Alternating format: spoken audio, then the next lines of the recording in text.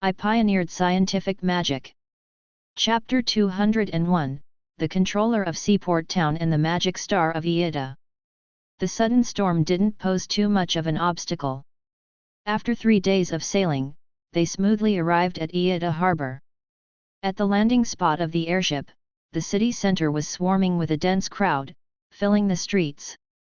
Under the incessant promotion by the Magic Daily, Lynn's various exploits in green reel had long been circulated throughout the harbor city, leaving an undeniably astonishing impact.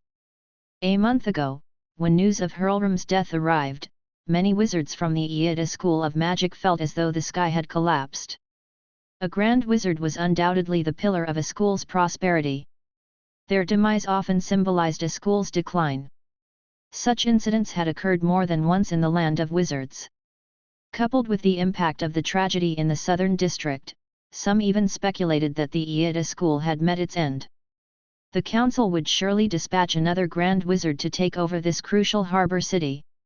Consequently, many wizards began considering whether to change allegiances, seeking a better path.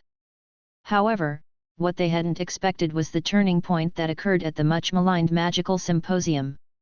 Lynn from beyond the Misty Sea had expounded on his planetary theory, proposed the law of universal gravitation, not only gaining the appreciation of the legendary wizard Harov but also securing a nomination for the Sun Crown Medal. This brought tremendous fame to the Iida School of Magic. When news of this arrived, everyone's initial reaction was skepticism. Could this be a hoax? The Sun Crown Medal was the highest honor in the entire magical world. How could it be awarded to a Tier 3 wizard? It wasn't until more information circulated through the Magic Weekly, including Lynn's pendulum experiment and the method of measuring the planet's circumference, that everyone suddenly realized it was all real. Is that the Sun Crown Medal? The honor even Master Hurlrum couldn't attain. A witch fixed her gaze on Lynn as he disembarked from the airship, noticing the dark gold medal on his chest emitting a brilliant magical radiance. The wizards of the Iida school also stared at the medal with envy, simultaneously proud. After all, it was the honor of the entire school. When Lynn first joined the Iida school, becoming a teaching professor, many had grievances, believing that Hurlrum had too easily allowed someone with unknown origins to join the school, granting such high treatment. But now, it seemed to be the most correct decision Hurlrum had ever made. Do you think, Lord Lynn, has become a Grand Wizard? Someone curiously ventured amidst the crowd. Yesterday's Magic Weekly mentioned that due to the infiltration of a sect known as the Doomsday Sect by the clergy, a considerable commotion had erupted in Green Reel City, and Lynn had made an outstanding contribution in this event, almost single-handedly delaying the return of legendary wizards. This didn't seem like something a Tier 3 wizard could achieve. It's not possible. I heard from Professor Orlando that Lord Lynn might not even be 20 years old this year. A wizard in black robes said incredulously.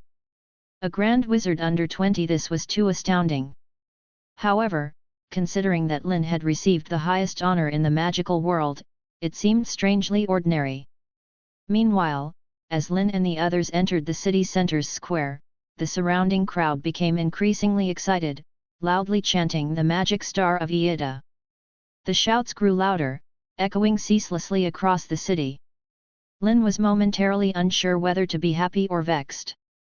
Though it represented the recognition of the majority, the last person called the Magic Star was currently confined in the Magic Corps. Amidst such fervor, after discussions between Philip, Kevin, and others with the formal wizards of the Iida school, they promptly announced that Lynn would henceforth assume the position of Dean of the Iida school. Amidst a chorus of praises and cheers, Lynn officially took control of the entire magical school and gained practical control of the harbor city. By evening, after the celebratory banquet ended, Lynn ascended to the top of the school tower for the first time, entering the dean's office. Contrary to his expectations, everything here was simpler. The place was scarcely decorated, with a few dusty parchment scrolls scattered around and a magical clock for telling time. It was hard to imagine that this was the place where a Grand Wizard usually spent time. A bit too modest. Lynn shook his head involuntarily. If not for the troublesome incidents he had stirred up in the pursuit of resurrecting his daughter, Hurlram, the founder and controller of the Iida school, could be considered enlightened. Wind of elements. Lynn raised his hand, and a gust of wind swept through the dean's office, clearing away the accumulated dust. Outside the door, a knock sounded. "Come in," Lynn called out. The tightly shut door was pushed open, and Orlando entered. He was accompanied by two fairies holding thick pages of documents, flapping their small wings strenuously to keep up with him. "Professor Lynn." Orlando habitually addressed Lynn, then corrected himself. "No, now I should address you as Your Excellency, the Dean." "No need to be so formal." Lynn smiled, then asked, "Have you finished organizing the documents as I asked?" "They're all here." Orlando handed over several parchment pages to Lynn. The two fairies behind him also struggled to place the heavy documents down, panting heavily beside them. Lynn took the parchment and began to read. It contained a list of personnel, including all the wizards and apprentices cultivated by the Iida school over the past 20 years. Excluding those who had passed away due to illness, killed in conflicts, or departed from the school, there were approximately 1,100 apprentice wizards and 260 formal wizards currently remaining in the harbor city. This was fewer than he had anticipated. After Orlando explained, Lynn realized it was connected to the tragic events in the southern district a month ago. The Iida school had suffered heavy losses. A total of 141 apprentice wizards and 15 formal wizards had died in that catastrophe, and more than 1,700 commoners had perished. Unlock exclusive early access to the complete novel, all the chapters, before anyone else by becoming a valued member of my Patreon community. As a cherished member of our Patreon community, here is what you'll get. For just $5, you'll receive. If you decide to pledge $10, you'll get all the perks from the $5 tier, plus. And if you're feeling generous with a $20 pledge, you'll unlock all the perks from the $5 tier and $10 tier, plus. Don't let this amazing opportunity slip through your fingers. Chapter 202, Taxless Wizards and the Disheartened Commoners. The mention of these figures overwhelmed Lynn. He had been intimately involved in the entire event and had anticipated numerous casualties, but he hadn't expected this magnitude. In addition, during the subsequent investigation, the security team discovered something peculiar. On the day of the catastrophe, the spirits of 9 wizards within the town were inexplicably harmed. 5 confirmed dead, the remaining 4 suffered severe brain injuries, nearly indistinguishable from death, Orlando reported. After searching these wizards' residences, the security team found some books on psychic magic and this. Orlando placed a small box in front of Lynn, containing 9 ring-shaped items. They each carried this thing. Judging by the runes inscribed, it might be a form of communication magic, but the enchantments are defunct, impossible to trace, Orlando elaborated. "I'll take care of this. When I have time, I'll delve into it with Master Raphael." Lynn nodded calmly, taking the faceless ring items, intending to transform them into mystic rings later. Orlando nodded in agreement and proceeded to mention another matter. Upon the exposure of Hurlram's demise, over 30 wizards chose to depart from Iida Harbor. Some even changed their allegiance, joining other sects, taking some apprentices with them. Should I send people to invite them back? I believe they'd be quite willing, Orlando chuckled. He figured these wizards, upon learning of Lynn receiving the Sun Crown Medal, were probably consumed with regret. Unbeknownst to them, the Iida sect hadn't declined but instead showed signs of soaring success. No, since it's their own choice, let them be. Lynn shook his head, unperturbed. These individuals didn't harbor a sense of belonging to Iida, so their departure might not be a loss. Sometimes, internal threats were trickier than external enemies. Though he lacked personnel now, not just anyone would do. Contrarily, Lynn felt that despite the hardships the harbor city had faced, it hadn't been all bad. At least, most of the unsettling factors within the sect had been removed. What about the distressed commoners and their families? Are they settled? Has compensation been distributed? Lynn inquired with concern. Though this matter wasn't directly related to him, it was caused by Hurlram. The council, for the stability of the wizard territory, had concealed this information. They, at the very least, needed to ensure these innocent victims were taken care of. The total population of Iida Harbor wasn't large. The wizards considered the impoverished people residing in the South District as dispensable waste, yet to Lynn, they were valuable laborers.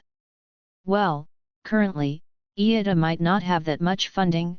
Orlando hesitated, wearing a somewhat helpless expression. Lynn was taken aback. As the largest harbor city in the wizard territory, monopolizing a portion of external trade, it should have been wealthy. Could it be that while Hurlram was secretly researching psychic magic, he siphoned off Iida Harbor's reserves? Rummaging through some financial reports, Lynn discovered the economic situation in Iida was bizarre. Primarily, wizards and commoners operated entirely separate economic systems. Other than the latter supplying food to the former, there was scarce interaction. Magic materials, treasured by wizards, were sold for a few magic coins, an amount unattainable for a non-mage laborer even after decades of work. Wizards rarely engaged in ordinary production activities, only they could afford alchemical tools and potions. Thus, thousands of wizards and numerous apprentices formed a distinct cycle within the wizard territory, constructing an economic superstructure entirely detached from the commoners. The crucial part was these privileged individuals didn't pay taxes. Previously, the city's finances relied little on taxation, extorting the commoners yielded little profit, mostly symbolic. The real income stemmed from external trade. Leveraging the geographical advantage of Iida Harbor's proximity to the outside world, various ores and rare items from the wizard territory were shipped continuously. Selling these in Greenrill City fetched substantial earnings. Yes, substantial earnings. However, despite the near monopoly, engaging in external trade exposed the entire wizard territory to risks. As the price for the council's tacit approval, the pre-negotiated prices for transported scarce resources restricted the opportunity for extravagant profits. Each year, they could probably amass around 30,000 magic coins, just enough to sustain the city's operations. Due to the interruption of 3 routes, their major financial source might shrink. Suddenly, Lynn felt that his earnings from selling glass, paper, and even airships might not be as much as he had thought. He was still prosperous now, but in a few months, it might not be the same. With just a few 100,000 people in the wizard territory, the market was too limited and quickly saturated. Expanding external trade was imperative for his upcoming significant actions. He pondered for a while, forming a rough plan, and looked at Orlando. I think I have a grasp of Iida Harbor's situation. I'll contribute 10,000 magic coins to the treasury. Let's first settle those innocent victims in the South District, we can't delay this any longer. As for the remaining funds, use them to procure these materials. Lynn handed over a thinly written page. Accepting it, Orlando, despite numerous times, couldn't help but feel a tinge of emotion at the sight of this pristine paper. Who would have thought this was made from wood? Saltpeter, charcoal, sulfur, brass. Orlando glanced through the list, filled with various materials, some common like saltpeter and charcoal, others unfamiliar. Lynn had meticulously noted their characteristics, hoping to find someone familiar with these substances. Unlock exclusive early access to the complete novel, all the chapters, before anyone else by becoming a valued member of my Patreon community. As a cherished member of our Patreon community, here is what you'll get. For just $5, you'll receive. If you decide to pledge $10, you'll get all the perks from the $5 tier, plus. And if you're feeling generous with a $20 pledge, you'll unlock all the perks from the $5 tier and $10 tier, plus. Don't let this amazing opportunity slip through your fingers. Chapter 203, The Thing Called Magic Internal Combustion Engine. Lynn, can you tell me what these things are for? Orlando asked curiously. Making various weapons, preparing for a possible upcoming war, Lynn explained. Orlando's expression turned serious. Although news of the war was still circulating only within the council, many wizards had already caught a glimpse of the situation through recent significant movements. Moreover, I plan to continue expanding the A.K.A. Academy. I want those wizards who have left the school, even the formal ones, to return to A.K.A. and continue their studies, Lynn proposed again. Orlando was taken aback. But what should we teach them? Those wizards expelled from the academy were over 30 years old, having learned almost everything that could be taught but were limited by their insufficient talent to advance further. Graduates, as formal wizards themselves, had nothing more to learn. Of course, we'll teach chemistry, physics, and even mathematical sciences, Lynn stated firmly. Chemistry? Physics? Orlando paused. He understood mathematical sciences, but what were these two subjects? You can think of these two new subjects as the principles of magic or the laws of how things operate. Lynn explained simply, finally instructing Orlando to compile a list of alchemists, especially those who had some knowledge of steam engines, and invite them all to the academy. The next day, at noon, inside the alchemy research lab of the A.K.A. Academy. More than 20 wizards surrounded several large sheets of paper, depicting a very peculiar machine. Its components were exceedingly complex, making it difficult to comprehend, yet its intricate design immediately captured everyone's attention. Darren and the others were also invited, but they were squeezed outside, not daring to contend for the drawings with the wizard elders. Lydia, however, without hesitation, fetched a tall chair and even contemplated climbing onto the table to get a better view. Lynn, what is this? A perplexed alchemist asked, then seemed to suddenly recall something and added, puzzled, could it be the schematics for an alchemical steam engine? Upon hearing this guess, the wizards present were invigorated. The alchemical steam engine was the Alchemist Association's highest achievement, a magical invention capable of changing the world. Naturally, they were highly interested in this contraption. Some had even secretly dismantled alchemical apparatuses installed on ships and conducted covert research over the years, yielding some results. However, the construction of the alchemical steam engine seemed different. They even doubted whether the dean had mistakenly taken the wrong drawings. No, more accurately, it's an upgraded version of the steam engine. I call it an internal combustion engine, Lynn explained with a smile. Upgraded version. Philip and the others exchanged glances. What's the difference between this and a steam engine? Another witch curiously inquired. Its efficiency is over 10 times that of existing steam engines, Lynn confidently replied. Lynn had already examined the steam engines produced by the Alchemist Association. Their thermal efficiency ranged between 3 to 5%, described as highly inefficient. Vessels powered by this were hardly faster than sail warships when navigating the seas, and the cruising speed of airships could barely reach a pitiable 15 km per hour. However, this did not negate the fact that the steam engine was a revolutionary invention. 10 times? 10-fold. The alchemists gasped, looking at Lynn with eyes filled with both wonder and eagerness, then shifted their gaze back to the diagrams in front of them, their enthusiasm markedly heightened. Can it be installed on an airship? Lydia asked, incredibly excited. Absolutely, it can increase the airship's speed from 15 km per hour to over 70 km per hour. Lynn stated a deliberately conservative figure. It can also be used to power ships or anything else you want to set in motion. 70 kilometers? That means it would take just half a day to travel from A.K.A. to Green Rill. Philip exclaimed in astonishment. That's too fast. Is it really that fast? Lynn smiled and then took the diagrams, explaining the operation principles of steam and internal combustion engines and their differences to the alchemists and the halfling craftsmen like Darren. Essentially, a steam engine boiled water in a boiler to produce steam, which was then sent into cylinders to drive pistons in reciprocating motion.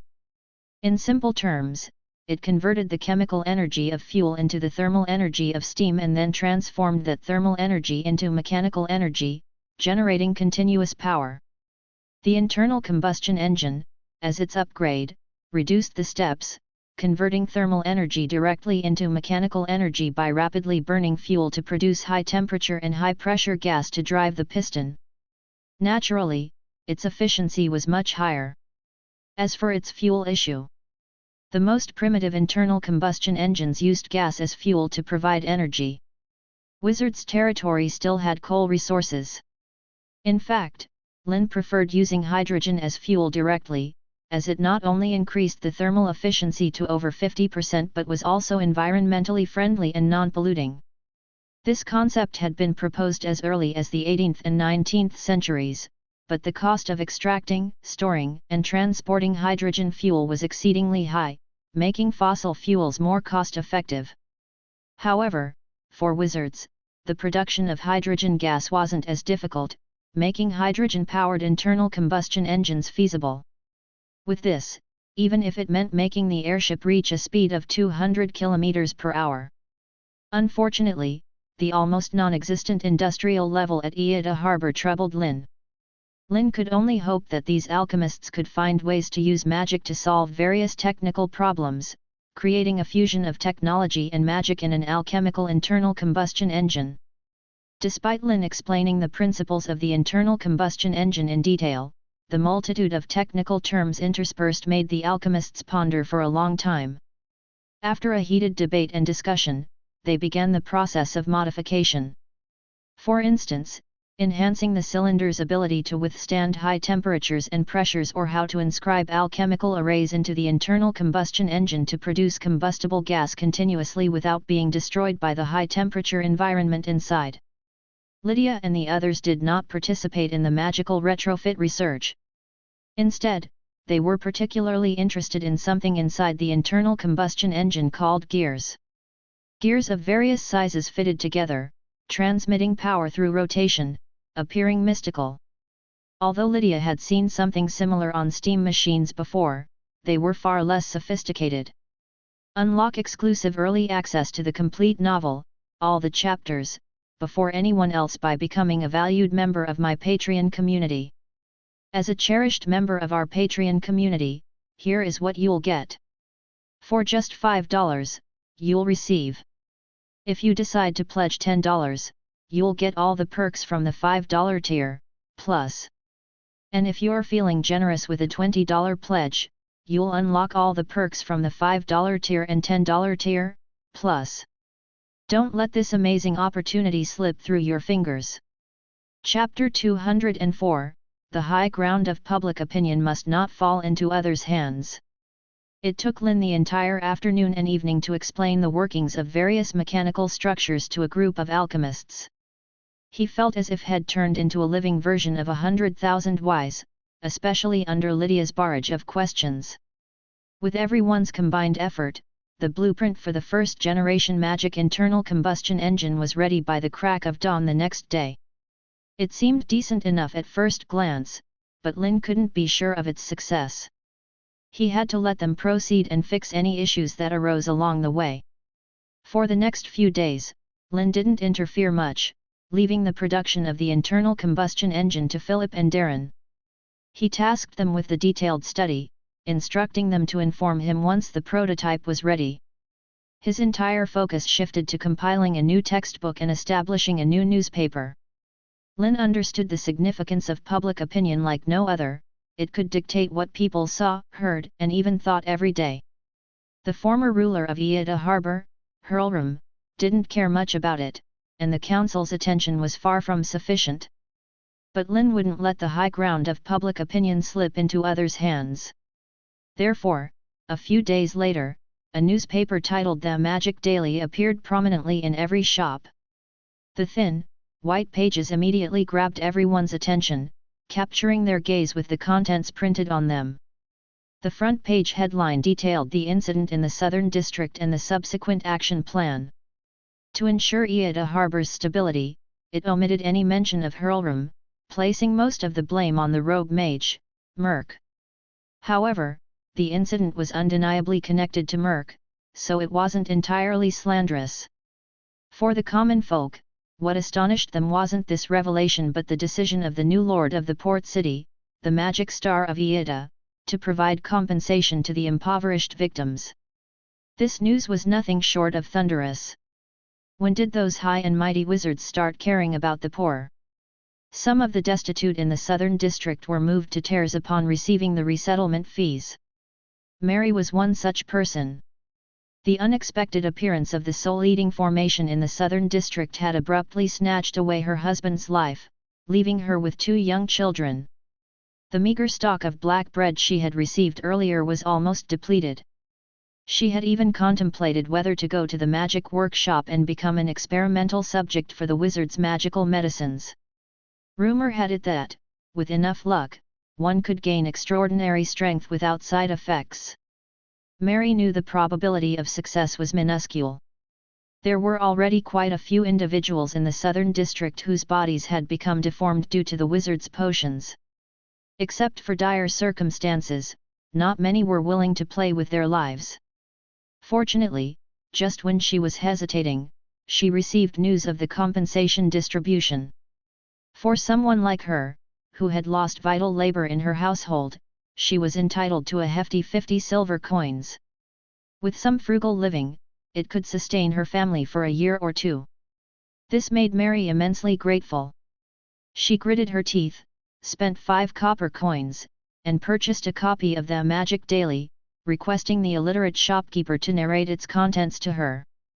Mary's decision was undoubtedly correct because the newspaper also announced 2 crucial pieces of information. Firstly, several paper mills, glass factories, and airship manufacturing workshops were being established in Iida Harbor, recruiting a large number of workers, approximately 1,500. Not only were meals and accommodation provided, but depending on the work type, they could earn between 8 to 15 silver coins per month. Those skilled in mathematics and craftsmen had priority. Additionally, families of those deceased in the Southern District incident would receive preferential treatment. Upon reading this, Mary's eyes lit up. There was no distinction made between men and women, only minimum and maximum age limits. He undoubtedly qualified. 8 silver coins might not mean much to the wizards, but for common folk, it was a significant sum. It could sustain a family of 3, even allowing for a slightly better lifestyle with occasional additions like eggs to their diet of white bread. The second piece of news was the expansion of the Iida Academy, welcoming back both willing wizard apprentices and established wizards. Moreover, the Magic Daily mentioned the future establishment of a school in Iida for ordinary people. A school for non-magic users. Mary could hardly believe her eyes. Yes, Lord Orlando mentioned that. Teaching arithmetic, chemistry, and physics, the shopkeeper confirmed with conviction, having double-checked with the wizards. But, what can we do with this knowledge? Mary looked puzzled. According to Lord Orlando, the current lord is in dire need of manpower. These students can join real alchemy workshops and become assistants to the wizards, just like Lydia. The shopkeeper patiently explained. Lydia? At the mention of her name, Mary became excited. In Iida Harbor, everyone knew the half-elf girl who usually jumped around and enjoyed concocting peculiar gadgets. Now, she had transformed into the trusted right-hand woman of the Lord. And with that transformation, even those half-elf individuals, usually looked down upon, had attained a significantly better life. Rumor had it they could earn several gold coins each month. The power of a role model was undoubtedly formidable.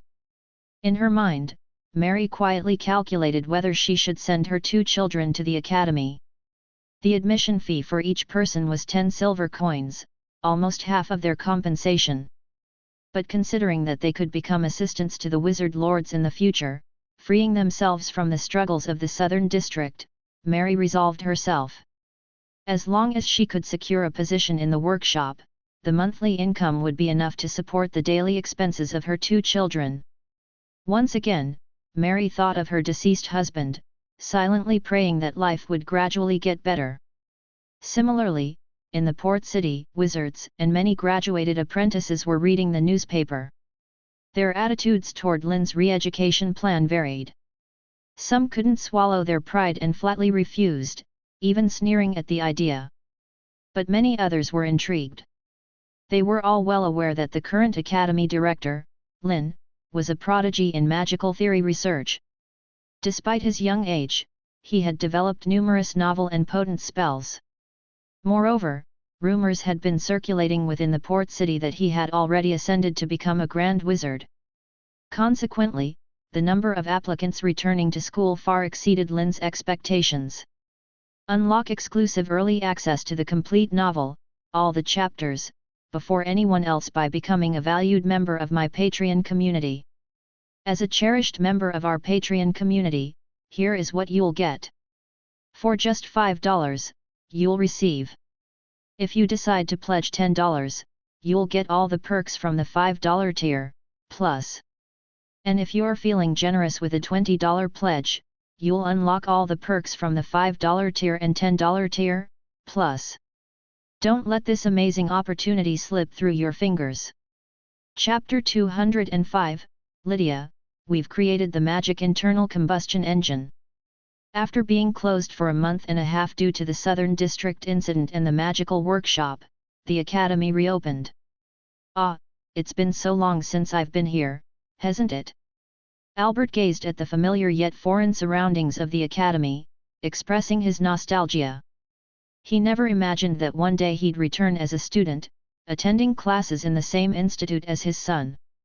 Though it felt odd, Albert came not to amass knowledge but in hopes of forming connections with the talented Lynn. Many shared Albert's sentiments. Around 200 official wizards returned to the academy, along with countless apprentices. Despite the numbers, there was only one teacher. Lynn had to split the instruction into sessions. Good afternoon, welcome back, everyone. I am Lynn, the new head of A.K.A. Academy. Lynn greeted with a smile, facing the packed classroom of wizards. It's an honor to meet you, Head Lynn. Albert stood up first to bow. The wizards followed suit, not just due to the teacher-student relationship but also out of respect for Lynn as the leader of the A.K.A. faction. Please be seated, everyone. As official wizards, I believe you all have unique insights into magic. I'm offering this class to present the elemental laws I've studied and summarized, which I term chemistry. Lynn didn't adopt an air of superiority. As he spoke, fairies distributed textbooks. Albert peered curiously at the exquisite book cover. It was made of a special white paper. Flipping through the first page, he read the powerful inscription, "Chemistry is the natural science that studies the composition, structure, properties, transformations, and applications of matter at the atomic and molecular levels." Head Lynn, what do atom and molecule mean? A wizard asked with a hint of confusion. An atom is the smallest particle composing elements and compounds, what we commonly refer to as elements, Lynn explained. A molecule, on the other hand, is composed of atoms and is the smallest particle in a chemical reaction. Lynn raised his hand, conjuring a small water sphere before the audience. For example, water consists of numerous water molecules, its elements are hydrogen and oxygen. The chemical formula is H2O, also known as dihydrogen monoxide. Isn't that Il and Fura? Murmured the audience, using the wizarding terms for hydrogen and oxygen, named after ancient wizards who discovered them. How much do you know about these elements? Lynn asked again. Oxygen, or Il, is the source of life. A regular person not attuned to magic would perish in an oxygen-deprived environment, Albert pondered, reflecting on spells like the Zone of Life that created an oxygen-less area, causing agony and death to enemies. These elements are also used in fire magic, another wizard added. Besides these, what more? Lynn pursued. Are you asking about how many types of magic utilize these elements? Albert furrowed his brow. No, I mean their chemical formulas, boiling points, densities, applications, specific heat capacities, critical temperatures. Lynn listed a string of terms, leaving everyone bewildered. For instance, hydrogen's low density can suspend an object when filled in large quantities within it, Lynn explained while using magic to envelop himself in hydrogen, slowly floating off the ground. The wizards were intrigued. Could they potentially develop flight magic using hydrogen? Is your airship based on suspended hydrogen? Albert immediately pondered. No, hydrogen is highly flammable. Using it for an airship could turn it into a fiery ball in the sky with a single mishap. Lynn shook his head. So, I use a different element. I'll explain in detail later. Then, Lynn conjured a massive magical orb with a mix of hydrogen and oxygen and launched it out the window. The magical orb exploded under a banyan tree, releasing a rush of gases, followed by a blazing fireball. A loud explosion resonated, flames soared high.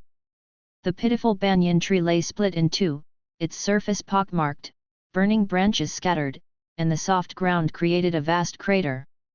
The wizards in the classroom gaped, astounded. The destruction was akin to a standard third-tier spell, achieved with seemingly minimal effort, even doable by a first-tier wizard. The optimal ratio for a hydrogen-oxygen chemical reaction is 2:1. A tiny spark can trigger an intense explosion, resulting in water. Lynn calmly explained. The wizards hurriedly took notes on this new combined magic. They realized that this chemistry class wasn't just about the essence of elements and magic principles but about developing new magic. Meanwhile, Albert delved into the chemistry book, absorbed in the descriptions of various elements, deeply moved. It seemed that the Society of Mystical Arts understood elements beyond their imagination, not merely comprehensively but in meticulous detail. What Albert didn't know was that Lynn, considering the differing compositions of two worlds and lacking experimental confirmation, hadn't labeled factors such as atomic weight, elemental periods, electron configurations, and atomic structures. Lynn initiated this chemistry class hoping these wizards would assist in verification. After all, researching alone was a slow process.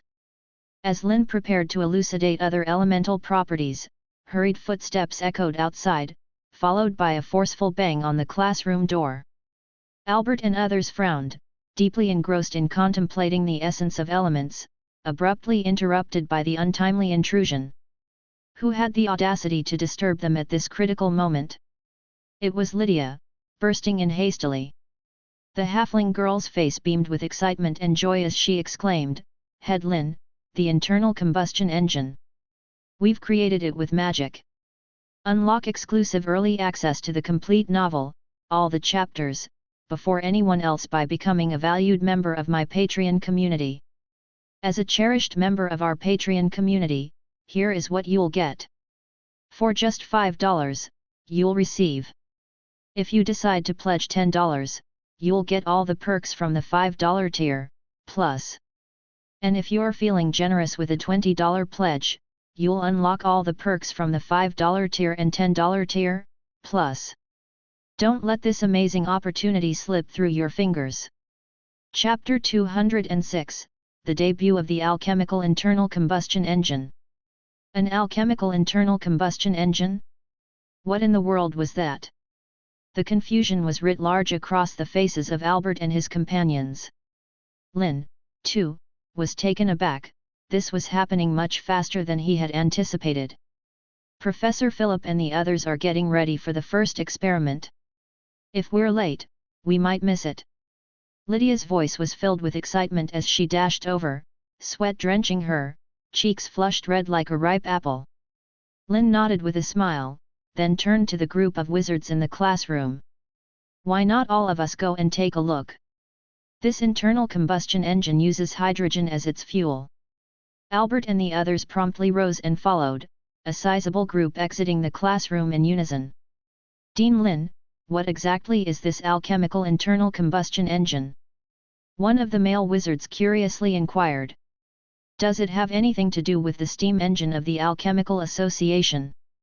"It's much, much more powerful than the steam engine," Lydia proclaimed proudly, then added, fearing that they might not comprehend the extent, at least 10 times more powerful. While this was the first official experiment, they had tested this contraption before to see if it would function properly. The external gears spun rapidly, almost blurring her vision. "Hurry, hurry!" Lydia kept urging, clearly not wanting to miss the debut of the internal combustion engine. When they arrived at the alchemical workshop, a very tall and large carriage frame appeared before them. Clearly repurposed from a carriage, its wooden sides had been removed, leaving only a chassis. 2 extra wheels were added beneath the front section where camels and horses would be tethered. Furthermore, there was a metal box atop the chassis, standing over a meter tall, firmly embedded in the rear half. With Lydia's explanation, Albert finally understood that this was the so-called alchemical internal combustion engine. At this moment, the alchemists present were debating fiercely about who should drive this alchemical four-wheeler. Much like when Lydia piloted the airship into the sky, this was also destined to be a moment recorded in history. "All right, stop arguing. I think this opportunity should belong to Dean Lynn." Philip interrupted the debate, looking solemnly at Lynn and the others walking over. The alchemists present immediately fell silent. Indeed, they could craft the alchemical internal combustion engine, but the crucial part was the blueprint provided by Lynn. However, as Lynn glanced at the rudimentary four-wheeled vehicle, especially scrutinizing the gears, chains, and brake levers, he grew concerned about potential loss of control or disassembly midway. He cleared his throat, delicately refusing, "No, I have no driving experience. Since this four-wheeled alchemical vehicle was made collectively by all of you, let the first driver be chosen by drawing lots or by voting among yourselves." Under Lynn's modest insistence, the alchemists soon decided the first driver by drawing lots, with Philip naturally being the luckiest one. Darren, Lydia, and the halflings could only watch eagerly. Although they were involved in making the alchemical vehicle, they dared not vie for this honor among the wizardly adults. The triumphant Philip stepped onto the carriage. Due to the rush, he hadn't even arranged his seat properly, yet he didn't mind. He placed his right hand directly onto the alchemical steam engine. Albert stared intently, curious to see if this thing was indeed 10 times more powerful than Lydia claimed. Gathered around the alchemical workshop were thousands of A.K.A. Academy students, creating an aisle for passage. As magic was continuously infused, the alchemical internal combustion engine began its operation. A vast amount of magic swiftly transformed within the alchemical array into a certain proportion of hydrogen and oxygen, directly conveyed into the cylinders. Following this, the internal mixed elements vibrated rapidly, heating up until ignited. The enormous propulsive force generated by high-temperature, high-pressure gas incessantly drove the crankshaft with the connecting rod below. A thunderous rumble emanated from the metal box, akin to the roar of a primeval beast. Under everyone's gaze, the rear wheels, connected by chains and gears, spontaneously started turning, propelling the alchemical four-wheeler forward. "It's moving, it's really moving!" Darren and the others shouted with immense excitement. Though they had expected it, witnessing this scene still couldn't conceal their joy. So fast! Standing by the roadside, Pierce and the others only felt a gust of wind as Philip drove the four-wheeler, almost whooshing past them, akin to a speeding arrow. No, Pierce even thought it was faster than that. But they quickly realized that the speed of this vehicle seemed to be increasing. Philip on the carriage experienced it more profoundly, everything around him was rapidly receding. The endpoint he had marked out beforehand was swiftly surpassed, the tremendous wind resistance forcing him to squint. Too fast! Way too fast! Philip's legs trembled, even feeling a sensation as if he were about to fly. However, this sensation of soaring, like lightning, was utterly captivating. Philip not only had no intention of slowing down but even increased the magical output, eager to test the limits of this contraption. The spinning wheels turned into streaks, leaving a long trail on the road. The cylinder's tolerance quickly reached its limit, but preceding its failure was the gear. At several hundred rotations per minute under the ultra-high speed, the gear meant for transferring kinetic energy at the rear wheel couldn't endure and snapped first. Crack. Initially, it was a slight muffled sound, then a chain reaction. The broken gear flew apart rapidly, causing the entire alchemical vehicle to lose control. Philip was surprised to find himself airborne, spinning mid-air, then crashing onto the hard road, rolling several times before struggling to get up. Everyone present was stunned, quickly rushing over to check on him. "Lord Philip! Are you all right? Professor, are you okay? Any injuries?" With the help of everyone, Philip sat down laboriously. Thanks to a last-minute cast of a mage shield for protection, although Philip looked disheveled, fortunately, he wasn't hurt. He kept murmuring to himself, "Too fast. Way too fast." Unlock exclusive early access to the complete novel, all the chapters, before anyone else by becoming a valued member of my Patreon community. As a cherished member of our Patreon community, here is what you'll get. For just $5, you'll receive. If you decide to pledge $10, you'll get all the perks from the $5 tier, plus. And if you're feeling generous with a $20 pledge, you'll unlock all the perks from the $5 tier and $10 tier, plus. Don't let this amazing opportunity slip through your fingers. Chapter 207, The First Magic Revolution, Ending Before It Begins? Did you record the speed? Any readings?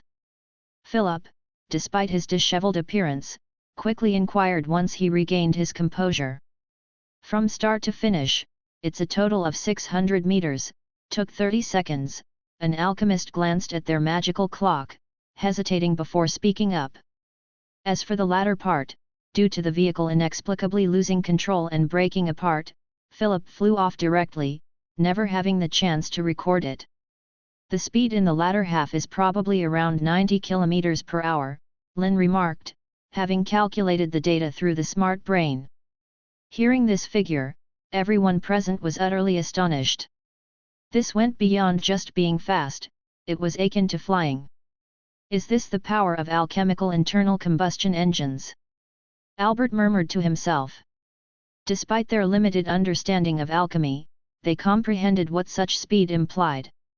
Orlando, in particular, was astounded. A week ago, Lynn had mentioned creating some weapons to counter the impending war. In truth, he hadn't placed much hope in it. Time was incredibly limited, and war was unlike anything else. Even if they developed some powerful alchemical tools, it would be challenging to influence the battlefield. Compared to that, he preferred Lynn focusing solely on advancing as a great wizard.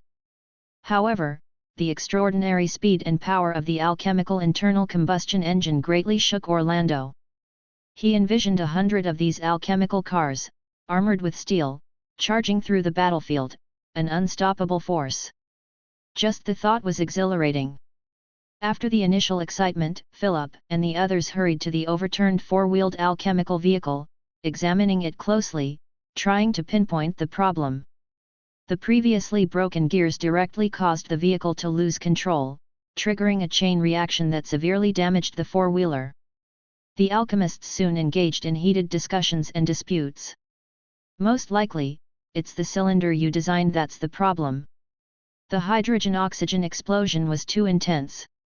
I've always said we should increase the thickness of the steel, one alchemist observed after a while, noticing slight external deformities in the internal combustion engine. He suspected internal components suffered significant damage, suspecting a piston or rod failure causing the vehicle's loss of control. Beside him, another wizard jumped up, cursing loudly. Nonsense! My cylinder was perfectly fine. I blended lion's blood into the steel, it can withstand high temperatures perfectly fine. It must be the gears and chains you made that are the problem. And the wheels? They're all crooked. Who designed this? We've said the material needs to withstand pressure, withstand it. The discussions and arguments continued unabated, with no one willing to admit their mistake leading to the vehicle's overturning. Approaching, Lynn examined the vehicle carefully and sighed in dismay. The strength of these materials is insufficient.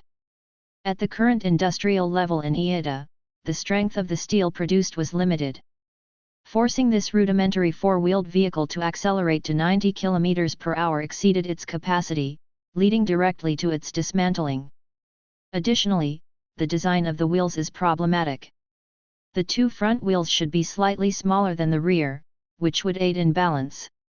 We can also add a steering axis and a crossbar to the front wheel, enabling steering, deceleration, and acceleration.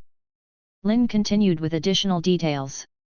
Philip and the others quickly brought out design drawings to jot down Lynn's words, especially the aspects of steering and controlling speed, which were the subjects of their ongoing research. Lydia, in particular, admired Lynn's eloquence. From crafting airships to devising internal combustion engines and now vehicle design, it seemed there wasn't anything this dean didn't understand. In a few days, I'll organize some books related to fluid mechanics, all compiled by the Society of Mystical Arts Masters. If you have spare time, give them a read. You'll find them useful, Lynn said, still excited. Philip and the others nodded, unaware of just how daunting fluid mechanics could be. Dean Lynn, is it the hydrogen explosion you mentioned that powers the internal combustion engine? Albert asked, puzzled. He couldn't grasp how this internal combustion engine converted explosions into a vehicle's driving force. Yes, the internal combustion engine converts heat energy into mechanical energy, using the principle of gas expanding when heated to generate thrust.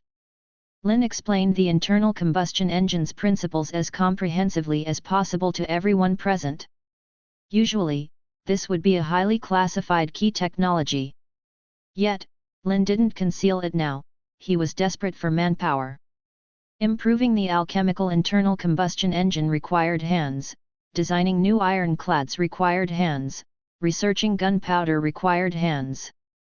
He wished he could split one person into two to have enough help.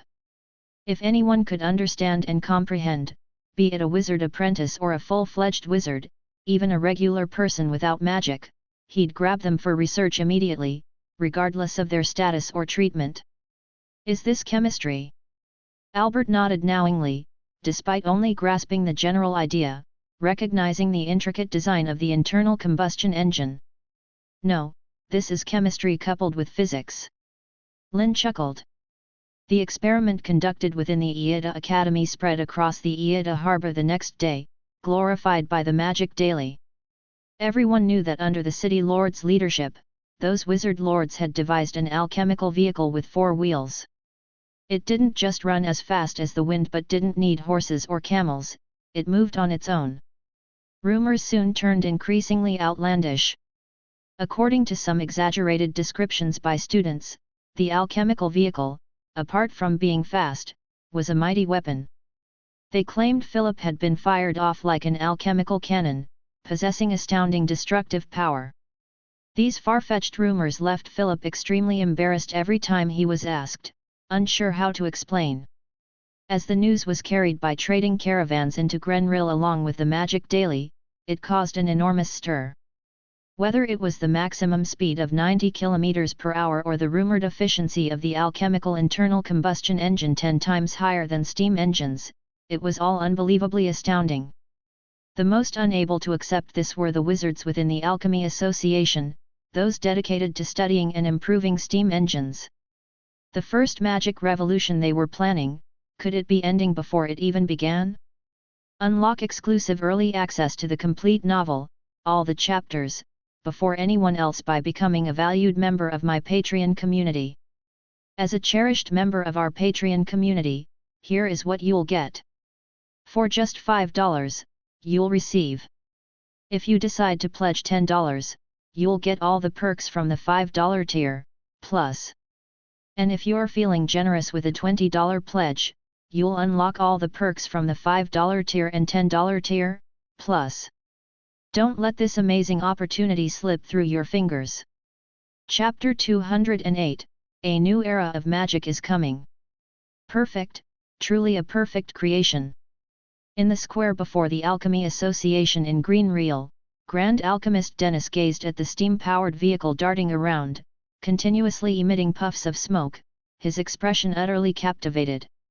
After years of relentless effort, he finally refined the 6th-generation alchemical steam engine, reducing its size by half while significantly enhancing its performance. "Have you tested its speed and load capacity?" Dennis turned to his apprentice standing nearby, inquiring. "Yes, Master Dennis. The average speed is approximately 45 km per hour. Alternatively, it can maintain half its speed while carrying a 10-ton load." The witch who responded was thrilled, finding it hard to contain her excitement. This was undoubtedly a breakthrough. "Very good, exceptionally good." Dennis nodded in satisfaction, though he held a hint of frustration within. 20 years ago, when they initially created the steam engine, they faced considerable ridicule. The efficiency of the first version was terribly low, and the alchemical steam-powered vehicles they produced could only travel 3 to 5 km per hour. According to some, even a tortoise with a blade of grass in front could outrun their alchemical vehicle. Compared to horses and camels, its only advantage was not needing food, drink, or rest, enabling it to work tirelessly all day. But compared to the creatures summoned by adept sorcerers or the golems they crafted, it fell severely short. Despite the lack of recognition for their research, Dennis never gave up. Through generations of refinement, he finally gained the Council's acknowledgement, making the steam engine the primary propulsion for all modern ships. The next goal naturally aimed to replace land transportation. His new steam-powered vehicles could tow up to 10 tons of cargo, operating continuously, consuming only as much magical energy as an apprentice wizard per 100 kilometers. Dennis foresaw a magical revolution he would initiate, where billowing steam would permeate every corner of the wizarding world. It was a marvel created by alchemy and magic. A new magical era was on the horizon. As Dennis indulged in his fantasies, a flurry of panicked shouts echoed from the entrance. "Something's wrong, Master Dennis." "What's happened?" Dennis, pulled from his reverie, looked annoyed at the jittery warlock. "Is the council planning to shorten our deadline?" Dennis frowned. In preparation for a potential war, several councillors intended to purchase 100 steam vehicles and refit all steamships, replacing their internal power with the latest alchemical steam engines. Everything needed to be completed within 3 months. This was an immensely challenging task, possibly unachievable even with a tight schedule. Surely, the war wasn't advancing earlier than anticipated? "No, it's not that, Master Dennis." The warlock hesitated, struggling to convey the news. "The entire green reel is abuzz about something. The A.K.A. school has created something called an internal combustion engine. They've installed it in vehicles, reaching 90 km per hour, and they can even launch wizards like alchemical cannons." "Nonsense!" Dennis exclaimed. 90 km per hour? What concept was that? Even a fire lion's maximum speed wasn't much faster, and those beasts had to eat, drink, rest, and couldn't maintain top speed indefinitely. Their development cycle also spanned decades, which gave Dennis confidence he could replace them. After all, the greatest advantage of alchemical instruments was their mass production capability. But the newspapers say it's Lord Lynn's invention. Over 1,000 people have witnessed it, claiming it's as fast as a gust of wind. And its thermal efficiency is 10 times higher than the steam engine. The warlock cautiously continued. Rumors suggest the council is considering cancelling the steam engine procurement. Impossible, absolutely impossible. Dennis asserted firmly. 10 times the efficiency of a steam engine? Dennis refused to believe such a thing. Although he hadn't reached the limit of steam power, through generations of improvements, the steam engines produced were already quite perfect, reaching speeds of around 40 km per hour. Of course, if not considering factors like endurance and load capacity, the maximum speed could still be increased significantly. But it couldn't possibly reach the terrifying speed of 90 km per hour. That was beyond magic. It must be false propaganda. Not only Dennis but also the members of the Alchemy Association found this rumor highly dubious. Most crucially, after investing so much effort in refining the steam engine, they were about to showcase its prowess, only to face potential obsolescence? How could they accept that? I'm going to Iida right now. Immediately. Dennis erupted, then shifted his gaze to the newly completed steam vehicle. He not only intended to go but also to drive his hard-earned creation there. Dennis wanted to see for himself what this internal combustion engine was. Claiming to be 10 times more efficient than the steam engine. 5 days later, at Iida Harbor. A peculiar-looking alchemical contraption slowly traversed the city's thoroughfares, featuring a massive alchemical boiler at its rear, puffing steam rhythmically, attracting the attention of passers-by. Many whispered, speculating whether it was a new creation from the alchemical workshop. Seated in the vehicle, Dennis and his companions wore somewhat grim expressions. Not because of the townsfolk's discussions, but because after driving for some time, Dennis noticed another flaw in the vehicle: its excessive jolting. Partly due to rough roads and partly inherent to the steam vehicle itself. Welcome to Iida Harbor, everyone.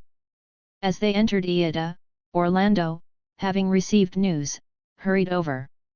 In recent days, due to the rampant sales of the Magic Daily, numerous alchemists visited Iida to investigate. Without exception, all were diverted by Lynn. However, seeing Dennis arrive, Orlando felt a tad uneasy. He was aware that this alchemical master was the inventor of the steam engine. He was somewhat concerned if Dennis had come looking for trouble. Fortunately, Orlando soon noticed Master Raphael, who had a good relationship with Lynn, among those in the steam vehicle, which alleviated his worry. Come on in, my steam vehicle has just enough space for one more. You can guide us. Dennis patted the empty seat beside him, deliberately vacated to let the Iida scholars experience the comfort and convenience of his alchemical steam vehicle. Unlock exclusive early access to the complete novel, all the chapters, before anyone else by becoming a valued member of my Patreon community. As a cherished member of our Patreon community, here is what you'll get. For just $5, you'll receive. If you decide to pledge $10, you'll get all the perks from the $5 tier, plus. And if you're feeling generous with a $20 pledge, you'll unlock all the perks from the $5 tier and $10 tier, plus. Don't let this amazing opportunity slip through your fingers. Chapter 209, I once destroyed half a harbor city with it. At Dennis's enthusiastic invitation, Orlando quickly hopped aboard, only to experience the alchemical steam car's comfort and convenience. Yet, it was slow and jerky. The alchemical cars produced in the workshop had this quirk, but as Lord Lynn had mentioned, adding a tire to the wheels and smoothing the ground could largely alleviate the issue. What's that wheel over there?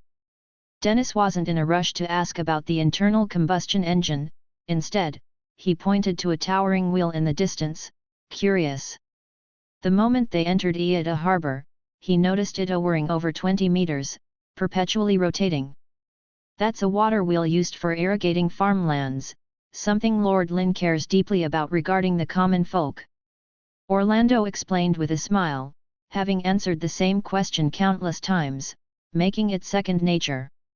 Soon, he delved into the principles behind this contraption. Utilizing the inertia of water movement, it rotated spokes, lifting buckets filled with river water stage by stage. At the top, the buckets naturally tilted, pouring water into channels, ultimately irrigating the fields. Utilizing nature's own power, a sophisticated design. Dennis nodded, impressed. I heard the wizards of the Iida school created an alchemical contraption capable of reaching 90 km per hour. Is that true? Raphael, seated nearby, was quick to inquire. His interest in Lynn's new research was profound, hence, he took this ride, also representing the council to evaluate the internal combustion engine. Absolutely true.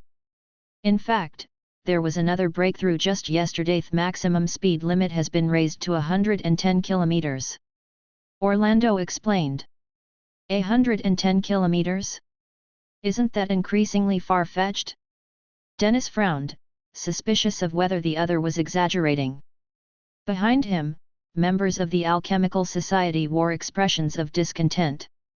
Before they could voice their objections, a sudden, violent explosion resonated.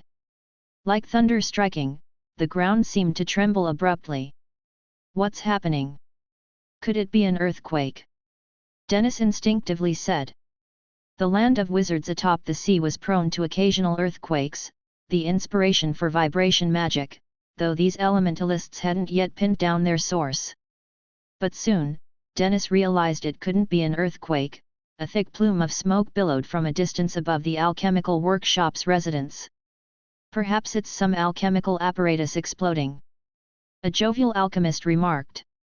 "Even the earliest steam engines faced boiler explosions." "No, it's likely Lynn experimenting with the power of gunpowder," Orlando explained, rubbing his ears. "Gunpowder?" The onlookers were stunned. Only now did Dennis notice such commotion. The townsfolk seemed unperturbed, as if they were accustomed to such events. Orlando refrained from further explanation. After all, his knowledge of the matter was limited, understanding it merely as another highly potent weapon. With myriad questions, Dennis and his companions swiftly arrived at the open area in front of the alchemical workshop. A large crowd had gathered here, and from afar, the terrain appeared pocked and blasted by flames, resembling the aftermath of a bombardment. Lynn spotted the steam car arriving and led everyone in greeting. "Long time no see, Master Raphael." Lynn immediately spotted Raphael disembarking and greeted him warmly. "It has indeed been a while, but I've heard plenty about you in Green Real." Raphael smiled and then turned to introduce Lynn. "This is the inventor of the alchemical steam engine, Dennis." Lynn's eyes lit up. Someone who independently invented a steam engine was undoubtedly a talent. "It's an honor to meet you, Master Dennis. Your steam engine is truly a revolutionary invention." Lynn extended his hand to Dennis, already contemplating how to keep him in the harbor town. Dennis furrowed his brow, momentarily unsure if the other's words were sarcastic or genuine. The members of the Alchemical Society behind him clearly perceived Lynn's words as a provocation, their faces darkening instantly. One male wizard stepped forward, unwavering. "Lord Lynn, we came to Iida to see your internal combustion engine, to verify if it's as miraculous as rumored." "Of course, no problem, but please wait a moment. The final experiment of the day is about to conclude." Lynn casually nodded and then signaled to Darren, indicating the last experiment. Several dwarves immediately busied themselves, stuffing a heap of murky stones into wooden barrels. Then, they arranged many packaged phosphorus and gravel, stacking them hundreds of meters away. Darren's movements were incredibly cautious. He understood the danger of this stuff. After placing the gunpowder and retreating to a safe distance, the dwarves' expressions turned expectant, all gazing at Lynn. "Dean Lynn, may we proceed?" Lydia asked eagerly, pulling out a rocket and fixing it onto a specially crafted longbow. Lydia stood at about 1 meter, wielding a longbow not much larger, a somewhat comical sight, but the innate strength of her race wasn't a joke. The longbow was drawn taut like a full moon, aimed skyward. As the bowstring was released, a fiery arrow shot out, tracing a parabola toward the distant barrels. The wizard onlookers instinctively covered their ears. What was happening? The Alchemical Society's wizards were puzzled, but Dennis recalled the tremendous noise he'd heard moments ago. Simultaneously, the rocket penetrated the wooden boards, igniting the black powder inside, exploding rapidly. Boom! As if thunder had struck nearby, an incandescent flame soared into the sky, engulfing the surrounding land. Flames and debris flew as the target nearby shattered instantly. Dennis keenly felt the rush of heat enveloping them, his ears were ringing. When the smoke cleared, the grassy field before them had turned to scorched earth. Due to the mixture of phosphorus, the flames continued, almost turning the surroundings into a fiery sea. Unlock exclusive early access to the complete novel, all the chapters, before anyone else by becoming a valued member of my Patreon community. As a cherished member of our Patreon community, here is what you'll get. For just $5, you'll receive.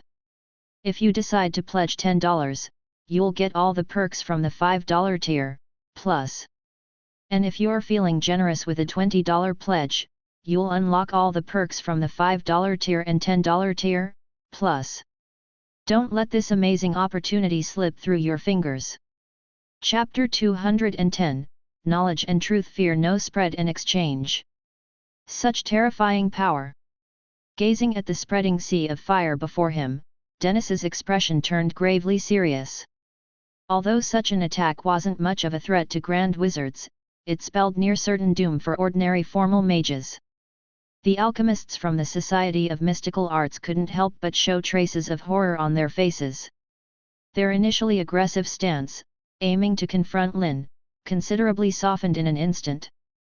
Raphael recalled encountering a type of alchemical powder that exploded upon contact with fire, but its destructive force paled in comparison. "This is black powder. I've used it to destroy half a seaport city," Lynn introduced proactively before anyone could inquire, shaking his head afterward. "But it's a pity." "A pity? How so?" Raphael hurriedly inquired. "Is it because the production costs are too high?" "No, the production of black powder isn't complicated," Lynn explained. "I mean, its power falls short. The explosive power of black powder, if devoid of fillers like white phosphorus, was actually quite limited, far inferior to TNT or black cyclonite. This falls short." The expressions of those present turned rather peculiar. Was Lynn planning to set traps using this against the Archbishop and the others? Meanwhile, Orlando and the rest eagerly discussed how to utilize the formidable destructive power of black powder in warfare. I know. Lydia waved her longbow, diverting everyone's attention, brimming with confidence in her new idea. "We can fill alchemical carts with these black stones and charge them into the crowds." Raphael and the others nodded in agreement. It was indeed a good way to unleash its power. "A self-destructive cart, hey? You're not aiming for terrorism, at least." Lynn chuckled wryly. "Actually, it's meant for mining." This revelation left Raphael and the others astounded. They had just witnessed the power of the powder. It wasn't weak, even compared to magical crystal cannons. Yet Lynn intended to use it for mining? Lynn felt equally helpless.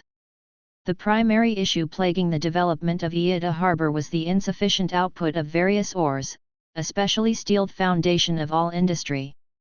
Though there was an iron mine nearby Iida, the extraction efficiency was dismal. Relying solely on manpower wasn't sufficient. Using wizardry to bombard the ores with flame magic wasn't a viable solution. Formal wizards were too precious, none would take up such a task. As for the wizard apprentices, that was out of the question. Thus, black powder became the best choice. Moreover, considering the possibility of forming a gunpowder team or even a cannon team later on, the testing of black powder's power, except for Lynn's slight dissatisfaction, undeniably achieved resounding success. Dennis soon witnessed the latest model alchemical four-wheeled carts fitted with internal combustion engines. The creators, led by Philip, epitomized Lynn's teachings, emphasizing saving materials to an extreme, adhering strictly to minimalism and pragmatism. If it could haul ores, it was good enough. This resulted in its rather crude appearance as steel-framed structure, starkly contrasting the adjacent splendid steam carriage. At first glance, the alchemists from the Society of Mystical Arts couldn't help but show some disdain. "Is that it? Just this?" However, after riding the four-wheeled cart around Iida's roads for a week, feeling its extraordinary speed, everyone fell silent. Dennis, in particular, was despondent, realizing that his painstakingly researched achievements had become worthless.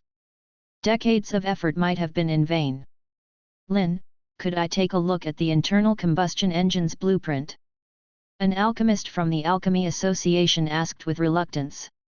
He understood that such core technology wouldn't be readily revealed. "Lynn, who intended to involve people in the research, was generous, sending Orlando to fetch the design blueprint directly. As the blueprint was handed over, the alchemist's hands trembled, unable to believe Lynn had easily handed over such a precious item. Dennis and the others couldn't help but gather around. The blueprint was intricately detailed, delineating the internal components and structure. Without Lynn's explanation, the alchemists swiftly grasped the construction and function of each part of the internal combustion engine after a brief discussion. This should be the piston, providing power just like a steam engine.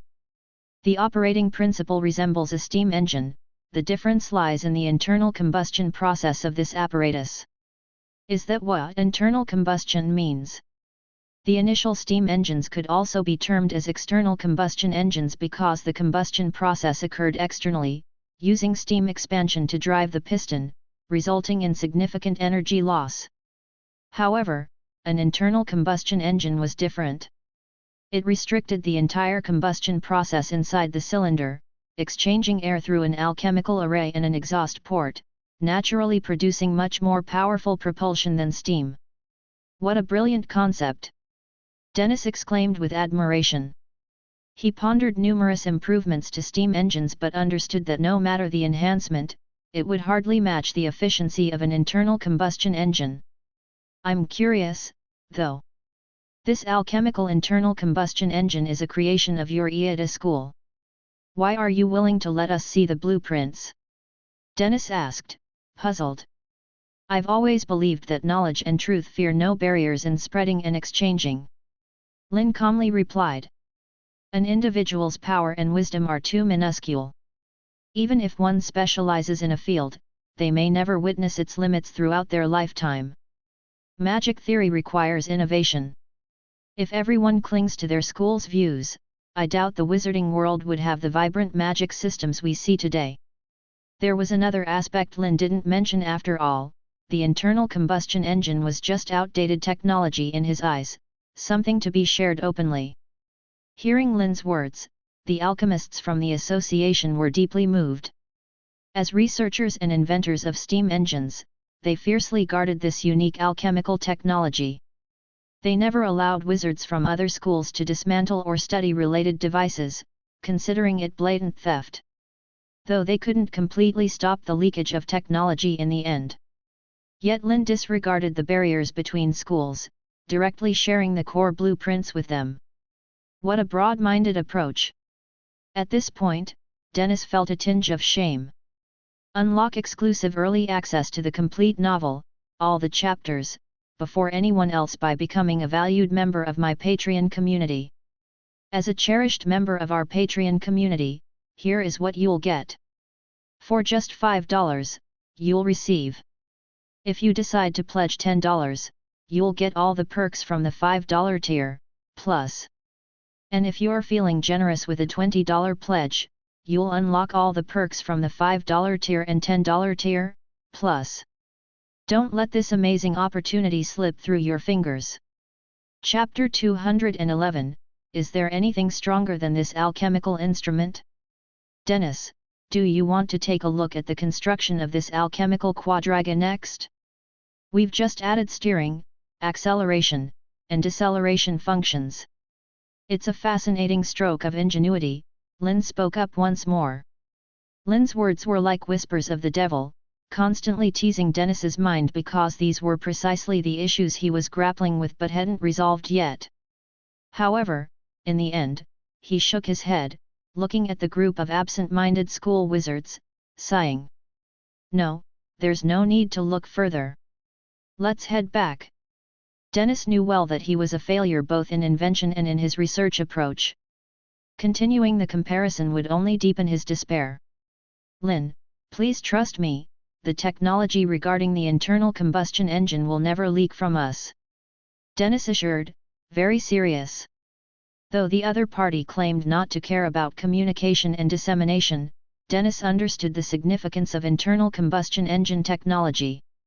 It was a power that could revolutionize the magical world. Since this path leads nowhere, why not change tracks?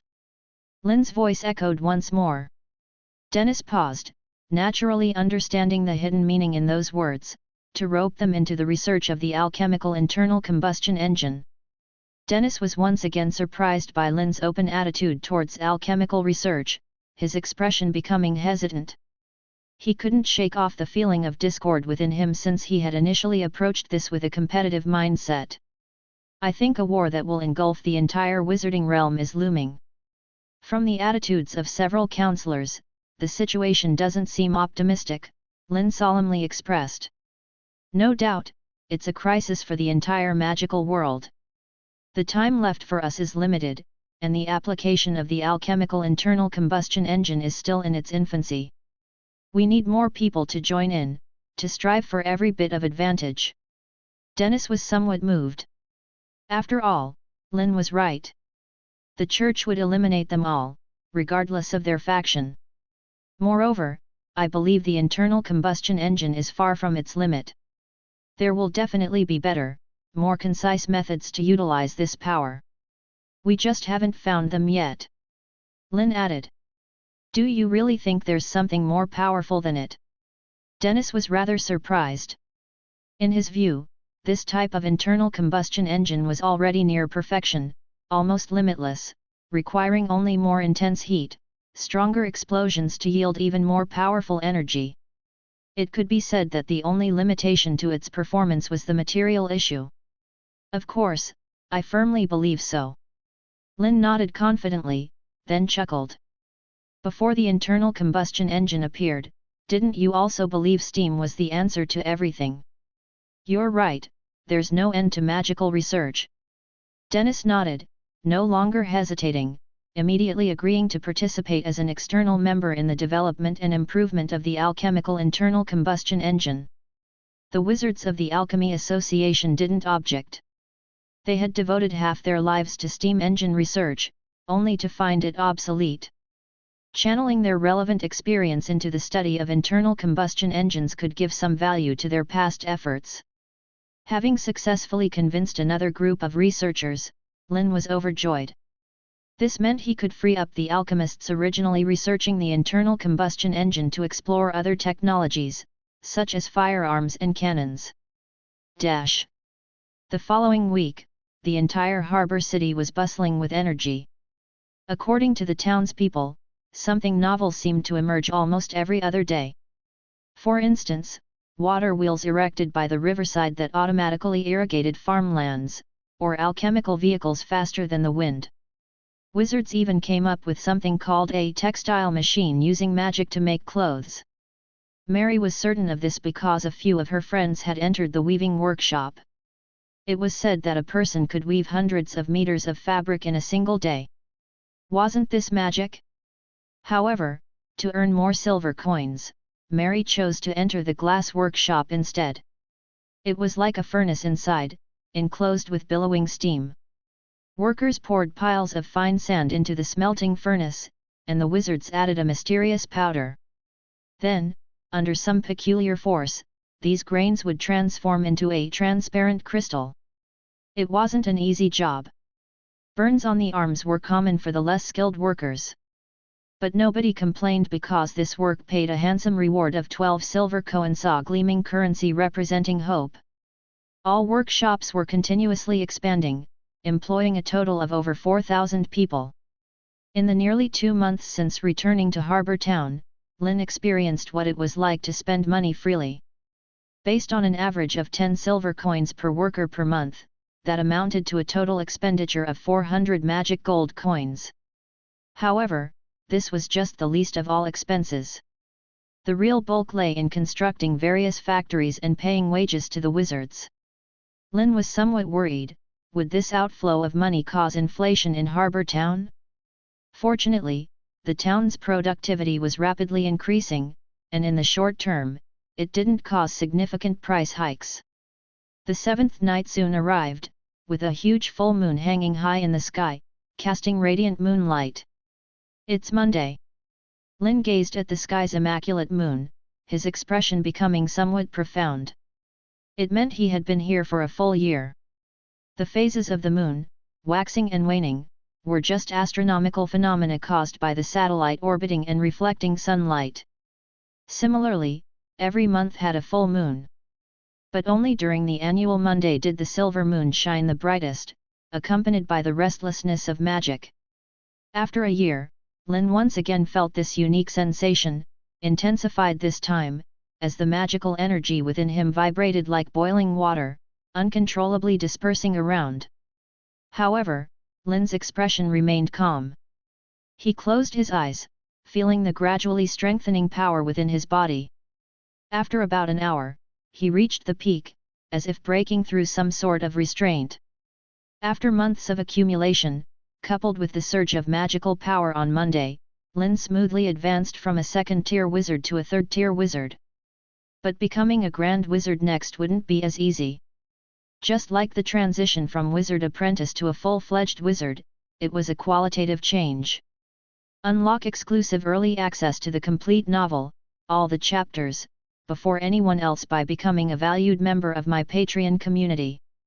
As a cherished member of our Patreon community, here is what you'll get. For just $5, you'll receive. If you decide to pledge $10, you'll get all the perks from the $5 tier, plus. And if you're feeling generous with a $20 pledge, you'll unlock all the perks from the $5 tier and $10 tier, plus. Don't let this amazing opportunity slip through your fingers. Chapter 212, True Reflection and Advanced Projection Art. After a brief period of discomfort, Lynn swiftly calmed the restless magic with the surge in his spiritual power. 071, display my current status, Lynn muttered in his mind, setting a template based on the townsfolk and wizards he had encountered as a standard. It helped recreate his condition to a certain extent. Agreement target, Lynn. Physical activity, high. Magic scale, 92. Spiritual power rating, 3-ring wizard. Spell rank, fireball, flame touch, icy blade, minor magic shield, high temperature steam kill, liquid nitrogen, icy domain, magic barrier, minor deflection field. 4th ring, deflection field, spatial vibrations, advanced projection art. Each magic scale was equivalent to a standard magic stone, capable of releasing one complete ring of magic. Someone like Pierce, a wizard apprentice, had a magic scale of 4, while a formal wizard usually operated with over 10 scales of magic. However, the magic used in spells wasn't fixed. Using pre-prepared materials or employing alchemical tools significantly reduced magic consumption. That's why even apprentice wizards could cast spells consecutively. For instance, to employ liquid nitrogen, icy domain, covering a radius of about 3 meters, theoretically required 12 magic scales. As the air itself was rich in nitrogen, Lynn didn't need to spend magic to mimic the element, reducing consumption to around 5 scales. Moreover, in an overloaded state, most of the computational power and magic during casting were borne by the brain interface, allowing Lynn to utilize it even before becoming a formal wizard. After all, this spell was derived from a first ring magic, flame touch, making it relatively easy to learn. Aside from enhancing his magic, amidst tinkering with internal combustion engines and gunpowder technology, Lynn hadn't neglected his magical studies. Especially the book he obtained from Aurora, Visual Manipulation and Magical Illusions, had become nearly worn out from his constant perusal. Within this tome of illusionary magic, various spells manipulating sight were recorded. What intrigued Lynn most were the legendary 7-ring spell, True Reflection, and its subsidiary 4-ring spell, Advanced Projection Art. The former was beyond his current capabilities and magical reserves, so his focus shifted to mastering Advanced Projection Art. With the enhancement from the magic network, he could barely learn and wield a 4-ring spell, albeit at a considerable cost of magic. The operation of Advanced Projection Art resembled the projection used by the Faceless in the magical realm but with increased complexity, involving the manipulation of light and requiring a specific medium. For instance, Aurora, the legendary witch, manipulated magic effortlessly. She once set up a spell on his forehead with a mere kiss, using an ordinary glass mirror as a medium for the projection, subtly releasing the spell without detection. Contemplating the application of this four-ring spell, Lynn glanced towards the direction of the misty sea. After Monday, fleets arriving at Iida harbor from the outside world soon came. Unlike previous years, only an empty shell of the mist enveloped the sea this time. It was undoubtedly the most perilous time for the entire harbor city. Lynn hoped nothing untoward would occur.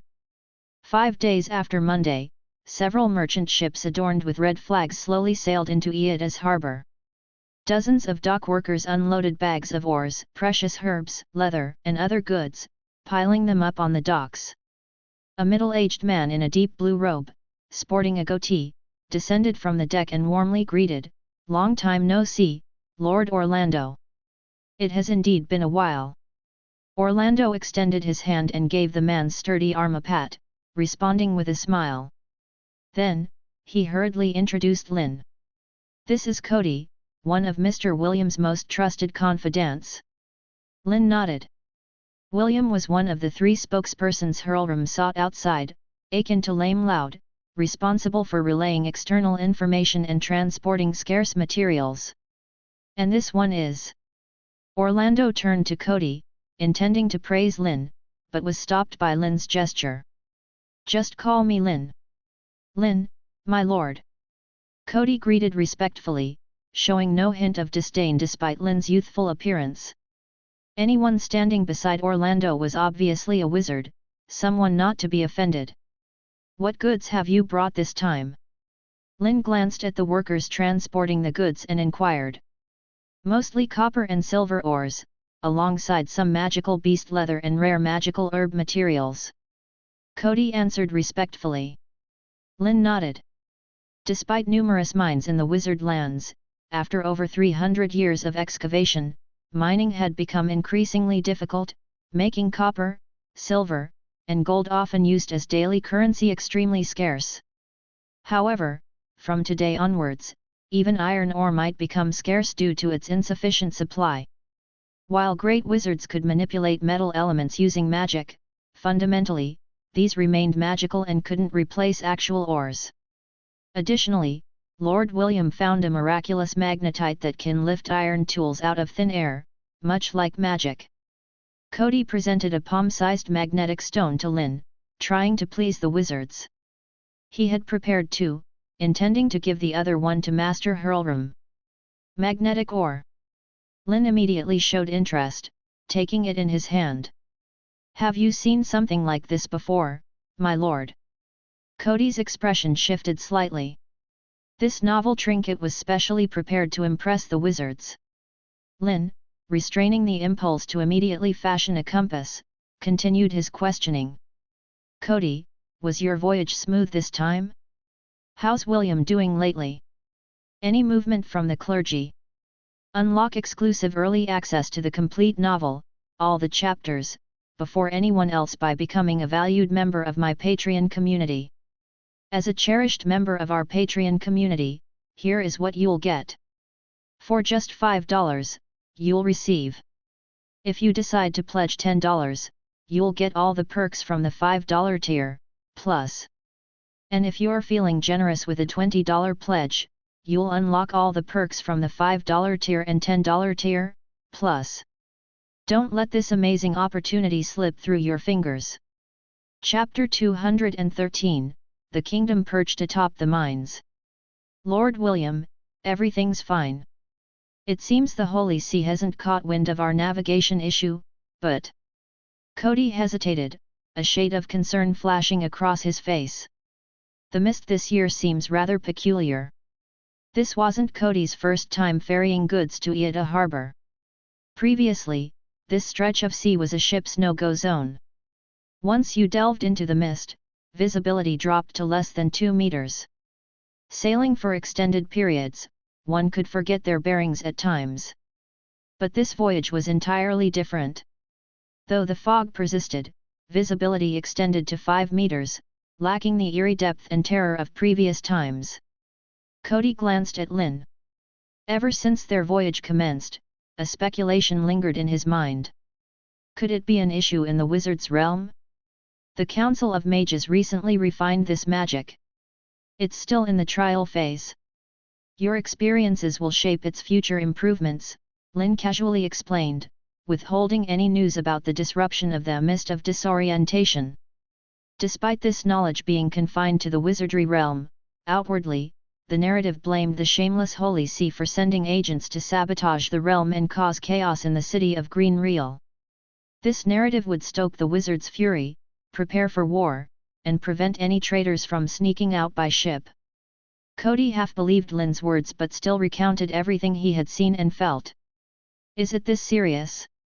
Lynn's expression remained unchanged, but doubts lingered in his mind. Despite knowing the insider information, Lynn hadn't anticipated this vast difference. Cody had sensed something amiss shortly after entering the mist. This isn't good news. Amid their conversation, a lavishly adorned alchemical carriage approached from a distance, quickly docking at the pier, the very one brought by Dennis. However, it had undergone modifications, its power system replaced with a more efficient hydrogen-based internal combustion engine. Cody and a few representatives of the ship workers were fortunate to experience the novelty and marvel of the carriage. No beasts to pull it. How does it move? Cody, extremely awkward, unsure where to place his hands, dared not touch the handle or the carriage itself, asked cautiously. Through alchemy and magic, of course. Orlando laughed. On the distant horizon, a massive airship soared over the city, eliciting continuous exclamations from the ship workers. The changes in Iida were immense. Cody almost doubted whether he had arrived in another wizard's city, even though it had only been a year since his last visit. Are these all Master Hurlrum's creations? Cody marveled, hesitating with his query. Hurlrum was known as the most powerful wizard, rumored to freeze seas and shatter mountains. No, unfortunately, Master Hurlrum sacrificed himself a few months ago, handling an internal conflict. Orlando said with a somber tone. Hurlrum's demise hit Cody and others like a heavy blow, inducing dizziness and an intense unease. Hastily, he inquired, then who leads Iida now? Orlando immediately turned to Lynn, expressing with utmost respect, the person before you is the current leader of the Iida sect, Lord Lynn. Cody gaped at Lynn, who seemed barely 20, almost suspecting Orlando was joking. So young, really? He did sense Lynn's exceptional status earlier but had presumed the person to be either a wizard's heir or a highly esteemed apprentice, never the current controller of Iida. Lord Lynn, though young, possesses extraordinary magical talent. He's also the recipient of the Sun Crown Medal. The airship you witnessed and the power system of this carriage are all Lord Lynn's inventions. Seemingly aware of Cody's thoughts, Orlando continued to heap praise upon Lynn, citing his achievements at magical symposiums and resolving crises with the Doomsday sect in Green Real. For Cody, it was all a haze. He didn't comprehend magical symposiums or the honor of the Sun Crown Medal, but the colossal airship and the carriage speeding like the wind left an indelible impression. Moreover, Cody was astonished to notice everyone on the streets brimming with vitality, even the modestly dressed poor. This was an unfamiliar sight in the kingdom of Hadrolata, where people wore expressions of numbness and despair. Previous Iida never had such bustle and noise. Cody quickly realized that the current ruler of Iida was a formidable, talented, and young wizard. Throughout the journey, Lynn had been observing Cody's reactions. William was personally chosen by Hurlrum as the spokesperson, and Cody was the trusted confidant. For more than a decade, the secrets of the wizard's realm hadn't leaked, indicating their loyalty. But this loyalty was to Hurlrum. Lynn wasn't certain if, with the change in leadership, they might harbor ulterior motives. Hence, he had the alchemical carriage, the facade of Iida, brought over intentionally, taking Cody on a tour within the harbor city. All to show that under his leadership, the Iida sect remained mighty. However, Lynn hadn't divulged anything about gunpowder or other critical technologies. After the tour, he ushered Cody into the dean's office, probing. Hadrolata was one of the subsidiary kingdoms under the rule of the Sekas Empire, situated in the empire's border regions, hailed as the kingdom perched atop the mines. Within Hadrolata's borders lay extremely rich mineral resources and a population of nearly 2 million. Almost a quarter of the populace were miners or, rather, mining serfs. It was through the ceaseless toil of these mining serfs in dark and perilous mines that the aristocrats of the region could continuously ship ores to the empire's capital, Vanille, reaping substantial profits. On the surface, William engaged in the ore trade, owning his fleet. This allowed him to clandestinely redirect some trade ships suddenly towards the wizard's realm. The text underwent significant changes to enhance clarity, coherence, and readability while incorporating the accurately translated names and adjusting the punctuation, grammar, and phrasing. The narrative now flows more smoothly, distinguishing characters and their actions, allowing for a clearer understanding of the unfolding events in this vibrant and magical world. Unlock exclusive early access to the complete novel, all the chapters, before anyone else by becoming a valued member of my Patreon community. As a cherished member of our Patreon community, here is what you'll get. For just $5, you'll receive. If you decide to pledge $10, you'll get all the perks from the $5 tier, plus. And if you're feeling generous with a $20 pledge, you'll unlock all the perks from the $5 tier and $10 tier, plus. Don't let this amazing opportunity slip through your fingers. Chapter 214, Cody, you must be the greatest wizard. A kingdom perched atop the mountains, hey? Lynn's interest was piqued instantly because what A.K.A. harbor lacked most right now were all sorts of ores. Now, who's in charge of the Hadrolata kingdom? Lynn inquired. It's the old king, Basil Hadrolata III. Cody began to explain. According to the intelligence they gathered, it seemed this King Basil's health wasn't too robust lately, coupled with his advanced age, it was estimated he wouldn't last much longer. However, for some unknown reason, this old king hadn't named an heir to the throne yet. Currently, the two highest profile princes were at loggerheads, causing upheaval throughout the kingdom. So, there's a possibility of a succession war erupting within the kingdom. Lynn pondered. Not necessarily, it depends on the declaration of the archbishop. Cody cautiously responded. Rumors even circulated within the kingdom suggesting that the archbishop, dissatisfied with the old king's choices, deliberately delayed the process. Lynn nodded, then inquired further about the recent developments regarding William's fleet before waving Cody and the others off to rest. Once Cody and his companions left, Orlando spoke up. Dean Lynn, are you quite interested in this Hadrolata kingdom? Lynn smiled and asked, what do you think A.K.A. lacks most at the moment? It should be time. Orlando hesitated for a moment before responding. True, but it's also lacking ores and labor, things that the Hadrolata kingdom possesses, Lynn explained. Additionally, Cody and the others' seafaring experiences had revealed more vulnerabilities within the Misty Sea than he had imagined. Over 2 months ago, when they had just returned to A.K.A., he had sent people to confirm.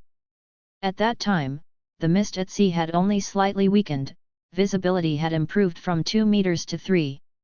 Lynn had initially thought it was due to Victorio's timely intervention, but now it seemed the legendary magic that had been lifted had yet to entirely dissipate. The magical energy once shrouded within the white mist was gradually dispersing. In the future, it might become noticeable even from afar with the naked eye.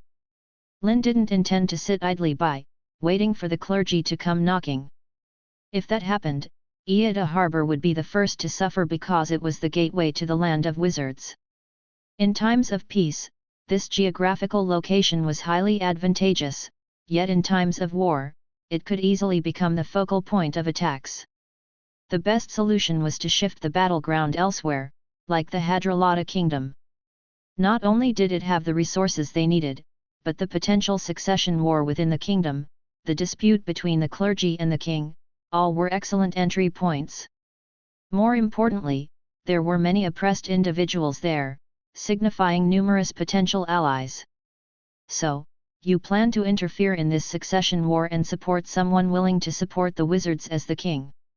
Orlando asked in astonishment, thinking it wouldn't be an easy task. Lynn neither nodded nor shook his head. Perhaps it was a decent strategy, but understanding the country's current situation was crucial before making a decision. Of course, it would also require discussions with the council. Oh, by the way, isn't Master Dennis currently working on improving the airships? Lynn suddenly remembered, asking about it. He intended to enhance the efficiency of cargo transportation, hence diverting Dennis and the others' focus towards airship modifications. It should be done in another 2 days. That airship seems even larger than a dragon, packed with an entire alchemy workshop. Orlando reminisced, portraying it as a fortress in the sky. Cody spent 2 leisurely days within the harbor city, witnessing its novelty and prosperity. Especially paper and glass, at first glance, Cody sensed the immense value these commodities held. He had no doubt that the nobles would go crazy for them. This dazzling, translucent glass was akin to an artificially manufactured gem, symbolizing a continuous source of wealth. The ship workers, on the other hand, were particularly enticed by the work in Iida harbor that paid 8 to 15 silver coins per month. Considering they risked their lives on ships and only received 3 or 4 silver coins as wages each month, the jealousy of the underprivileged and miners in the harbor city burned brightly. On the evening of the second day, Cody received another summons from the esteemed dean. As soon as Lynn spoke, his words astonished him. From now on, the trade route between Hadrolta and Iida will change from once a year to every month, or even every half month. But, Dean, there are often storms and whirlpools in the Misty Sea, only Mondays are relatively safe. Cody cautiously reminded, deeply skeptical if the new city lord had forgotten about this fact. You needn't worry about that. I don't intend for you to travel by ship, Lynn reassured with a smile. Not travel by ship? Then how would they cross the Misty Sea? Cody was completely puzzled. Fly? Was that even possible? Only after following Lynn and the others to the alchemy workshop did Cody realize they really intended to fly. Before him stood a colossal craft, 100 meters in length, entirely blue with runes covering its surface, exuding an air of mystique. This is the latest model of an aerial skyship capable of carrying 10 tons of cargo, flying steadily above 4,000 meters, with a speed ranging from 70 to 120 kilometers per hour. With each word Lynn spoke, Cody and the rest became more astounded, feeling their minds were insufficient to comprehend. Flying at 4,000 meters, a speed of 120 kilometers per hour, and carrying 10 tons of cargo? What did that even mean? It meant they could transport various goods, reach the capital of Hadrolta from this harbor city in a single day, bypassing whirlpools and sea storms, and conduct a trade. It was simply insane. Considering the entire process they previously had to endure, land carriage followed by a sea voyage, which usually took more than half a month. Now, just a day. Cody looked at Lynn, his face brimming with deep respect, unable to hold back his words. You must be the greatest wizard. Unlock exclusive early access to the complete novel, all the chapters, before anyone else by becoming a valued member of my Patreon community. As a cherished member of our Patreon community, here is what you'll get. For just $5, you'll receive. If you decide to pledge $10, you'll get all the perks from the $5 tier, plus. And if you're feeling generous with a $20 pledge, you'll unlock all the perks from the $5 tier and $10 tier, plus. Don't let this amazing opportunity slip through your fingers. Chapter 215, The Invisible Hydro-Powered Strategic Bomber Airship. Faced with Cody's praise, Lynn remained unmoved, shaking her head. I can't bear such a title. In the land of wizards, there are plenty who are stronger and greater than I am. Don't say that, Lord Lynn. Your contributions in the history of magic are remarkable, Orlando quickly chimed in, laying it on thick. Lynn smiled, choosing not to respond. Compared to those who truly pioneered magical theories without relying on cheating with knowledge from a past life, they were the real greats. They were the ones who started from scratch, exploring and expanding the entire magical world. I have one more question. Cody hesitated. This airship is so large, how will it avoid detection by the Archbishop? Flying high in the sky would be fine since it's a tiny dot, but once it lands, it becomes conspicuous, impossible to hide. We've considered this. Philip grinned, gesturing. A wizard in charge of the airship's control immediately activated a polarizing magic. Under everyone's gaze, the colossal airship stretching 100 meters slowly turned illusory, soon disappearing before their eyes. Watching Cody and the bewildered crew, as the designer of this skybound airship along with Dennis and the others, Lynn felt a sense of pride across their faces. To push all data to its limits, they had put in quite some effort, especially into this invisibility function, racking their brains. Hiding an entire airship wasn't an easy task. Ordinary polarizing magic couldn't achieve it. To enhance the magic's power, they applied invisible beast's secretion on the airship's surface. This magical creature had a peculiar ability. Its skin could change color based on the surroundings, perfectly blending into the environment, lurking in the shadows to attack prey. However, the airship's size was no small matter. They bought up most of the invisible beast's secretion available in the market just to cover this airship's surface. I'll name it the Invisible Sky Fortress. Dennis said, incredibly satisfied. An invisible, hydrogen-powered strategic bombing airship? A string of terms flashed in Lynn's mind. She had heard Dennis had found a solution to the issue of the airship's large size, but she didn't expect the solution to be this direct. If it's not visible, it won't be exposed. She could only say. Dennis truly lived up to being an alchemy master. Lynn thought to herself, then instructed someone to bring the goods of this trade. The main items were glassware. Upon examining them, Cody immediately noticed most of these glass products had bubbles, quite different from the finished products he had seen in Iida. Lord Chancellor, aren't these all defective? Cody puzzledly asked. We need these defects to highlight the value of the finished products, don't we? Lynn chuckled. Due to the novices working in the glass workshop, they always produced many defective items during casting. Melting and recasting them was troublesome, they just had some air bubbles, still perfectly usable. So, Lynn decided to categorize these glass products into different grades, low, medium, and high. For example, a set of glassware with air bubbles could sell for 7 silver coins, while those without bubbles could easily fetch 10 times the price. This way, they could earn from every class and sell at high prices, satisfying some wealthy noble's sense of superiority.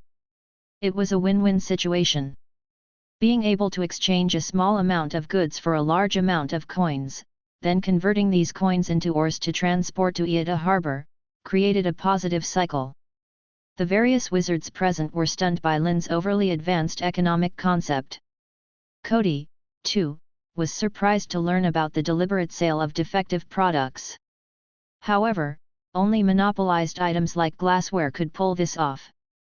By the way, the airship's cabin can only carry 25 people at a time. We also need crew to fly the airship and handle subsequent maintenance. By tomorrow, you can select 15 representatives responsible for transporting this batch of goods, Lynn reminded. Only 15 spots available. Cody became hesitant. They had brought a whopping 150 people to transport this cargo.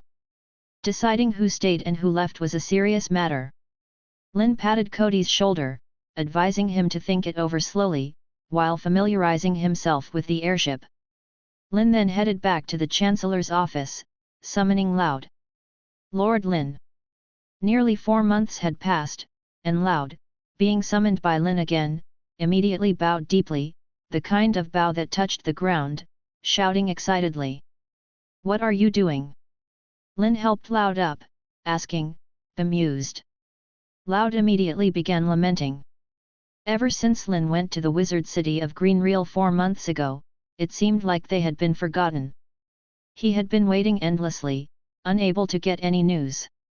Finally, when Lynn returned, the latter had become a magical star, the actual controller of the Iida school. Loud was ecstatic, feeling like he had bet right once again. But just when he fantasized about skyrocketing, he couldn't get Lynn's audience. He sent people several times to inquire but received responses that the Lord was busy. This made Loud wonder if he had lost his value and been discarded. The laborers who had been following him had lost their patience during these months of waiting. Most had either entered the workshop or simply went into mining. There was no choice. When people lost hope, it became difficult to lead them.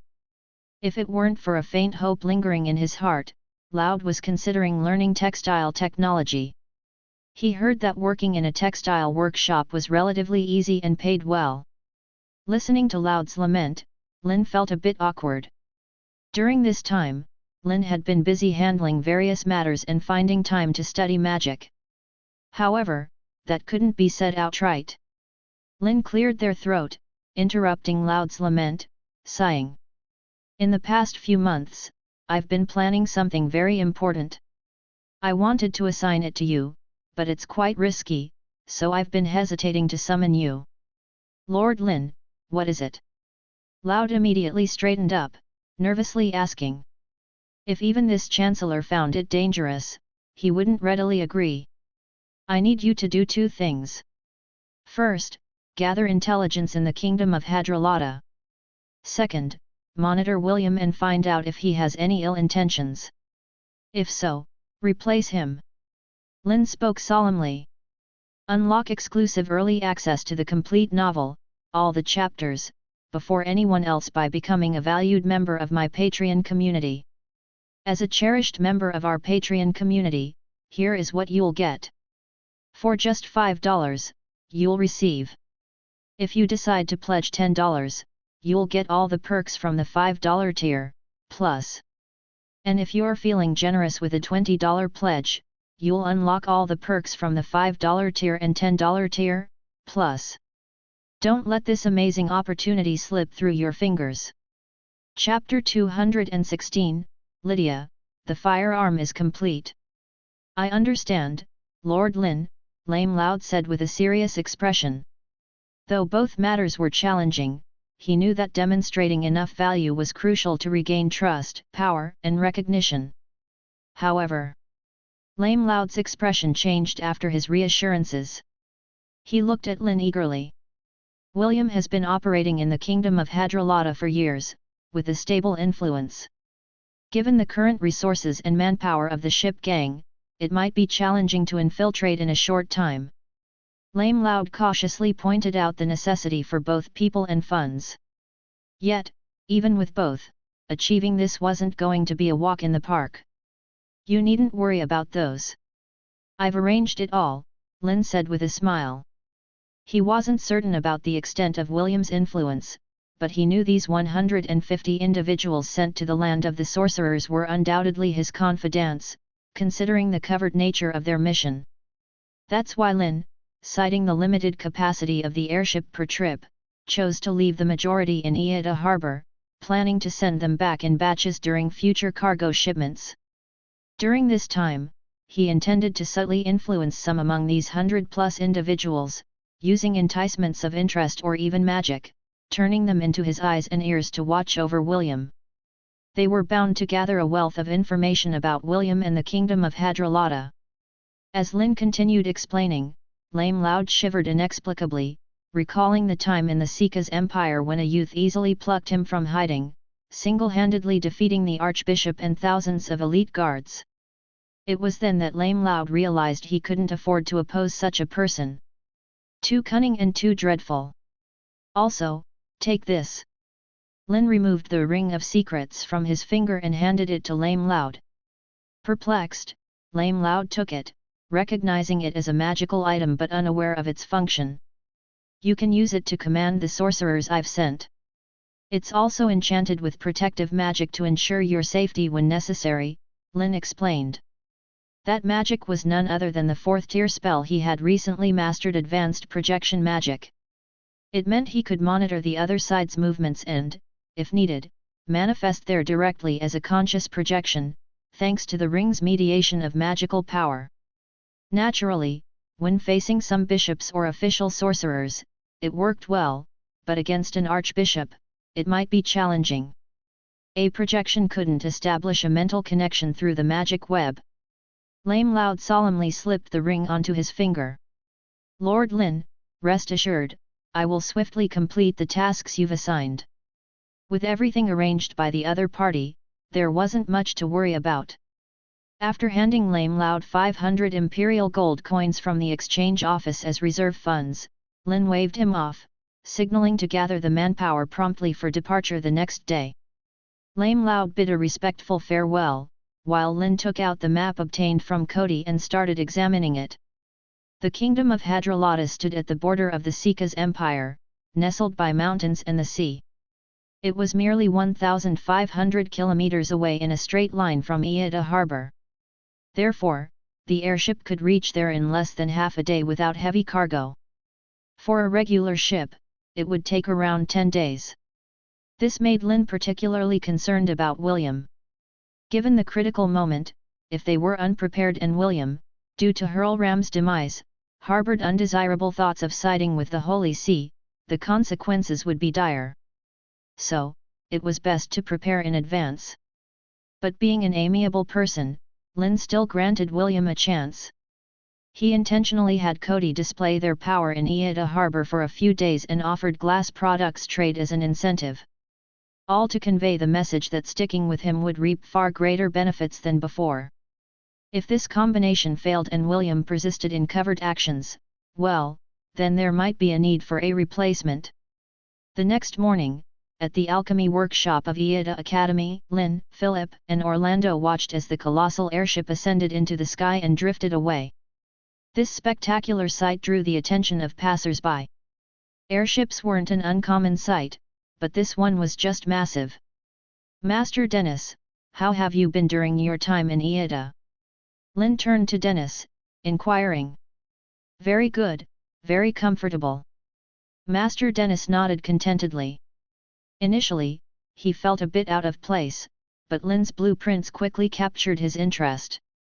He delved wholeheartedly into research, especially regarding the magical trains and armored warships, which fascinated him immensely. That's good to hear. Lynn smiled but then grew more solemn, asking Orlando, the cargo ship from Vikneil still hasn't arrived? It's been almost half a month since last Monday, hasn't it? Going by our usual schedule, it should have arrived already.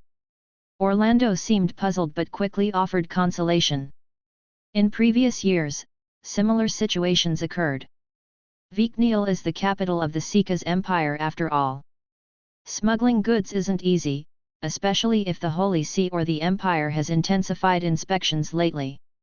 They might have temporarily abandoned this shipment. Is there a way to contact them?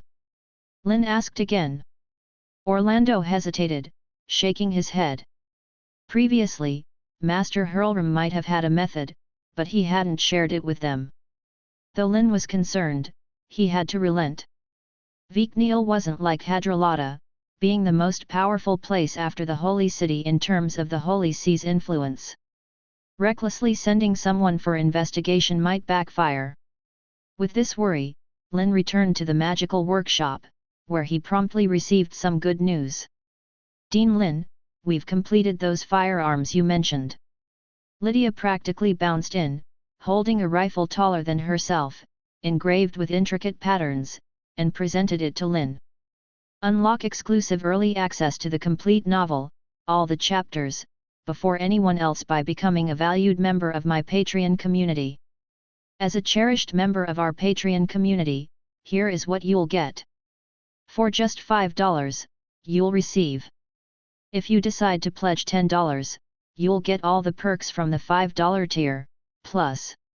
And if you're feeling generous with a $20 pledge, you'll unlock all the perks from the $5 tier and $10 tier, plus. Don't let this amazing opportunity slip through your fingers. Chapter 217, Technology Firearms and Magical Bullets. Nice, pretty swift, Lynn remarked, ruffling Lydia's head in encouragement before carefully examining the finely crafted firearm he had received. What Lydia and the others had researched and crafted was, in fact, a flintlock gun.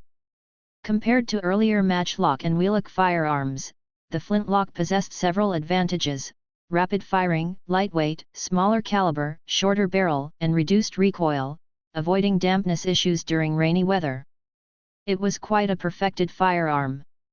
Invented by a clockmaker in the early 16th century, it had been highly praised and only gradually replaced by the 19th century. While more advanced percussion guns were possible, their ammunition required primer loading, which didn't suit the current magical industrial standards of Iida for mass production.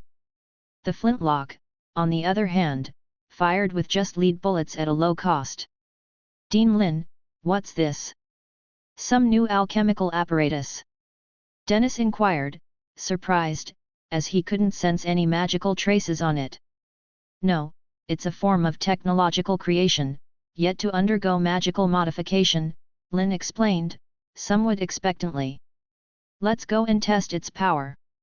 Under Lynn's guidance, the group swiftly arrived at the training ground, rows of wooden dummies used for magical training standing as prime targets.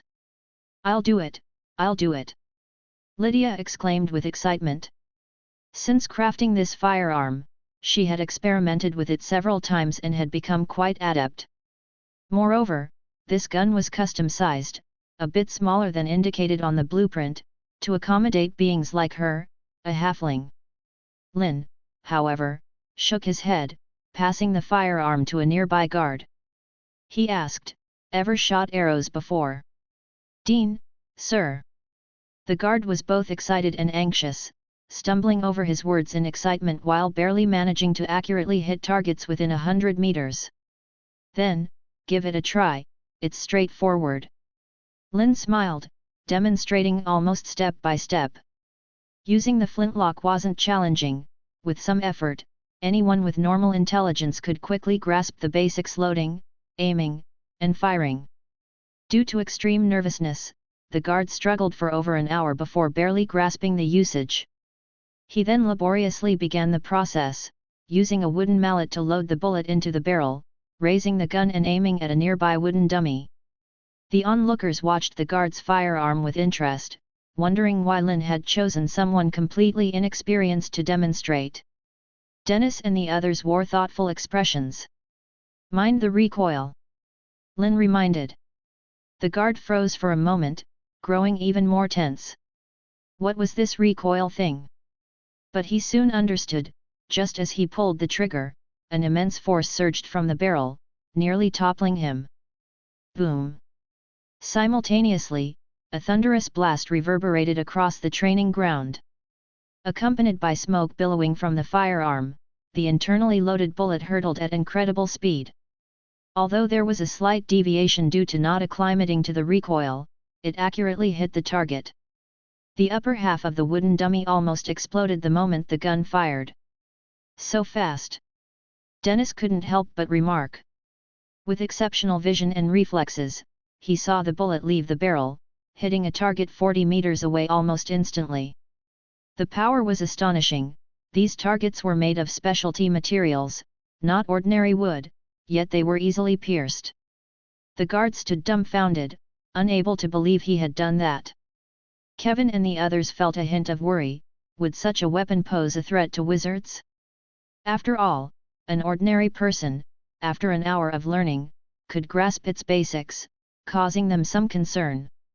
Thinking this, Kevin volunteered, empowering himself with a second-tier spell, Mage Shield, intending to test the firearm's might as a target. "Lord Kevin!" The guard, holding the gun, was trembling and hesitant, unable to shoot. "No more words, just try it, your weapon won't hurt me," Kevin impatiently urged from 50 meters away. With continuous prompting from everyone, the guard, after a long struggle and over 10 seconds of hesitation, still without any action, had the gun snatched by Lydia. "Let me do it."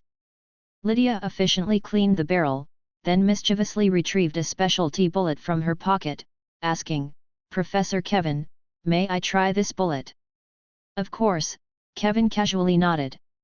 Receiving confirmation, Lydia cheerfully loaded the special bullet into the barrel, pausing before shooting, apologetically cautioning, "Be careful, Professor Kevin." Kevin waved impatiently. Lydia took a deep breath, pulled the flint, and began aiming. About 3 seconds later, she pulled the trigger aimed at Kevin. Boom! A thunderous sound echoed again.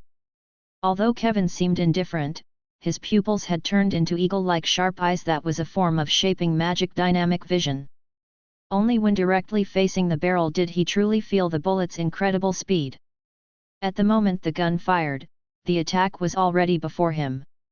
Across 50 meters, in just 0.2 seconds. The lead bullet, reaching an initial velocity of 250 meters per second, quickly struck the mage shield, immediately forming tiny cracks. Kevin sighed in relief as the bullet disintegrated swiftly. But at such close proximity, Kevin quickly noticed the runic inscription on the bullet's surface. Explosion? Kevin's knowledge of alchemy was limited, but he instantly recognized it was an explosive rune. Subsequently, the specialty bullet exploded, disintegrating into fragments that rained down in a denser shower, pounding onto the mage shield. In less than 0.5 seconds, the robust magical barrier was instantly pierced. Unlock exclusive early access to the complete novel, all the chapters, before anyone else by becoming a valued member of my Patreon community. As a cherished member of our Patreon community, here is what you'll get. For just $5, you'll receive.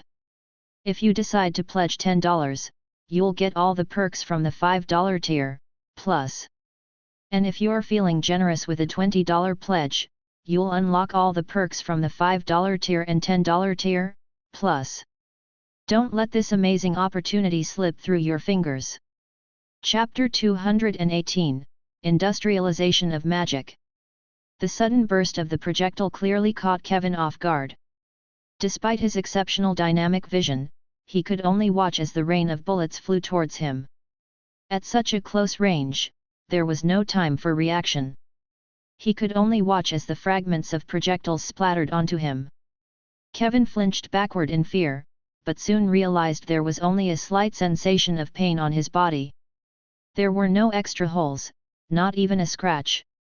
If Lydia had put in a special iron pellet just now, you'd have been seriously injured by now. Philip chuckled, watching Kevin's thoroughly scared expression, unsurprised by this outcome. Because this bursting projectile was his creation, and its power had been tested before.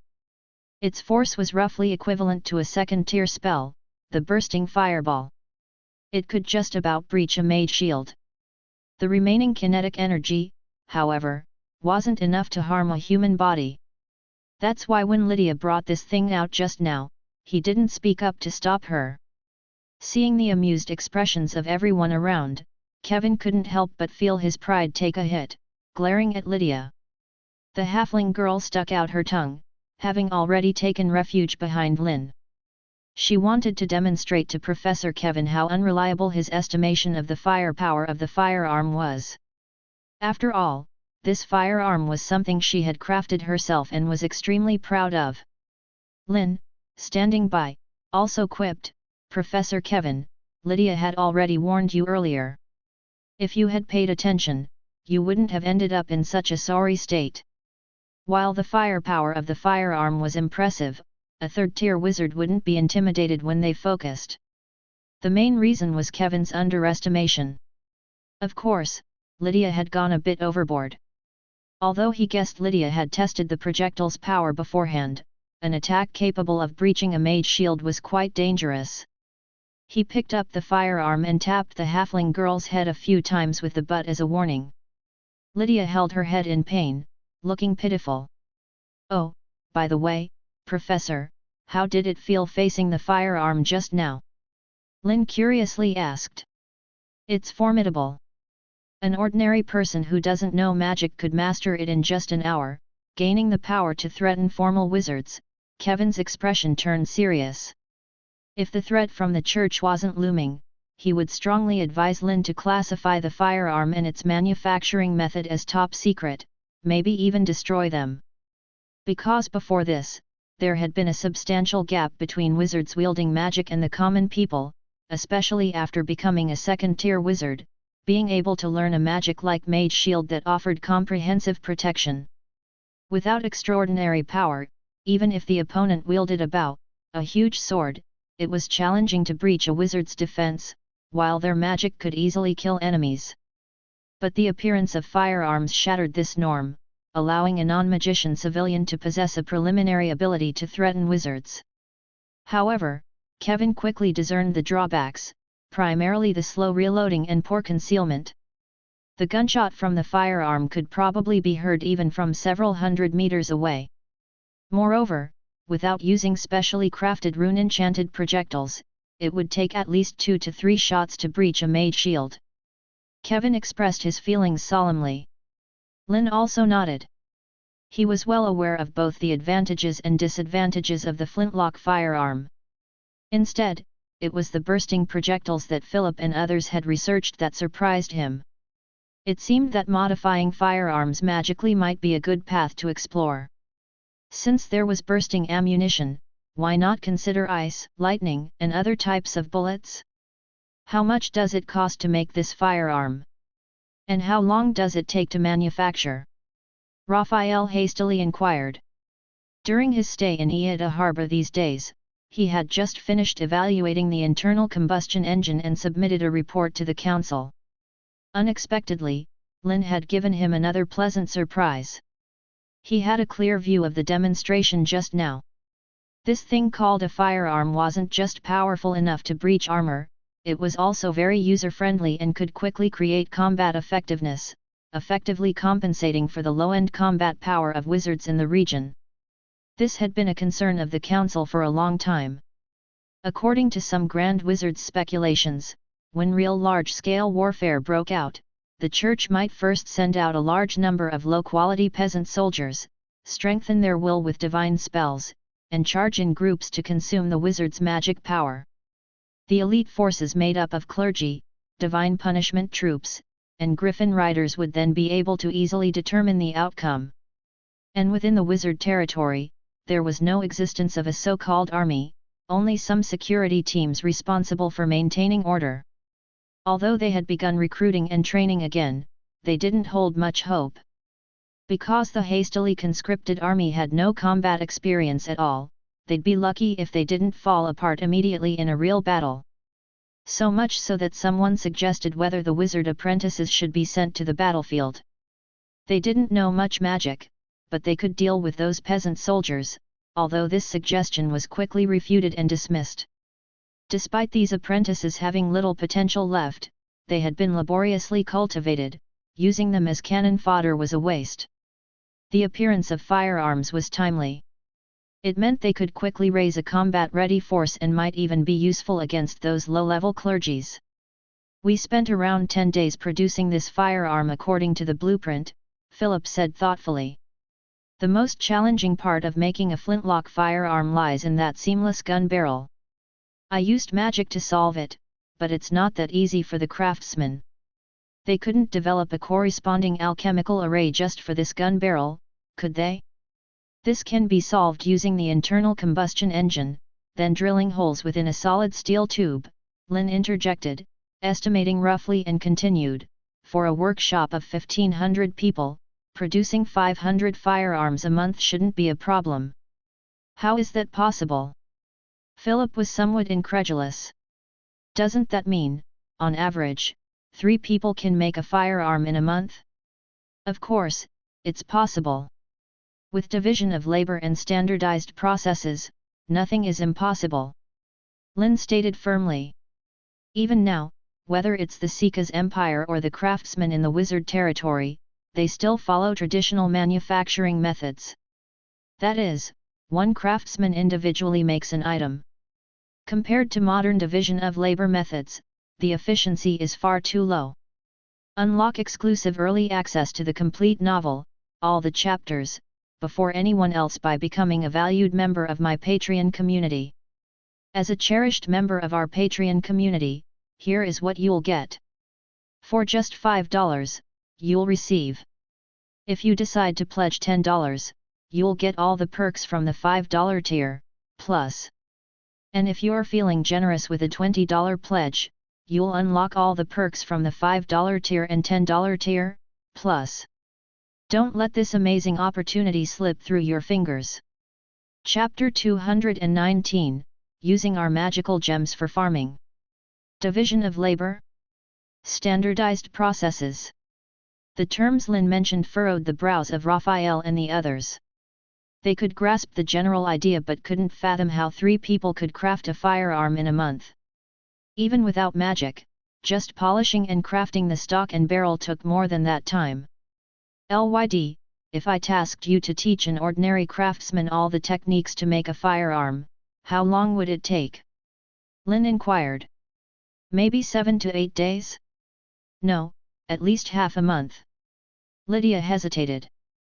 Teaching required hands-on experience, getting familiar with the process. Yet, even then, it didn't guarantee swift learning and independent production. Not everyone could replicate it on their first attempt like her. Thinking about this, Lydia couldn't help but feel proud of her skills. But what if I only need him to learn how to craft the scythe or trigger? Lynn chuckled. Mostly 2 to 3 hours. Lydia pondered briefly. These 2 weren't as challenging to craft, even the clumsiest craftsman should learn within 3 hours. Why not break down the gun into parts, have a group specialize in making barrels, another in stocks, and more for individual components? Isn't that simple and easy? Lynn suggested. As Lydia said, teaching one person to craft an entire gun took at least half a month. But teaching them a single component only took a few hours, significantly lowering the difficulty of training a skilled craftsman. This was akin to modern industrial thinking, dividing work into steps, enhancing specialization. Using this method could swiftly train a batch of skilled workers. With focused tasks, they'd naturally become proficient. Can it be done this way? Lydia was stunned, feeling something off but unable to pinpoint it. Wait, Dean Lynn, if we split the production process, what if the crafted items don't fit together? Philip interjected. Thousands of craftsmen making different components might lead to discrepancies, like a slightly larger barrel from one person and a smaller trigger from another. Even the slightest difference, when assembled into a firearm, might risk an explosion. Hence the need for standardization and establishing related standards. Lynn continued.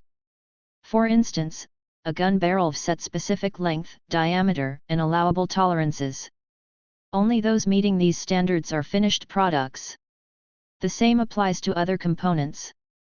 Though initially cumbersome, the benefits were evident. If any part broke, replacements were easily found. Each worker only knew their craft, preventing the spread of production methods.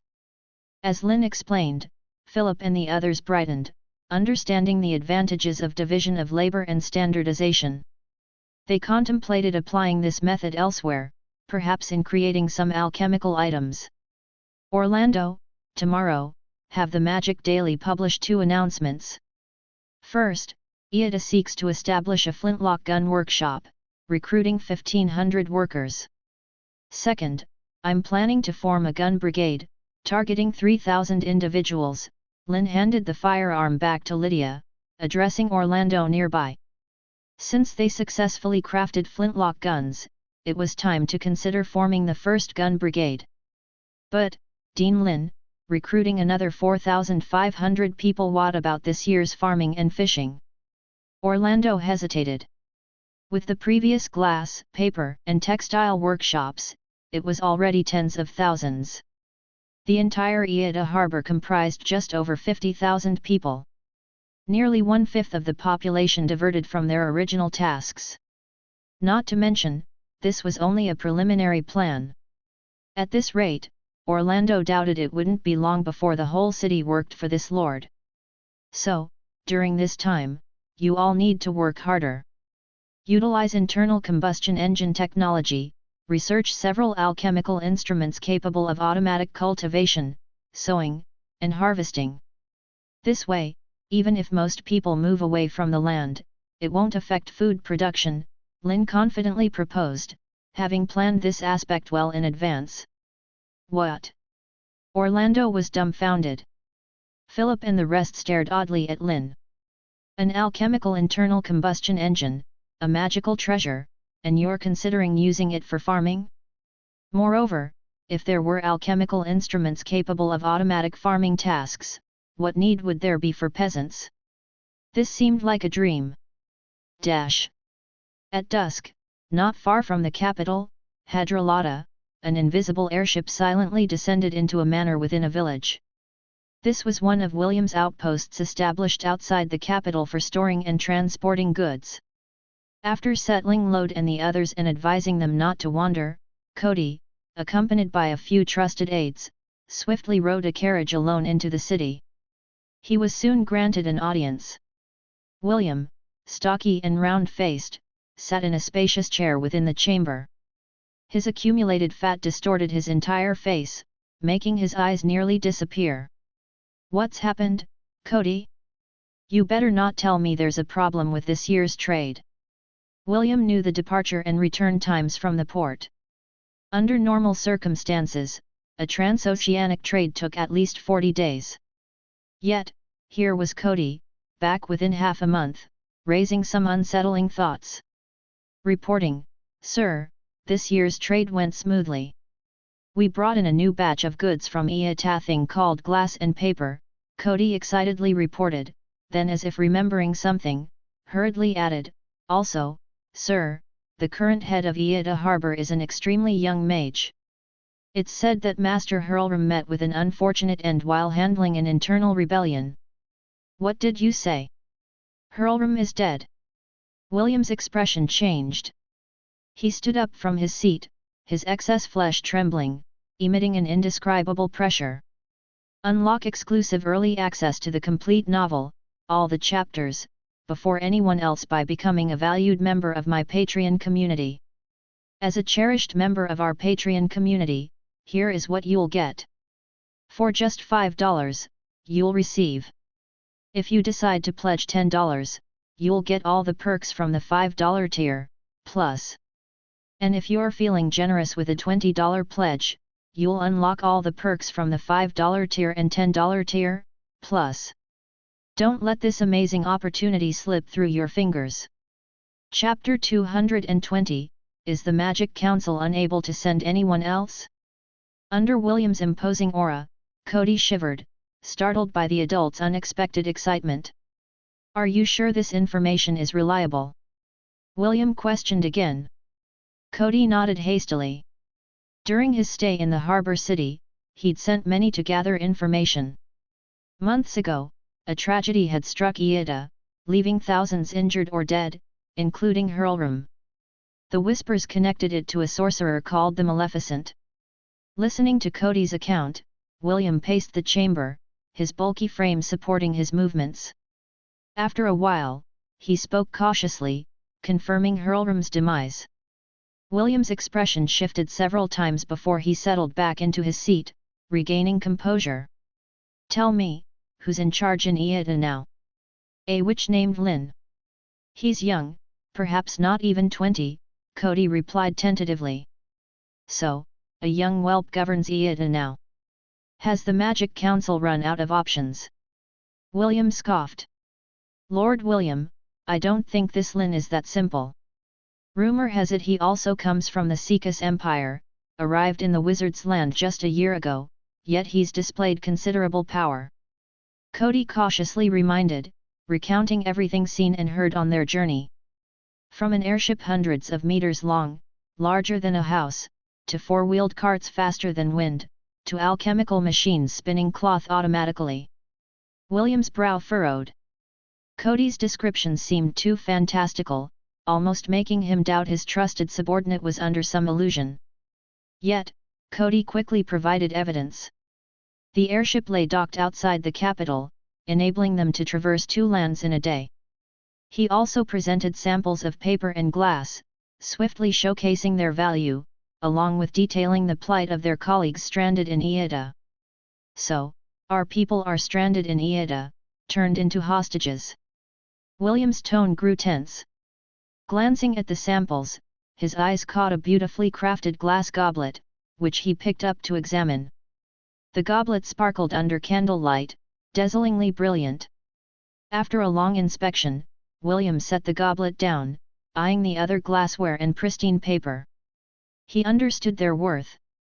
I believe Lord Lynn isn't stopping them from returning, it's just that the airship's capacity is limited, requiring multiple trips, Cody explained. Their delayed return from Iida, coupled with the perilous mist that now made the Sea of Mists treacherous, forced reliance on the airship. However, William doubted this so-called coincidence. Grinning, revealing yellowing teeth, he said, "Seems this successor to Master Hurlram has quite the tricks up his sleeve. Even you're starting to make excuses for him." "Lord William, I never meant," Cody began, anxious. William knew Cody couldn't betray him. After a moment's thought, he continued, "What about the division of profits?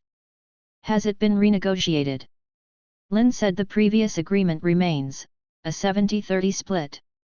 Cody hurriedly responded. "Humph." William grunted, dissatisfied. The glassware, though profitable, was unprecedented. Displaying them would pique interest, necessitating spending money and effort to establish connections. "When the goods return, remind that person for me. The church's scrutiny has increased lately, and I need to take on more risk. A 50-50 split seems fair enough," William instructed sharply. No longer bound by others, William couldn't tolerate risking much yet handing over the lion's share of profits. After years of hard work, he was now a legitimate viscount, with his own estate, no longer the mining serf he used to be, obeying others' whims. Cody hesitated, knowing Lord Lynn wasn't an easy negotiator but lacked the courage to refute William's proposal. After a brief inquiry, William dismissed Cody, opening a nearby oak barrel, pouring its blood-like contents into the goblet. Swirling it, a pungent smell filled the air. Unperturbed, William drank, reveling in the shivers and pleasure coursing through his body. His mind wandered, recalling Cody's earlier discovery changes in the mist during their voyage across the Sea of Mists. Combined with Lynn's confiscation of their ships, switching to airship transportation, even reclaiming the compass that located the wizard's land, suspicion arose. This matter might not be so simple.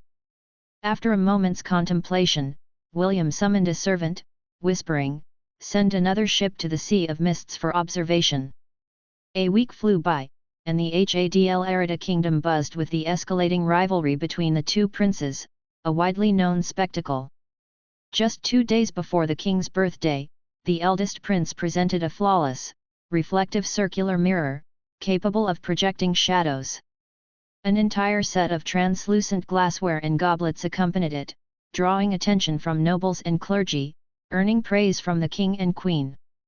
Rumored to be crafted from a scarce mineral from overseas by Hadlarada's finest artisans, the mirror was pricey, with only 2 known in the entire world. The other was gifted to Archbishop Losak. Despite the absence of these miraculous mirrors, glass-related products flooded the market, becoming a sudden trend among nobles, merchants, and clergy. With limited supply, prices surged tenfold. A single finished goblet fetched 10 gold coins, flawed ones sold for 2 or 3, yet demand still outpaced supply, selling out within 2 days. Unlock exclusive early access to the complete novel, all the chapters, before anyone else by becoming a valued member of my Patreon community. As a cherished member of our Patreon community, here is what you'll get. For just $5, you'll receive. If you decide to pledge $10, you'll get all the perks from the $5 tier, plus. And if you're feeling generous with a $20 pledge, you'll unlock all the perks from the $5 tier and $10 tier, plus. Don't let this amazing opportunity slip through your fingers. Chapter 221, Spirit and faith belong to the gods, worldly affairs and bodies belong to the king.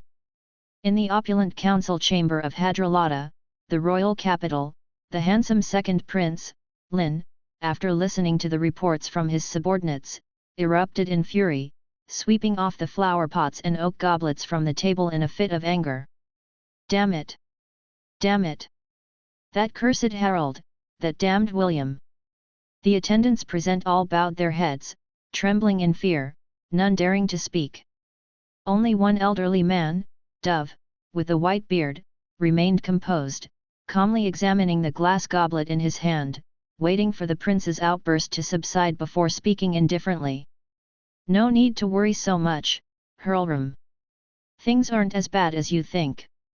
But, Master Onlook, Harold nearly gained favor with all the nobles at that banquet, including my dear father, King Basil.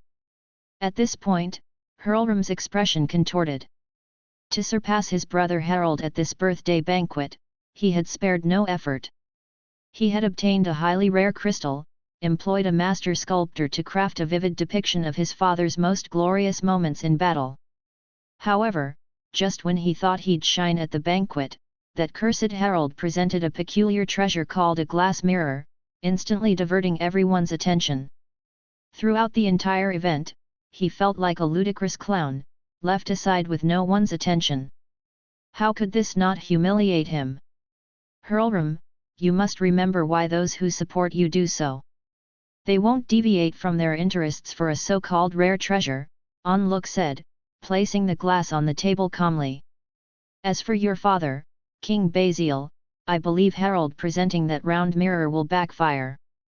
Hurlram looked puzzled at Onlook. Because Harold did something foolish. Even before the banquet, he eagerly gave another round mirror to the Archbishop Losak of the kingdom. How do you think your dear father will react? Onlook calmly reminded him. After a moment's pause, Hurlram quickly grasped Onlook's meaning. His father, King Basil, had dedicated his life to consolidating the royal power. Harold's act of presenting the round mirror to Archbishop Losak undoubtedly pricked that sore spot in King Basil's heart once again. And those nobles, nominal controllers of their respective territories, were actually far more subject to the words of the high bishops, causing much discontent among the major nobles, though they dared not voice it out. Yet, Hurlram's brother, Harold, was ensuring even greater favor with that archbishop. It was clear to anyone that if Harold became king, the influence of the clergy would only grow. The nobles supporting Hurlram hoped that once he became king, he would be able to limit the privileges of the clergy to some extent. Thinking of this, Hurlram calmed down again, but worry still lingered on his face. Master Onlook, what if the archbishop clearly supports Harold? What then? This was his most pressing concern. Even with their innate extraordinary powers derived from the royal bloodline, they couldn't match up to an archbishop, not even his father, King Basil. The only one in the entire capital who could match the archbishop was the great wizard, Onlook, but he obviously couldn't easily intervene, lest it provoke the wrath of the church. That would indeed be the worst-case scenario. Onlook's expression also grew grave. While the church always preached that spirit and faith belonged to the gods and worldly affairs belonged to the king, it was merely a comforting phrase for the nobles. What do we do now? Hurlram asked, quite distressed. I've heard that those two round mirrors and the recent appearance of glass products on the market are the work of Viscount William. Perhaps we can start investigating from there to find out where he obtained these rare minerals, Onlook pondered aloud. He was also very interested in these glass products. During his research, he unexpectedly discovered that under specific curved structures, these items could magnify or shrink an object, useful in creating many useful alchemical instruments. Good, I'll immediately dispatch someone to investigate, Hurlram nodded in agreement. Although William was just a viscount, he controlled a huge fleet and was a renowned merchant in the kingdom, one of the staunch supporters of the eldest prince, Harold. Removing him would naturally weaken Harold's crucial support. At the same time, in the office of the Dean of Iida Harbour Academy, Johnny, having heard the report from Loud, lightly tapped the desk with his index finger and said calmly. So, William hasn't been very restrained lately, even considering a redivision of profit shares. That's right. William mentioned that these novel glass products easily attract envy, and he needs to spend a lot of effort and energy dealing with the church and the kingdom's nobles. The benefits we provided aren't enough, He hopes for an equal split. The laborer reported truthfully. Johnny sneered.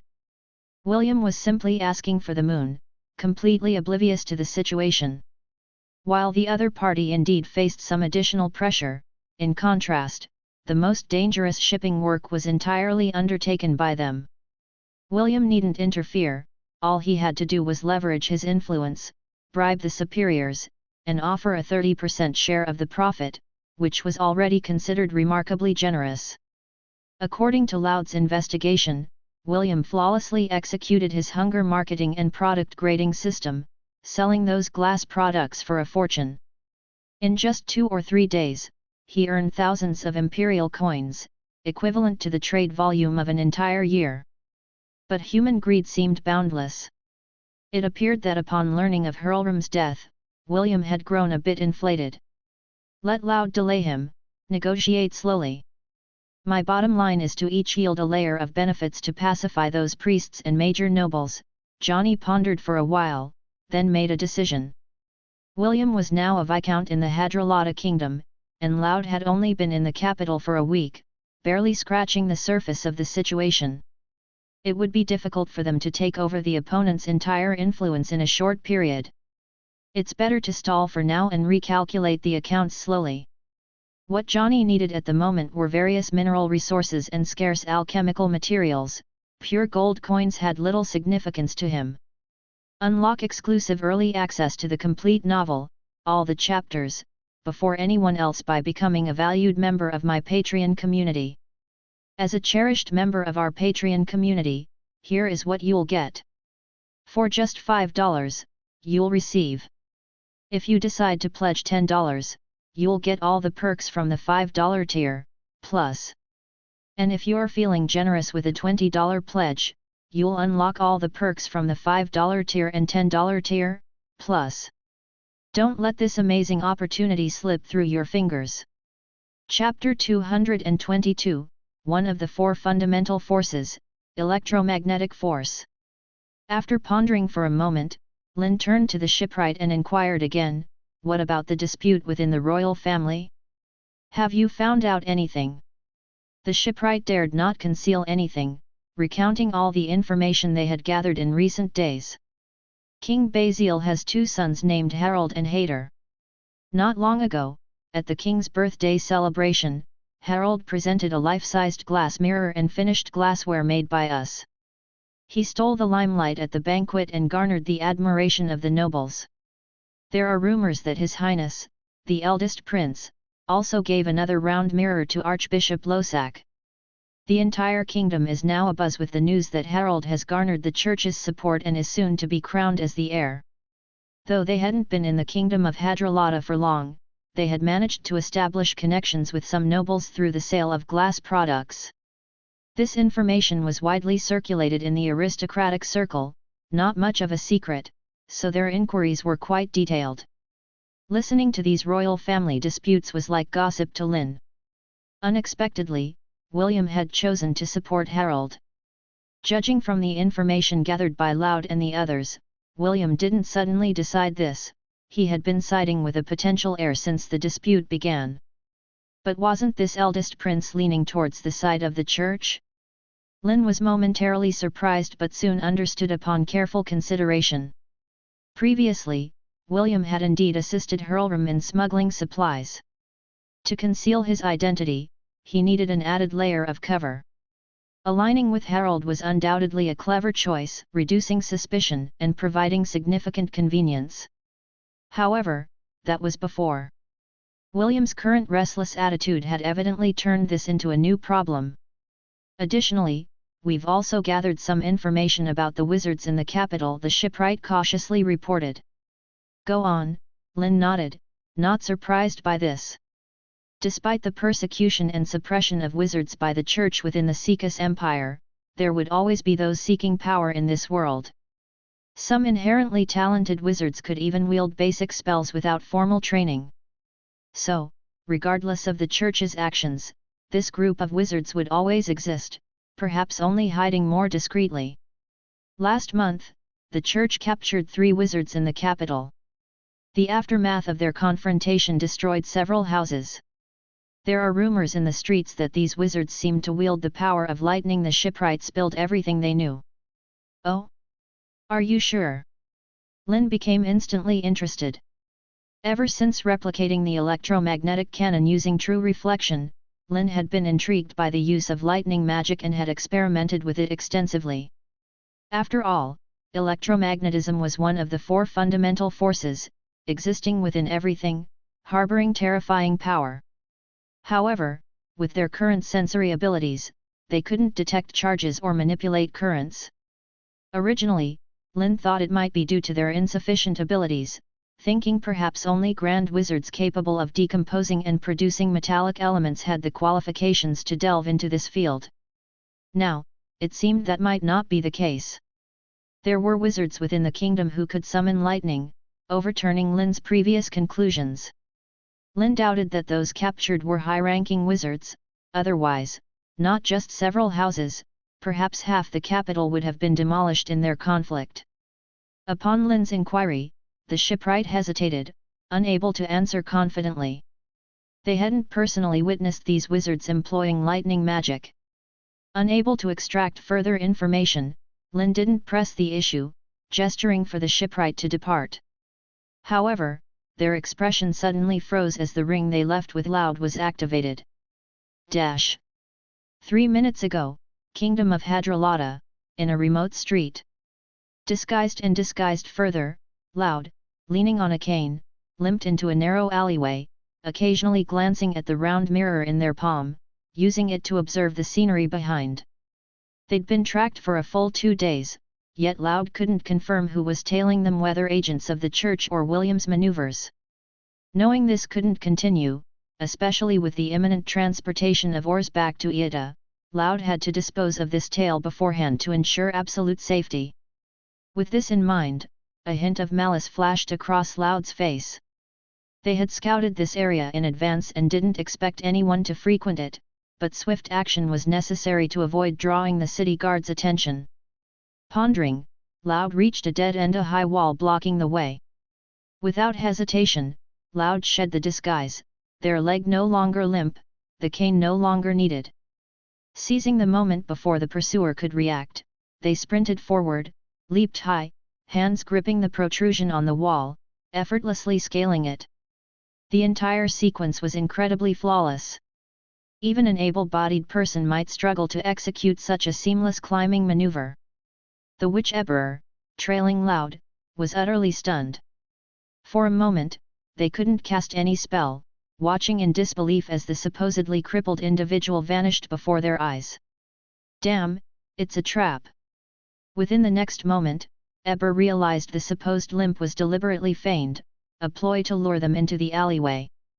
However, as soon as this realization hit, a sense of imminent danger arose. Subsequently, the solid earth wall beside them erupted, leaving Eber barely enough time to turn and witness a ferocious claw swinging towards them. Mage Shield. Almost instinctively, a magical barrier enveloped Eber. Subsequently, they were sent flying, rolling several times and crashing into the wall behind. Fortunately, the Mage Shield absorbed most of the damage. Cracks appeared on the magical barrier. Before Eber could exhale in relief, they spotted a half-lion, half-human creature charging towards them. A magical beast? A polymorphed wizard? No, perhaps a bloodline knight. Without further thought, Eber activated a second-tier Spellthorn barrier.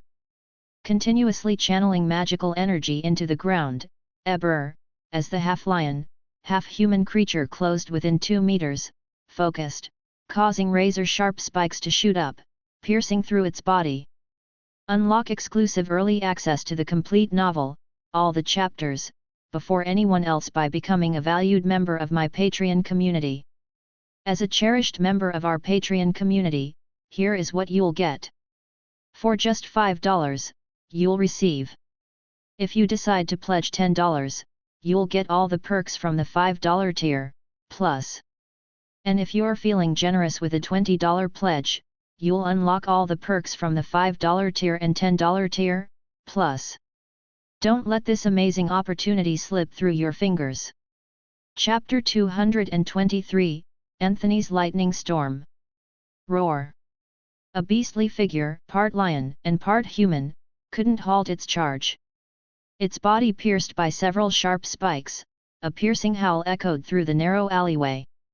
Eber raised his hand, casting a spell, blasting the creature away with a magical shockwave. In an instant, a searing fireball ignited in his palm, readying for a finishing blow. A loud bang interrupted the moment. A gunshot pierced through the mage's shield, narrowly missing Eber's head. Startled, Eber stepped back, halting his fiery spell, reinforcing his defenses, then turned to the direction of the gunshot. The shooter, Lame Loud, held an odd-looking Konoha firearm specially modified by the alchemical workshop, a gift from the wizards who came to aid him days ago. Though powerful, it had its limitation: it could only shoot a single round at a time. Loud, facing a wizard, cautiously tried to defuse the situation. "Dear wizard, let's not resort to violence. There must be a misunderstanding."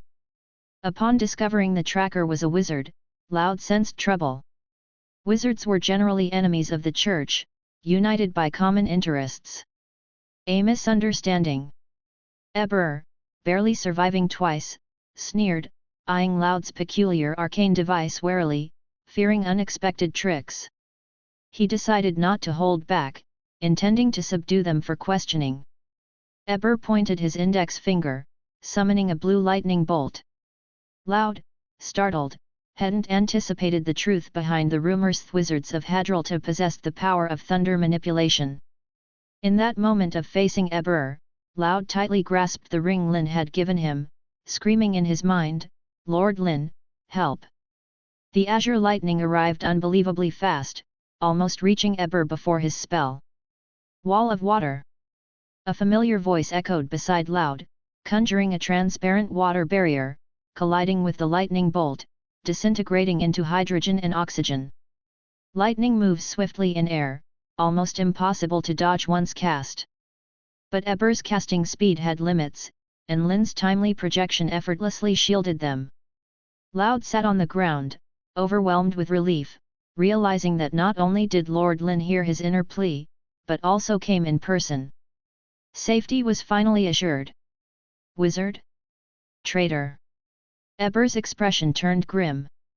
He hadn't expected a wizard interference while tracking William's associate.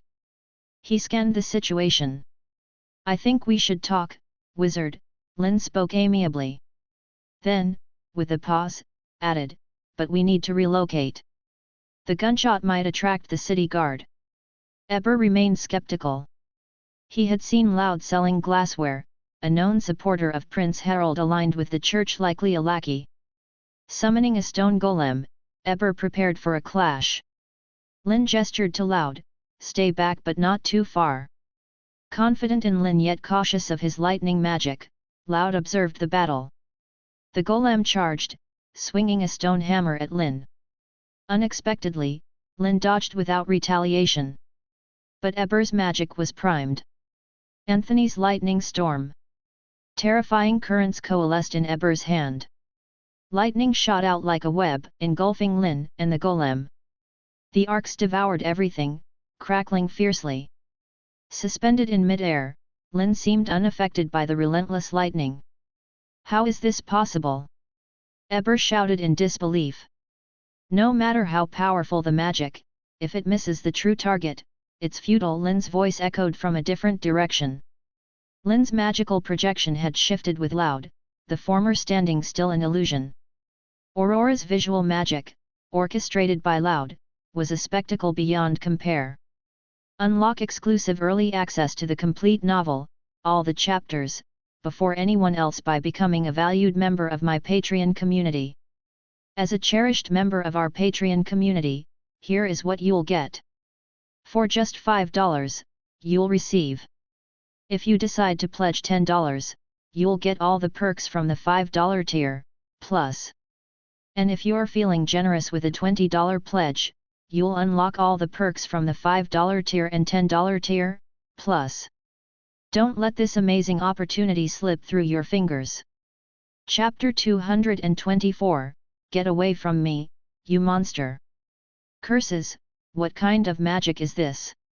Eber had never dealt with visual magic before. Seeing his most potent spell rendered useless, panic set in. Without hesitation, he unleashed a flaming burst spell, but the target wasn't Lynn, it was the allies on either side. An intense explosion followed, crumbling the already weak walls, burying the path. Covered by the smoke and dust, Eber fled without looking back. Lynn remained composed, her right index finger lightly trembling, emitting a strange wave of magical power in a circular motion. Eber dashed to the end of the alley, where hope seemed alive. But just as he was about to step out, his heart violently thumped. He stumbled forward, tumbling on the ground in disarray. Fear painted Eber's face. The violent magic mirror and the heart's intense palpitations were unprecedented, eerie enough to suggest an assailant associated with some dark deity.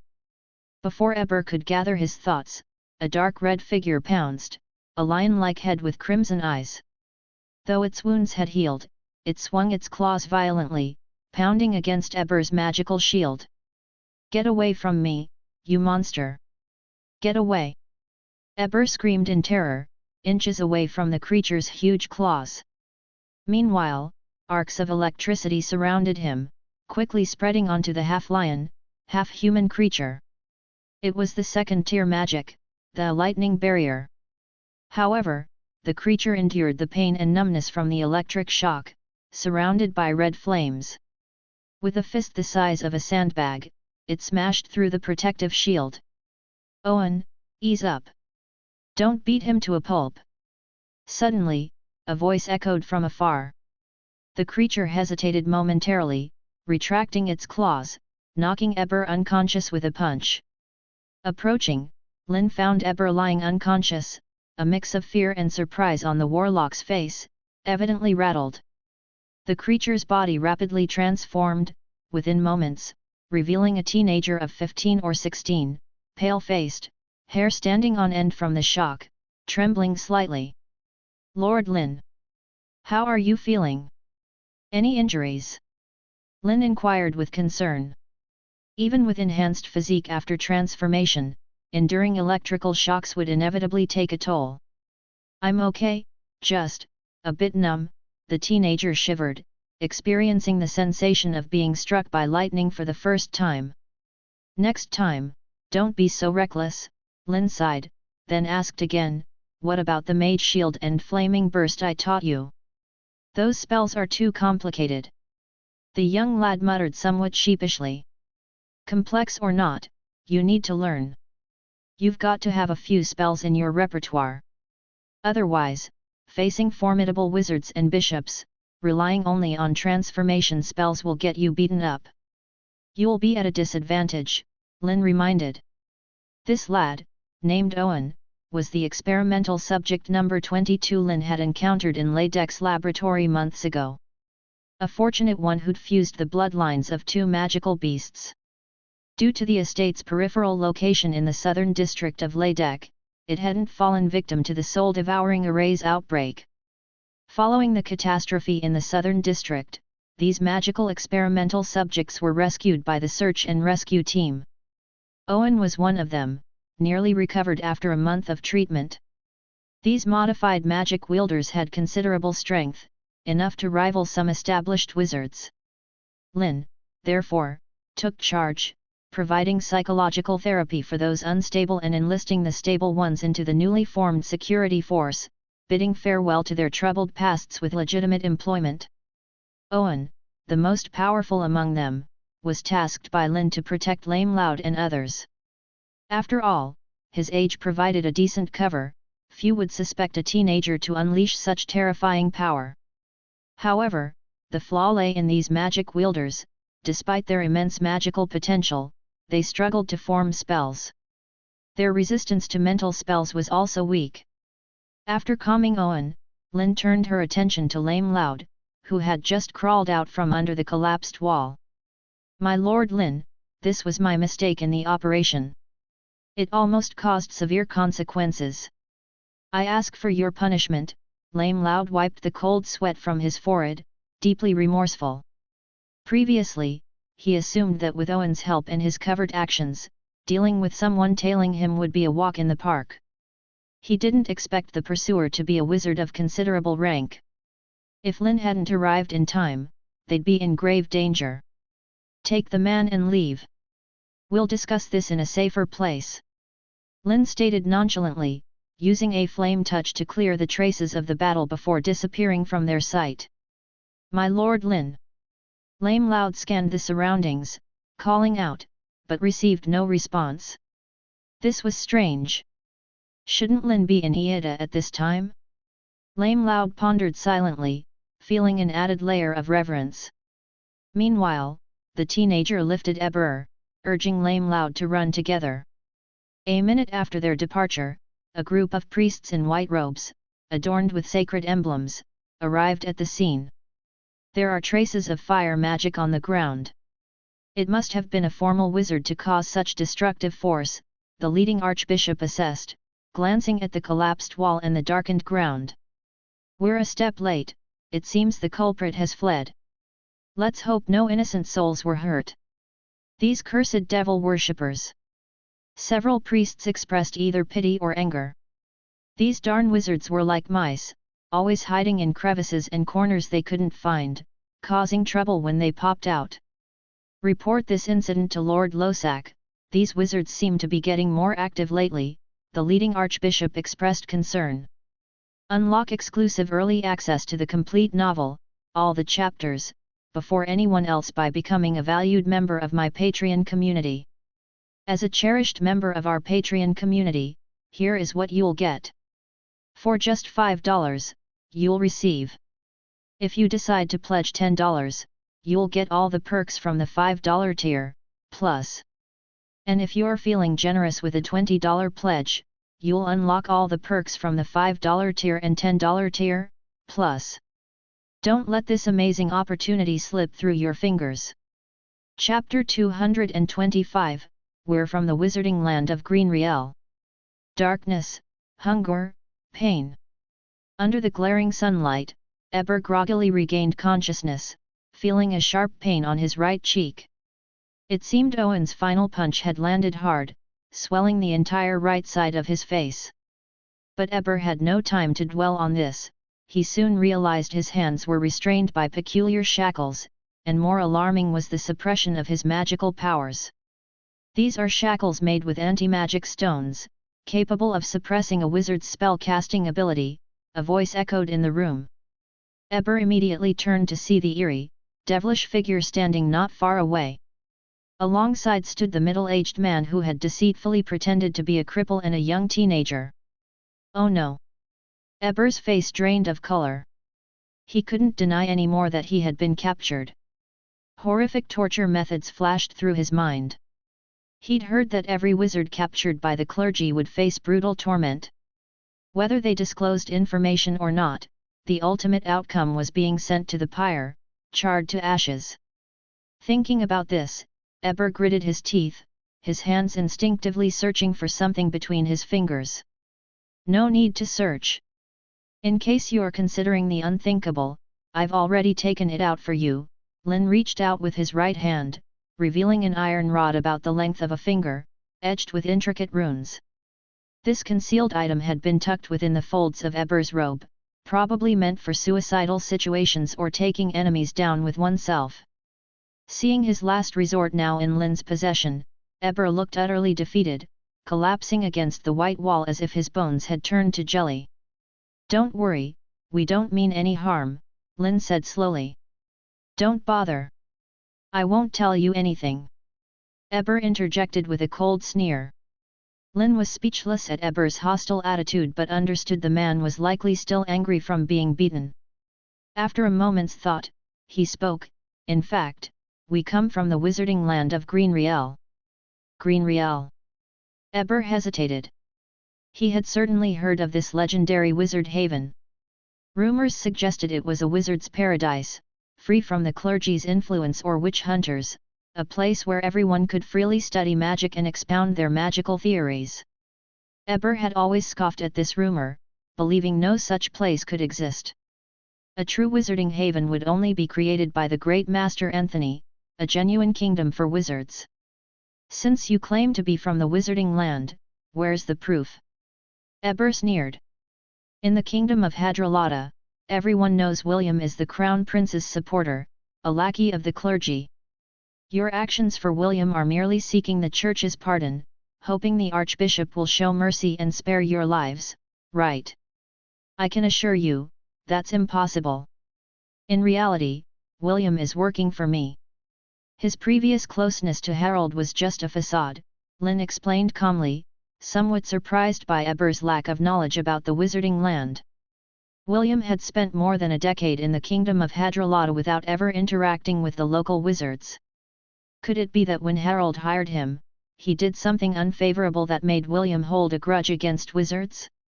Lynn suddenly realized that while Harold had left him some legacy, it was mostly pitfalls. I can indeed provide evidence, but in return, you need to tell me which school you belong to and who your leader is, Lynn continued. Moreover, I've also dabbled in electromagnetism. Perhaps we could exchange experiences someday. I see you're interested in prying into thunder magic secrets. Eber immediately seemed to grasp Lynn's intentions, his expression growing vigilant. Thunder magic was the treasure of the entire faction, discovered by Master Anthony after enduring hundreds of lightning strikes at the risk of his life. Eber would never allow such crucial secrets to be revealed. He immediately put on a determined expression, refusing to speak further. Regardless of Lynn's inquiries, he remained resolutely silent. Seeing Eber's uncooperative stance, Owen, on the side, rolled up his sleeves, preparing to shake some sense into Eber. However, Lynn gestured to stop him. Since you're skeptical, stay here for a while. I believe you'll soon change your mind. Lynn didn't elaborate further but generously granted Eber some time to contemplate. With the opponent being a high-ranking wizard, also a three-ring mage, Lynn lacked the ability to break through Eber's mental defenses using spiritual magic to extract memories. Severe interrogation seemed inappropriate. He didn't want to push potential allies onto the opposing side. Especially now, with William's uncertain stance, these wizards rooted in the kingdom of Hadrolata became even more valuable assets. Taking a breath, Lynn instructed Owen to look after Eber, then left with Loud. A few minutes later, servants brought in some food, placing it on the table. Having trailed Loud for days and just survived a grueling battle, Eber was exhausted and famished. The bread, sausages, steaks, and grilled fish laid out on the table were like a devil's temptation, continuously drawing his attention. Eber swallowed hard but quickly speculated that there must be some substance here designed to induce hallucinations, tempting him to divulge crucial information. "Aren't you eating?" Owen asked strangely. Having seen through everything already, Eber firmly shook his head, indicating he wouldn't touch anything. Owen didn't pay much heed to Eber, picking up a succulent steak and devouring it heartily, swiftly clearing the table of all delicacies without leaving a trace for Eber. Could it be these foods were indeed safe? Seeing Owen enjoying his meal, Eber couldn't resist the temptation and found himself caught between reason and hunger. Unlock exclusive early access to the complete novel, all the chapters, before anyone else by becoming a valued member of my Patreon community. As a cherished member of our Patreon community, here is what you'll get. For just $5, you'll receive. If you decide to pledge $10, you'll get all the perks from the $5 tier, plus. And if you're feeling generous with a $20 pledge, you'll unlock all the perks from the $5 tier and $10 tier, plus. Don't let this amazing opportunity slip through your fingers. Chapter 226, A Wizard's Haven Like Heaven. For the next 2 days, Ebol was confined within this small cabin, enduring the dual torment of physical hunger and the mental anguish of watching others eat. He brainstormed various ways to escape the clutches, from timing bathroom breaks to stealthily climbing walls, even attempting to break the chains on the bedpost under the cover of night. Each attempt ended in Owen catching him red-handed and subjecting him to a severe beating. After enduring several beatings and growing too weak from hunger, Ebol temporarily abandoned his escape plans. The allure of food became increasingly irresistible. Finally, on the evening of the second day, unable to resist any longer, A.K.A. cautiously reached for a piece of white bread while Owen began enjoying his dinner. He intended to take a small bite to replenish some strength. Even if the bread contained some hallucinogenic substance, a small dose wouldn't have much effect. A.K.A. bit into the bread with a look of resignation, feeling its soft texture dissolve on his tongue. The instant stimulation brought tears to his eyes. After 2 days of hunger, he forgot all about pride and the non-existent danger, indulging himself. A mouthful of white bread, coupled with the incredibly delicious beef broth, felt irresistibly gratifying. In that moment, it was as if he had transcended from hell to heaven. Owen observed A.K.A. devouring the food, unsurprised. People like A.K.A., confused and starving, often changed after a few days of hunger. Having experienced starvation numerous times as an experimental subject, Owen understood the sensation. Hence, when A.K.A. had initially resolved to fast, Owen paid no attention. After a hearty meal, A.K.A. collapsed onto the bed, his thoughts shifting. No longer seeking death, he decided to preserve his usefulness, gathering information. What if he managed to escape? Over these 2 days, A.K.A. had keenly noticed something peculiar. Although his magical abilities were suppressed, his physical freedom wasn't entirely restricted by the captors. He could wander around the estate, accompanied by a shadowing presence. Any attempt to flee, however, resulted in a severe beating. "Are you truly from the land of wizards?" After 2 days of silence, A.K.A. looked at Owen, breaking his silence with a question. Of course, Owen nodded. "Where is the land of wizards? How did you come to the kingdom of Hadralata?" A.K.A. fired off his questions one after another. Owen hesitated before replying, "I need to ask Lord Lynn if I can tell you." "Wait." A.K.A. quickly stopped Owen from rising. Over the past 2 days, he had subtly sensed that this kid, Owen, was straightforward, lacking convoluted schemes, albeit a bit rough in his methods. He was an excellent conversation partner. But if he reported to that witch named Lynn, A.K.A.'s plans would be ruined. With this realization, A.K.A. quickly pacified Owen, skipping those sensitive topics. He claimed curiosity about the so-called wizard sanctuary. Under A.K.A.'s probing, Owen began recounting his experiences in the wizard sanctuary, or more precisely, at Iida Harbor. Enormous airships that dwarfed buildings, alchemical machines enabling ordinary people to soar the skies, alchemic contraptions that automatically seeded and tilled fields. These almost fantastical descriptions made A.K.A. question if he had misjudged Owen. He hadn't expected this seemingly honest kid to be so deceptive. Lately, Iida has built numerous factories. As long as you're willing to work hard, no one will go hungry. Owen earnestly stated. A year ago, this was unthinkable. Born in the southern district, Owen was acutely aware of the arrogance and indifference of those wizard nobles.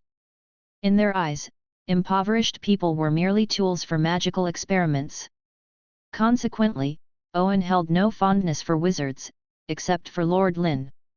Lord Lynn extended generous aid to the impoverished victims of the southern district, offering substantial financial assistance.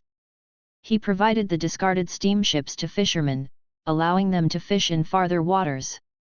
Lord Lynn even dispatched wizards to eliminate fierce sea creatures in nearby waters.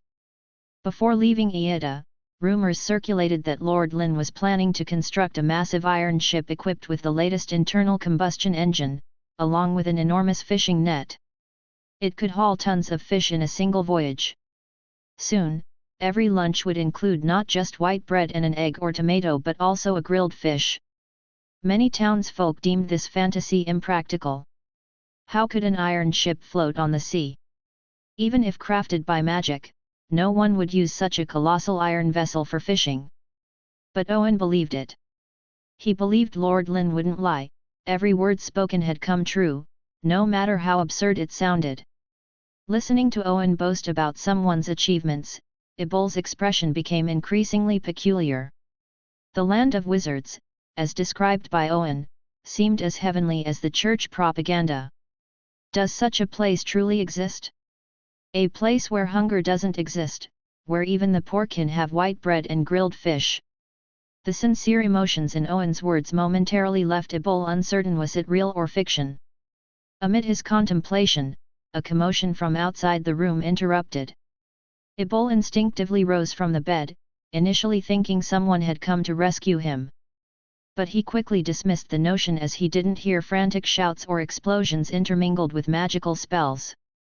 "It's probably the airship returning after loading cargo," Owen remarked, unsurprised, calculating the time and reaching a conclusion swiftly. Airship? Ebol paused and then realized. That was the alchemical machine Owen mentioned earlier, larger than a house, capable of lifting ordinary people into the sky. "I want to go out and see." Owen didn't object.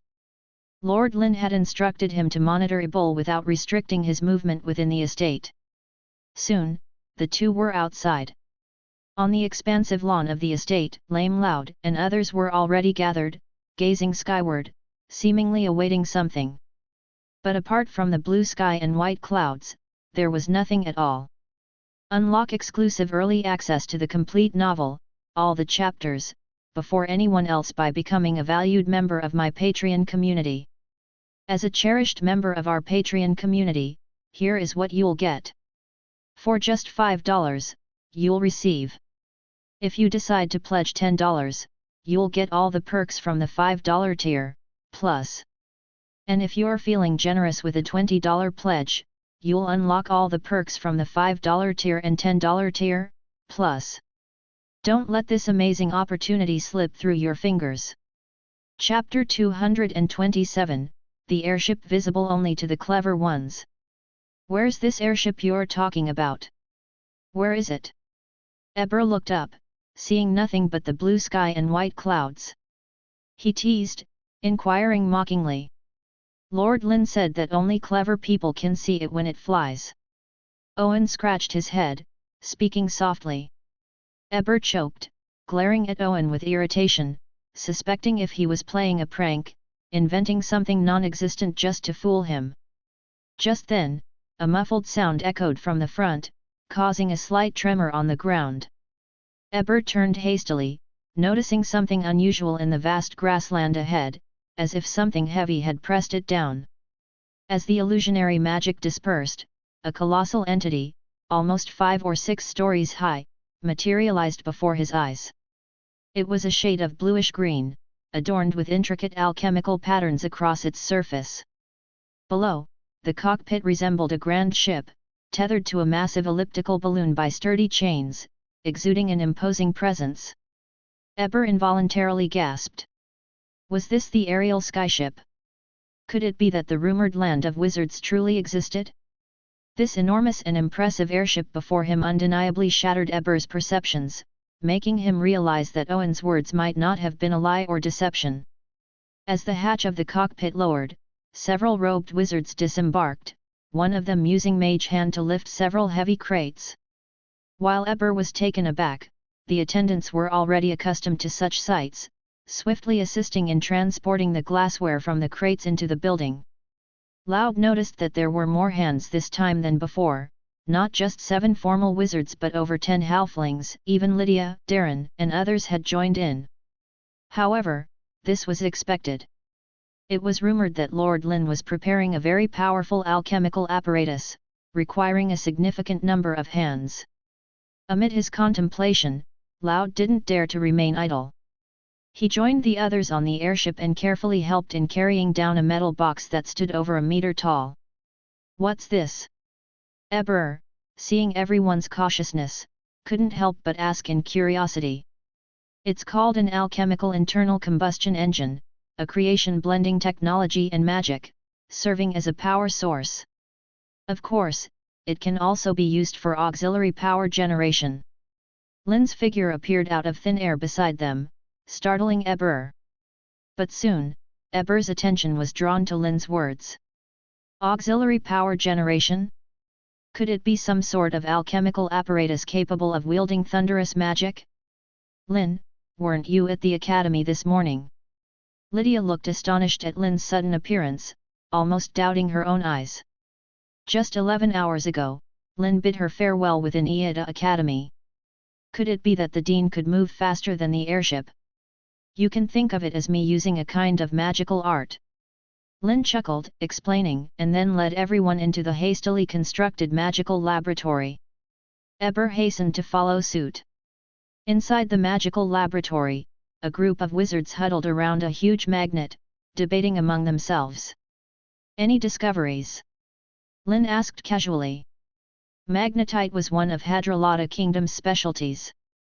This type of mineral that could attract iron objects without any magical assistance was considered a stone of divine power by the Church, hence strictly controlled. It took a fair amount of effort for Loud to procure such a large chunk of magnetite. Dean, this kind of stone is incredibly magical. It attracts metallic objects without needing magic. Furthermore, two magnetic stones can either attract or repel each other. Orlando, intrigued by this magical mineral, explained eagerly. This thing can generate a magnetic field, which is why it attracts those metal objects. Lynn chuckled while explaining. He had read some magical books about electromagnetic effects in the land of wizards, but there were very few wizards studying this stuff. After all, there was no magnetite in the land of wizards, so the only samples available were the lightning in the sky and the biological electrical currents. Magnetic field. Orlando paused. The last thing referred to as a field was the gravitational field, according to Lynn's proposed theory of universal gravitation, a force that caused attraction between any objects. But this magnetic stone only attracted specific things. Dean, is this also a manifestation of gravitational phenomena? A male wizard from the A.K.A. school hurriedly asked. No, magnetism is magnetism, gravity is gravity. Lynn shook his head, seeing the immense curiosity among them. He began explaining. As we know, everything is made up of elements, and within these elements, electrons are constantly spinning and rotating around the atomic nucleus. Both of these movements create magnetism.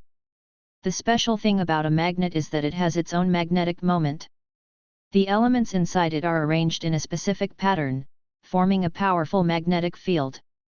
As Lynn elucidated the principles, they were all perplexed, only able to understand simply that the arrangement of elements inside the magnet could spontaneously generate some kind of magic, a naturally formed alchemical creation, possessing miraculous power. Why is it only iron that gets attracted? Orlando asked, puzzled. Lynn smiled but didn't answer directly.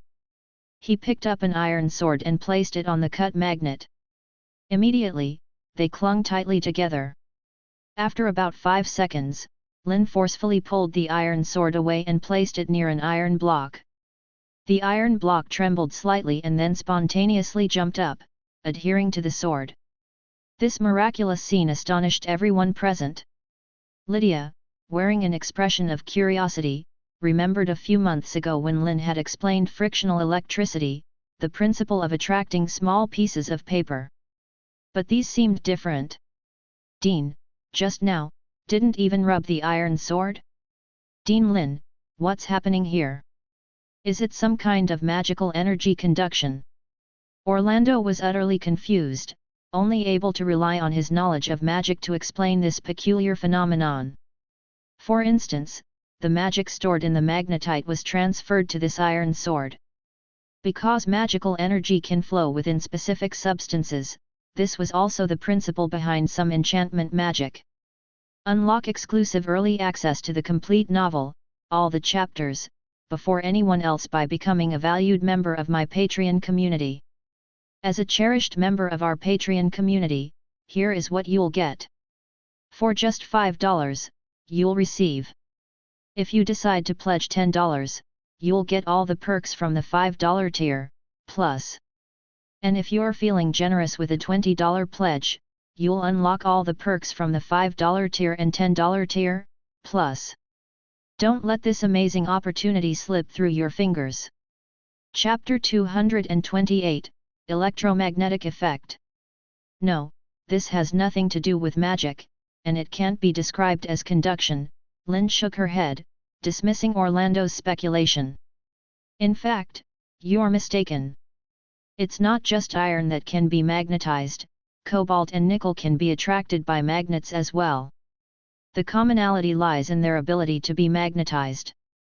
Under the influence of an external magnetic field, the electrons within them spontaneously align within a small range, forming a spontaneous magnetization zone.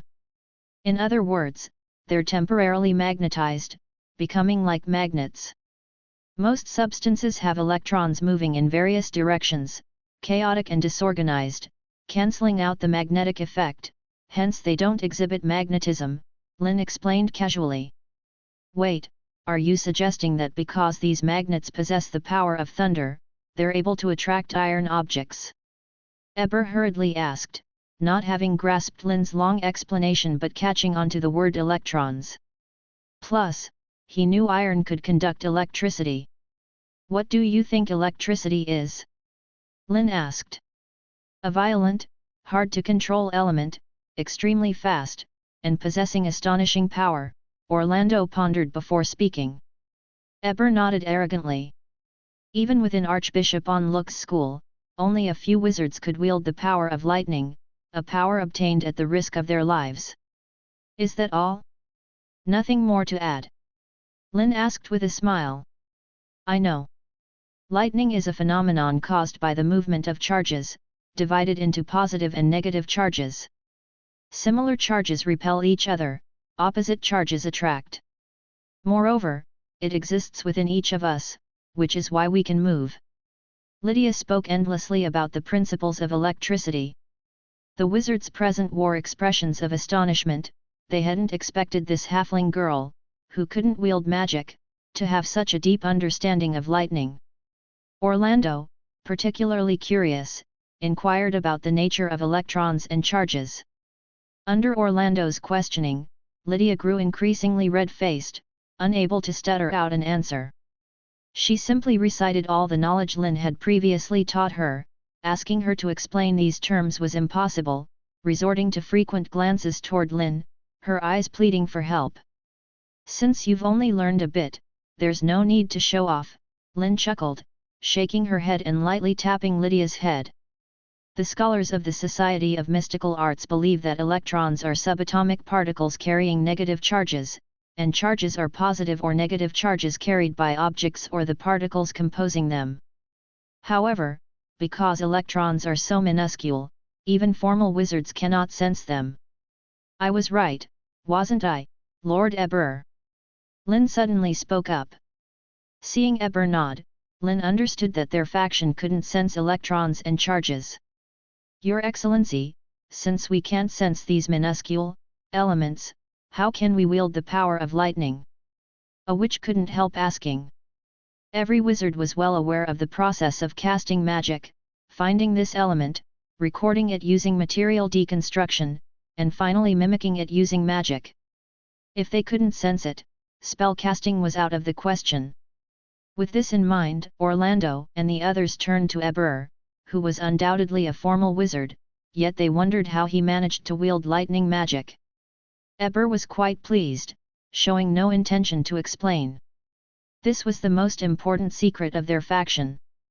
But soon, he heard Lynn, who was nearby, speaking again.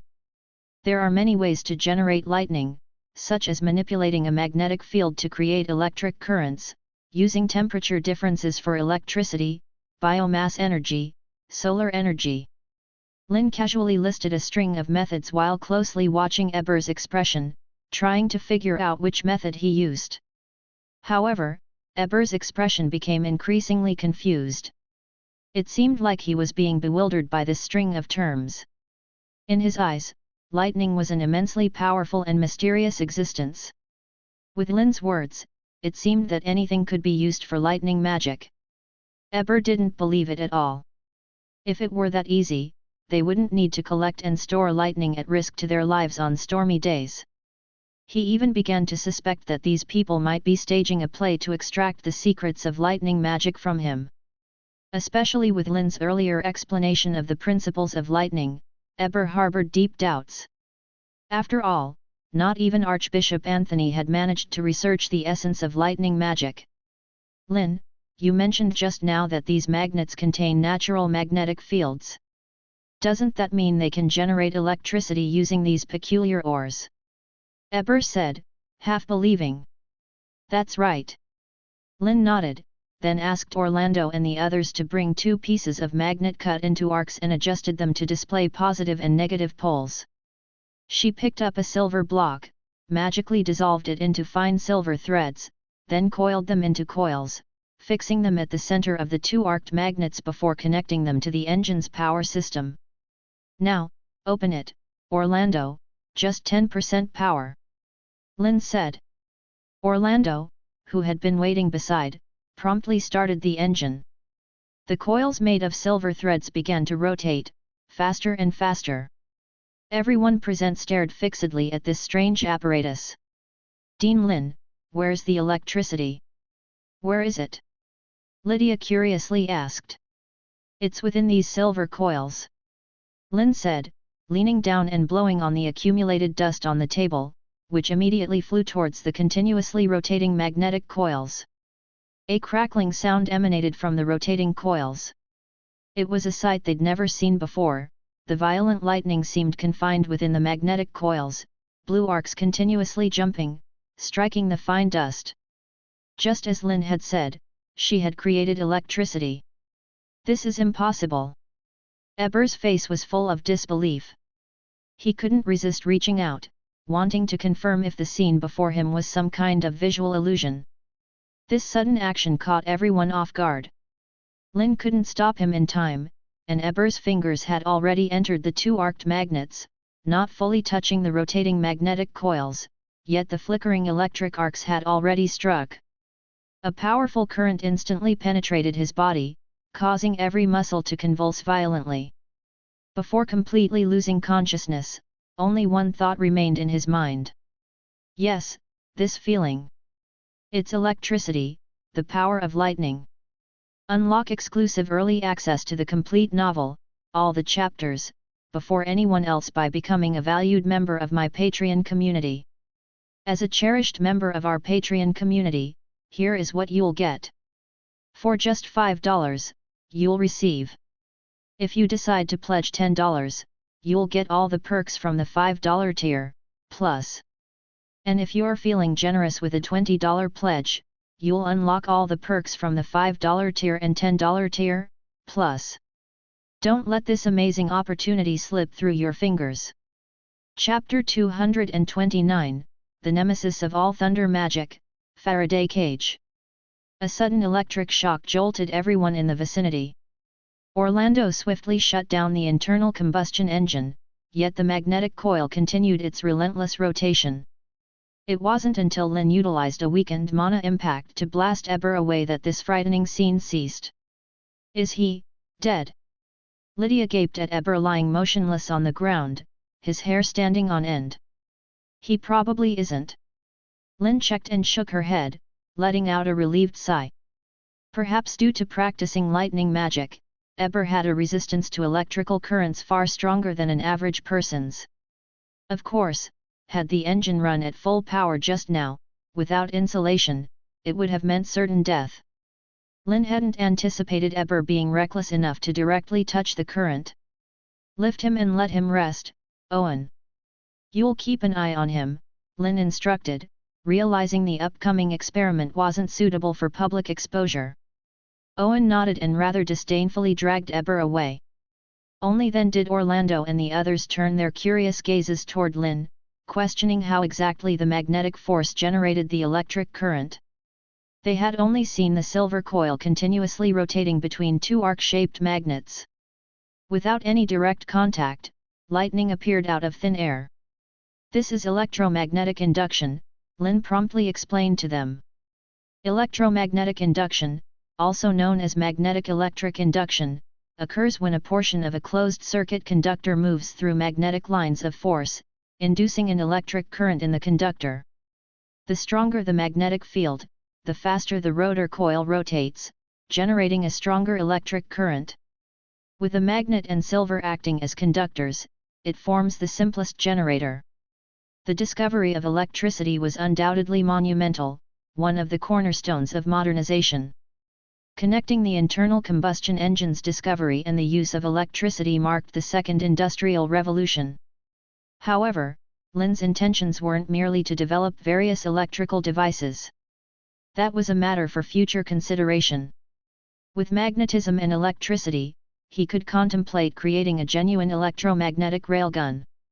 In truth, its principle wasn't overly complex. Pass an electric current through a conductor placed in a magnetic field, and it moves forward due to the magnetic field induction effect.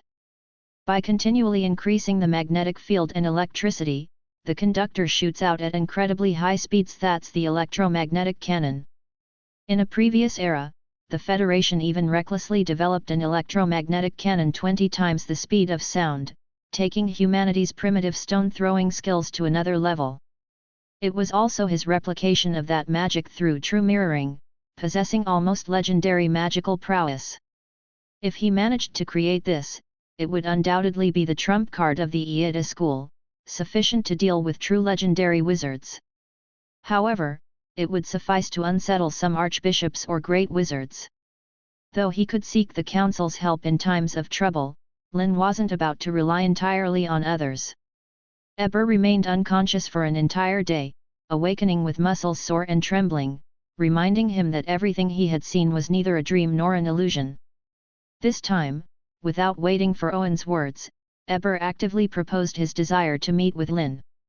Lynn, concerning your insights into thunder magic that we discussed, I need to consult Archbishop Anthony before deciding. If everything goes well, he should grant you an audience, Eber earnestly stated, pausing before adding, you could send someone along with me.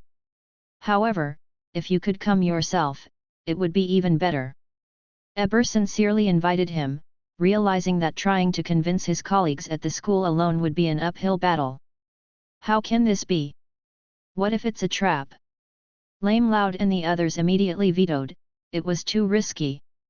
You have a point, a strange wizard's sudden visit might provoke hostility, Lynn nodded, then suddenly chuckled. So, why not you go in my stead, Lame Loud? He had entrusted his magic to the ring that rested in Lame Loud's hand, making it only fair for him to stand in. What? Lame Loud was utterly dumbfounded, staring at Lynn stuttering, this. Wasn't this too much? Going alone to another wizard school's headquarters, facing a high wizard, even if it was for negotiations, left Lame Loud feeling anxious. Eber furrowed his brow. Having a non-magical commoner accompany him might reduce some criticism, but it wouldn't serve any purpose. I'll prepare a gift that should prove your words. A device to generate electric currents, perhaps.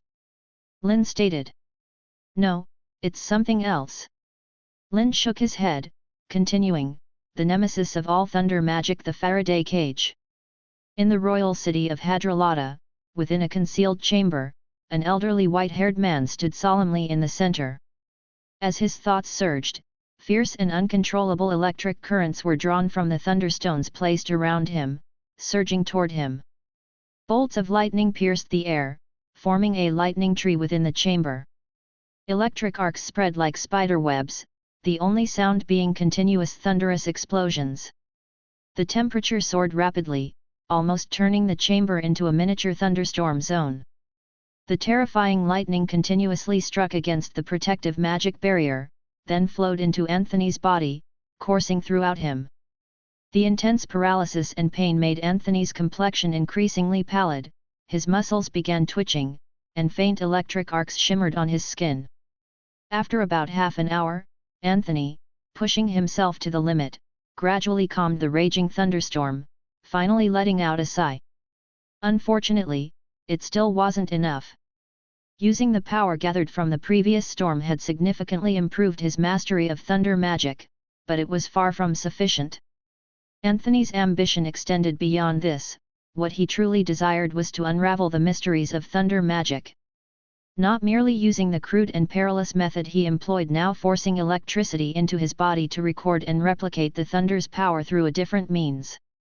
This was crucial, especially considering that the archwizard stationed in the kingdom was a sixth circle practitioner. The only way to potentially overcome him was through this powerful and unique thunder-based magic. Otherwise, his Magic Kingdom plan would be no more than a castle in the air.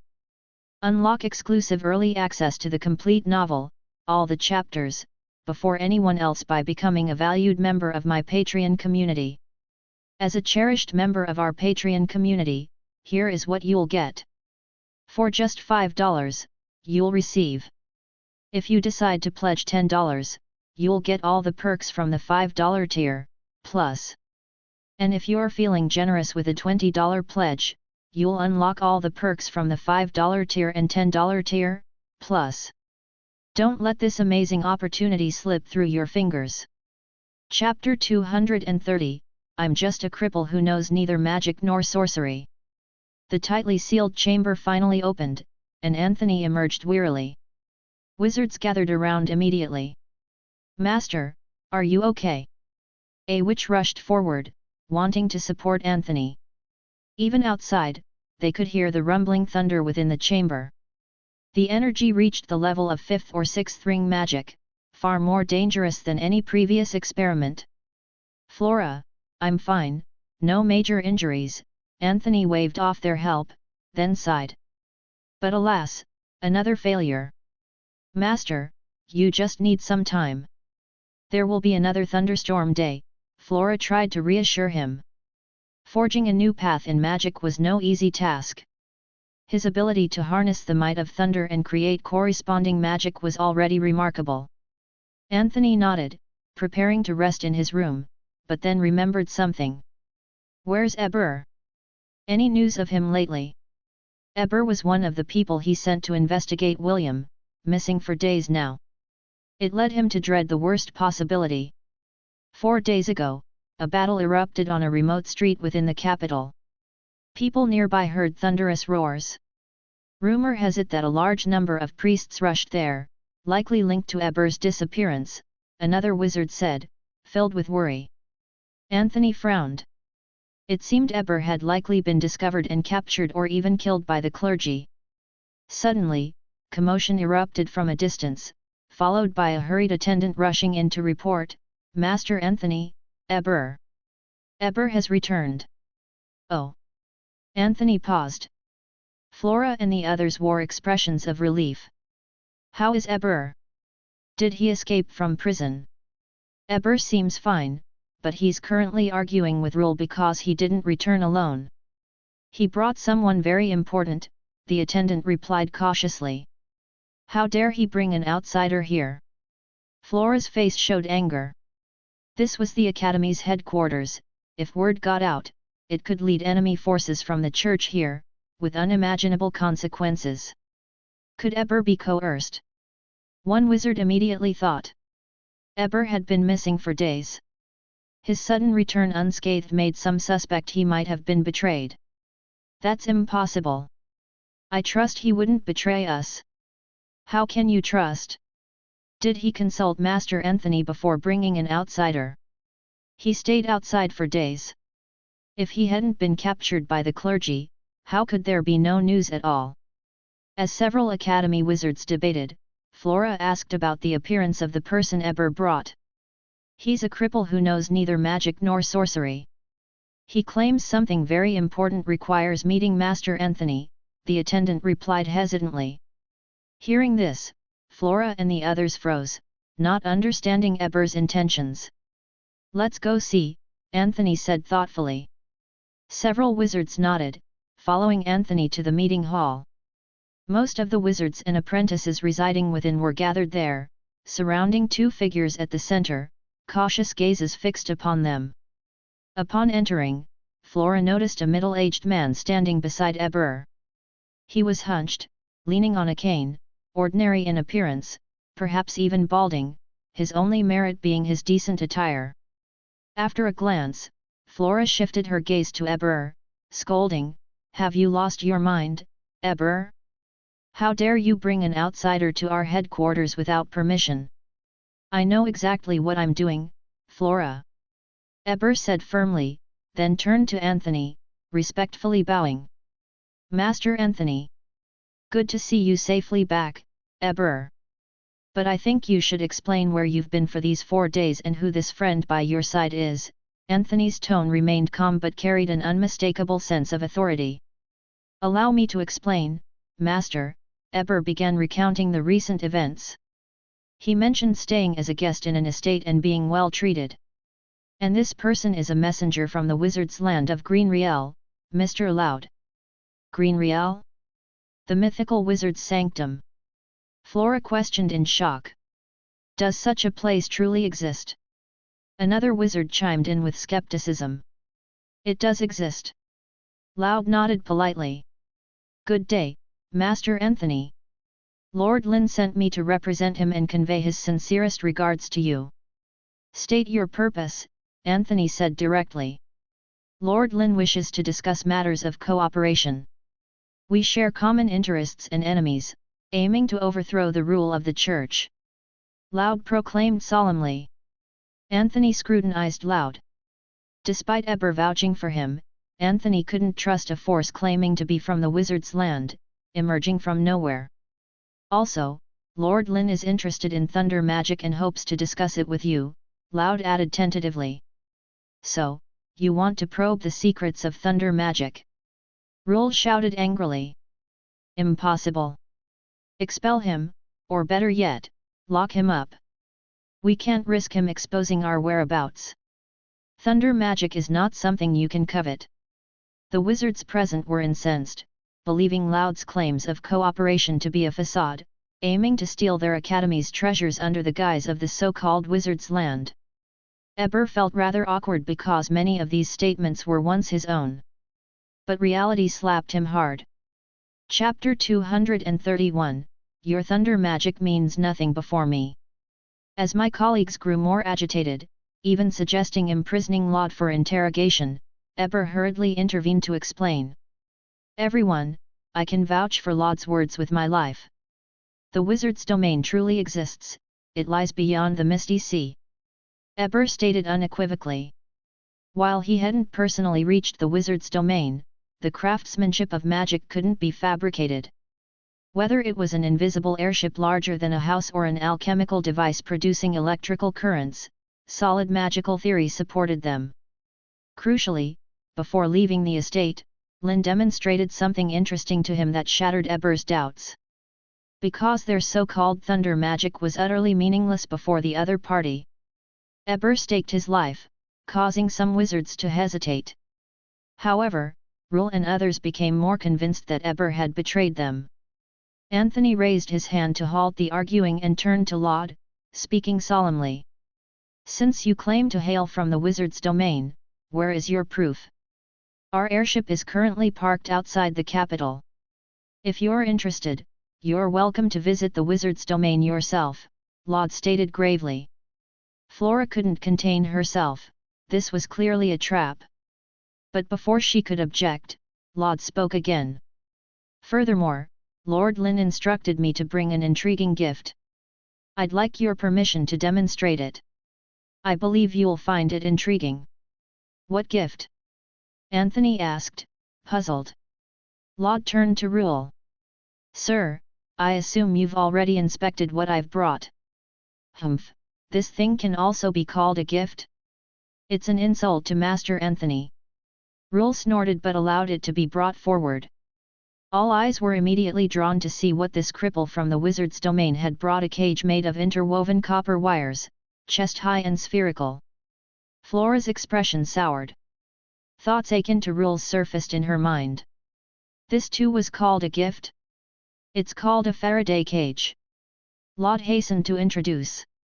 "It's a magical device, the bane of all thunder magic. Of course, as I'm not a wizard, I can't perform corresponding magic. So, I can only demonstrate using this cage. According to Lord Lynn, their principles are the same. No matter how powerful the thunder and lightning, they cannot breach its protection." Laud's arrogant words ignited everyone. They stood up, glaring at Laud with eyes practically spewing flames. "Absurd! This is seeking death. Daring to defile our school's treasures, insulting the great thunder magic created by Master Anthony." Rule rebuked sharply. He had thoroughly inspected it. It was merely a copper-made cage devoid of any magical aura. To think, powerful thunderstorms contained temperatures capable of melting steel, and copper conducted electricity. Anyone standing within would be charred by the immense current. Flora chuckled, astonished by someone's profound ignorance. But more than that, she was incensed. Each of them had endured hundreds of lightning strikes to learn thunder magic. Many colleagues fell in the pursuit of mastering its immense power.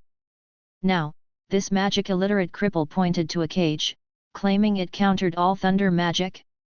Even Anthony's face displayed a hint of anger. Thunder magic was the culmination of his life's research. No one would be allowed to defile it. Surrounded by a group of wizards capable of ending his life at any moment, Laud felt immense pressure. In truth, he didn't want to act so arrogantly. But Lord Lynn had specifically instructed him to suppress their arrogance, to assert dominance in their future cooperation. However, considering the current situation, Laud began to doubt if he had gone too far. Despite a slight regret, Laud straightened his back, refusing to be intimidated by the almost tangible malice. After all, he represented the A.K.A. school and even the entire wizard's domain. He couldn't afford to falter. Everyone, I've already tested it. Even an ordinary person without magic, with the Faraday cage, can resist all the thunder magic I possess, Eber sighed. Only after Lynn demonstrated the Faraday cage's effect did Eber truly understand why Lynn sent the magic-illiterate Laud. It was a message, indicating that once one knew how to counter it, their thunder magic wasn't as formidable. It couldn't even kill an ordinary person, let alone the wizards capable of constructing the Faraday cage. Do you even know what you're saying, Eber? Rule charged forward, grabbing Eber's collar tightly, roaring. The truth will prove everything, Rule. Eber shook his head. If you doubt this, feel free to try it yourself, Laud interjected, walking straight into the copper cage. But he added quickly, of course, only using thunder magic. If you seek death yourself, don't blame me. Rule released Eber, infuriated, and stepped up to the Faraday cage, raising his hand toward Laud and sighed. Lightning. Storm. Rule cast a triple ring spell. A dazzling lightning burst forth from his fingertips, transforming into robust thunder serpents, crashing onto the Faraday cage. Accompanied by intense thunderclaps, terrifying arcs jumped and shimmered outside the copper cage. Powerful currents flowed through every part of the Faraday cage. Flora and others stared fixedly at Laud inside the cage, eager to witness this cripple, who dared mock their school's honor, be charred by the thunder. However, reality defied their expectations. Laud stood in the center of the cage, even arrogantly placing both feet on the copper structure without any protection. Despite thunderous explosions around him, there wasn't a trace of concern on his face. Chapter 232, Vanishing Amidst Thunder. Divine Punishment. Thunderous Judgment. This is impossible. Watching Laud standing within the cage, untouched by the thunder and lightning shroud, Rule's face displayed an incredulous expression. He even began to doubt if he was seeing an illusion. However, Rule quickly regained his senses, speaking fiercely, "Phase, it seems this thing has some tricks, everyone, come on." He absolutely didn't believe in any so-called nemesis of thunder. Perhaps his earlier inspection wasn't thorough. This so-called Faraday cage might have been enchanted with some magical spell.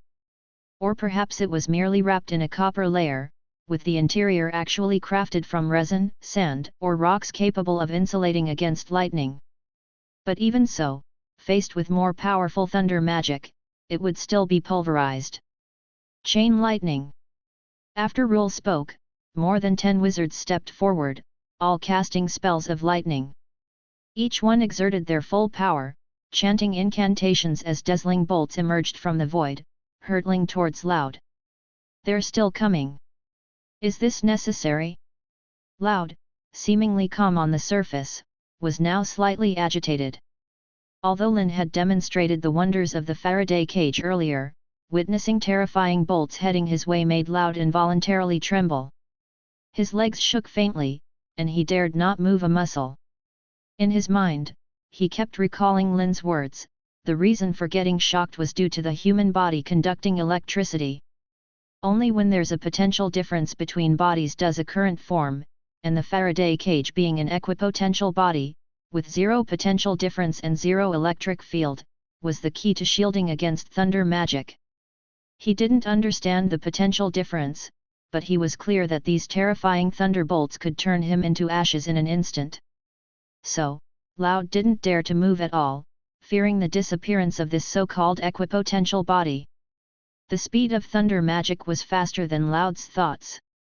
The chain lightning released by the group of wizards struck the Faraday cage swiftly.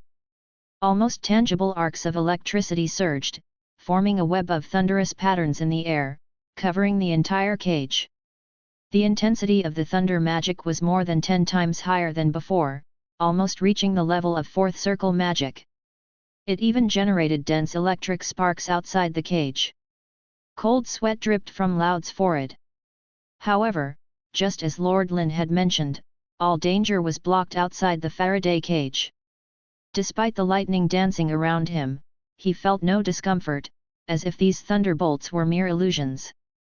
The only sensation was a refreshing breeze blowing toward him, something Loud didn't comprehend as an electron wind, a flow emanating from the negative pole. What a pleasant wind! Loud couldn't help but sigh aloud, and like the last straw that broke the camel's back, this made Faze and others, who had intensified the current, completely dumbfounded. Inside and outside the cage, completely covered by thunder, they could see the sparkling electric flashes around Loud, yet he emitted a sigh of comfort. How could they accept this? Rule stood there, utterly stunned, his expression extremely unsightly. He couldn't accept that despite risking his life and wielding the power of thunder, he couldn't even kill a non-magical cripple. Could this so-called Faraday cage truly be the nemesis of thunder magic? Impossible, this must be an illusion. Rule shouted frantically. Perhaps the other party was an incredibly powerful illusionist, deceiving their senses and redirecting the thunder elsewhere using some magic. Yes, it must be this way. Thinking so, Rule cast a mage shield on himself and then reached out to touch the Faraday cage. Don't touch it, Rule. Eber, who had a similar experience before, urgently tried to stop him. However, Rule became even more determined in his thoughts. He had to expose this deception and directly pressed his hand against it. The rampaging thunder immediately seemed to find its target near the Faraday cage. Before Rule could get close, a lightning bolt as thick as an arm struck, sending him flying from the thunder's impact. This is real, not an illusion, was the only thought in Rule's mind. Rule! Faze and the others exclaimed in shock, quickly rushing forward to check Rule's condition. Just from the residual effects of the thunder, the mage shield was directly shattered, Rule's outstretched arm already charred black. Horrifying lightning patterns crawled across his neck, half of his face, leaving him lying on the ground, his fate uncertain. The people present were somewhat at a loss. Anthony, who had been observing, finally spoke up. Everyone, step back. Faze and the others' faces regained hope, glaring fiercely at Loud, who looked innocent inside the cage. Just because these formal wizards couldn't do it didn't mean their teacher, the founder of thunder magic, couldn't break this damned Faraday cage. Since you claim it's the bane of all thunder, then try this. Anthony's expression turned serious. With immense magical power surging around him, amidst his flying hair, sporadic sparks of lightning flashed within the entire conference hall. With incantations echoing, faint lightning seemed to flicker between Anthony's eyes. His entire being grew more concentrated, an overwhelming pressure choking everyone present. Loud felt as though facing a formidable enemy, gritting his teeth to avoid kneeling down. Not because he felt ashamed, but because he feared that his act of kneeling would create the so-called potential difference, sealing his fate. Faze and the others, as wizards, felt a sense of impending doom. Even though Anthony's target wasn't them, the wizards present instinctively erected protective spells. Magic barrier, protective force field, mage shield. One after another, magical barriers emerged in the air, making Loud's scalp tingle with regret. He should never have come here. Vanish in the thunder, divine punishment, thunderous judgment. As Anthony raised his hand, a purple thunder enveloped the Faraday cage, converging above it and transforming into a colossal thunder pillar, crashing down. The purple thunder arrived in an instant, leaving only dazzling lightning and a violent rumble between heaven and earth. The power of sixth circle magic was undoubtedly terrifying. The entire Faraday cage trembled violently, the violent current washing over the copper wire-made cage, causing the ground's bricks to crack layer by layer.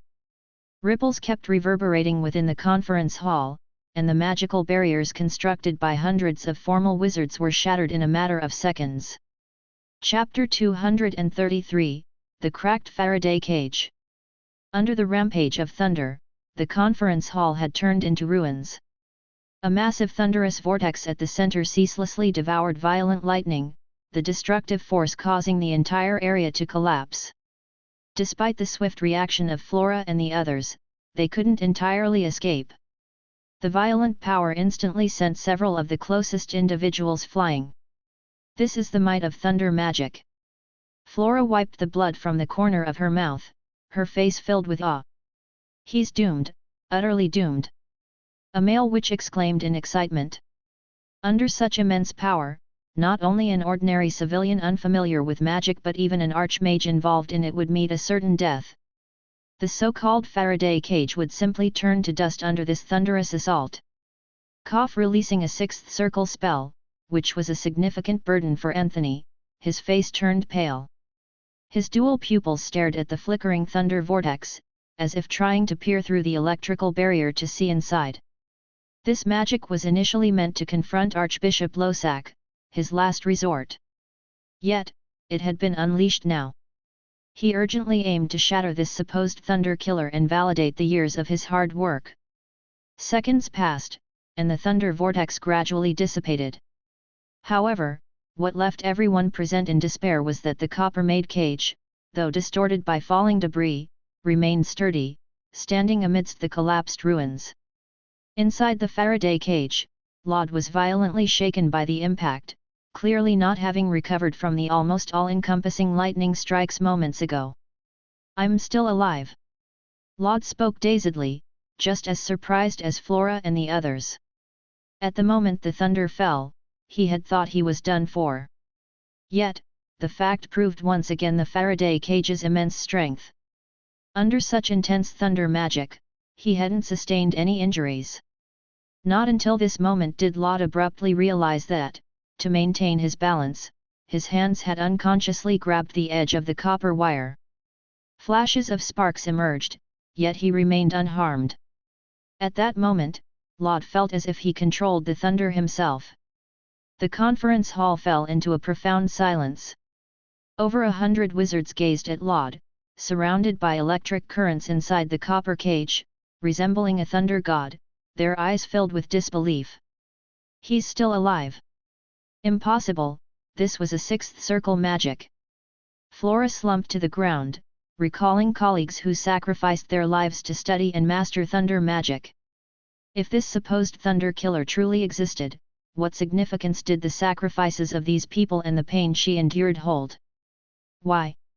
Anthony's body trembled violently.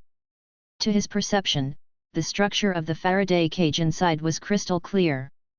There was no life magic at play. It was just an ordinary cage, yet it effectively blocked his most potent thunder magic. "Thunder killer," Anthony murmured softly. It felt like he had aged 10 years. His thunder magic, researched for half his life, had such a fatal flaw. Naturally, an enemy wouldn't battle carrying a cage.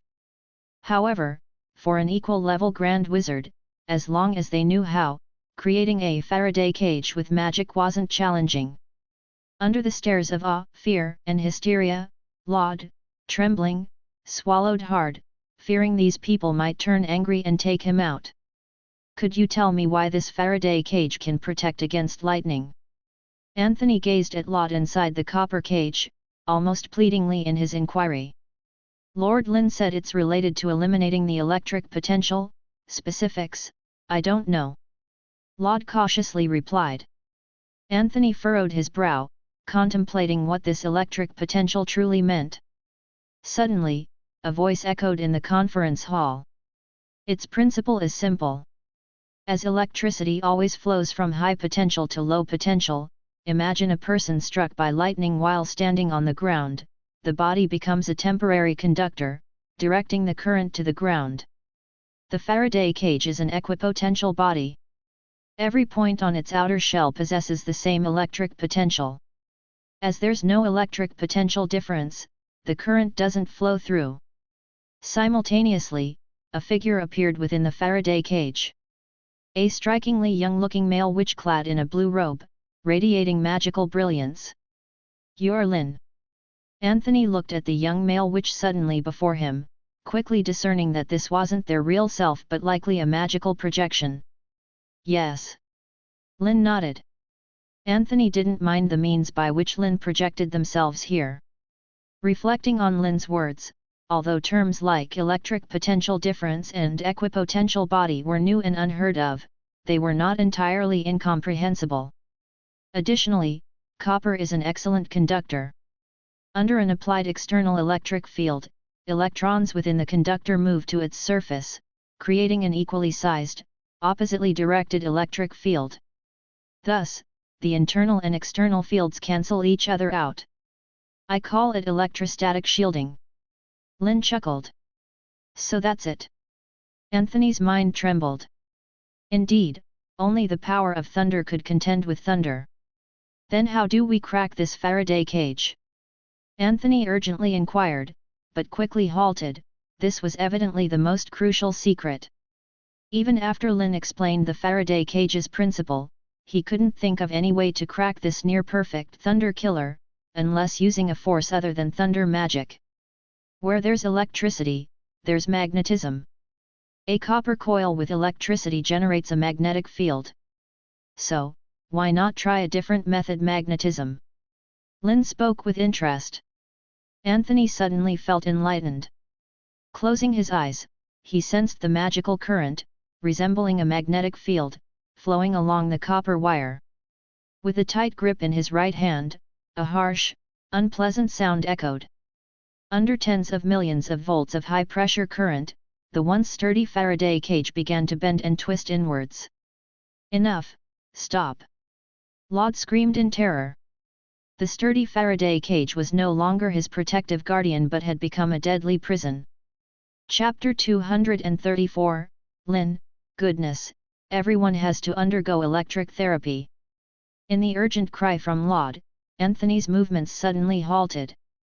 At this moment, the Faraday cage was already in ruins, turning into a spiked sphere that caved inward, its surface electric shield completely destroyed. Had Anthony not been restraining the electricity with a magnetic field, Laud inside the cage would have been electrocuted long ago. Lightning and magnetism. The old wizard with white hair looked at the destroyed Faraday cage, his expression somewhat dazed. One moment, it was the bane of thunder, and the next, because of the electrically generated magnetic field, it became a true prison. Anthony finally realized that it wasn't a massive flaw in the thunder magic he'd studied but his own shallow understanding and research, merely scratching the surface. The shift in the strength of spells happens in an instant. This affirmed the saying that for wizards, knowledge is power. "Ha ha ha, so that's it, so that's it!" Anthony exclaimed, thrilled and excited, his face filled with enthusiasm, almost akin to the feeling of mastering thunder for the first time. Though the group of wizards present didn't entirely grasp Lynn's lengthy discourse, they witnessed one fact: the cursed lightning antagonist had been breached. Risking their lives to study lightning magic wasn't futile. This revived the spirits of those who had lost heart, like Flora, and they secretly noted the magnetic force's ability to break Faraday's cage. Lynn didn't mind divulging the principles and methods to counter this lightning antagonist. After all, the use for making Faraday cages wasn't limited to just metallic elements. If someone were to apply this method against him, they'd suffer greatly. "Thank you very much for your guidance, Mr. Lynn." After experiencing the initial excitement and exhilaration, Anthony quickly regained composure, addressing the young wizard before him with a slight bow. About electric potential and magnetic fields, I have many more questions. If you're willing, I hope you can stay here for a few more days. I would like to seek your guidance. Teacher! Flora and others exclaimed in astonishment. For those born in the kingdom of Hadrolata, Grand Wizard Anthony was the most powerful and wise person in their eyes.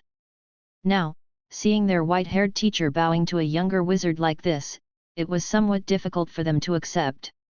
However, Anthony didn't mind. Having lived for so long, notions of prestige had long been put aside. If he couldn't break through the legendary, he would probably pass away within 10 years. Apart from his dream of establishing a magical kingdom, what he ardently desired was to glimpse the secrets of thunder magic. He urgently wanted to know what thunder truly was, how it formed, and why it existed. And this young wizard before him was the only one possibly able to answer these questions.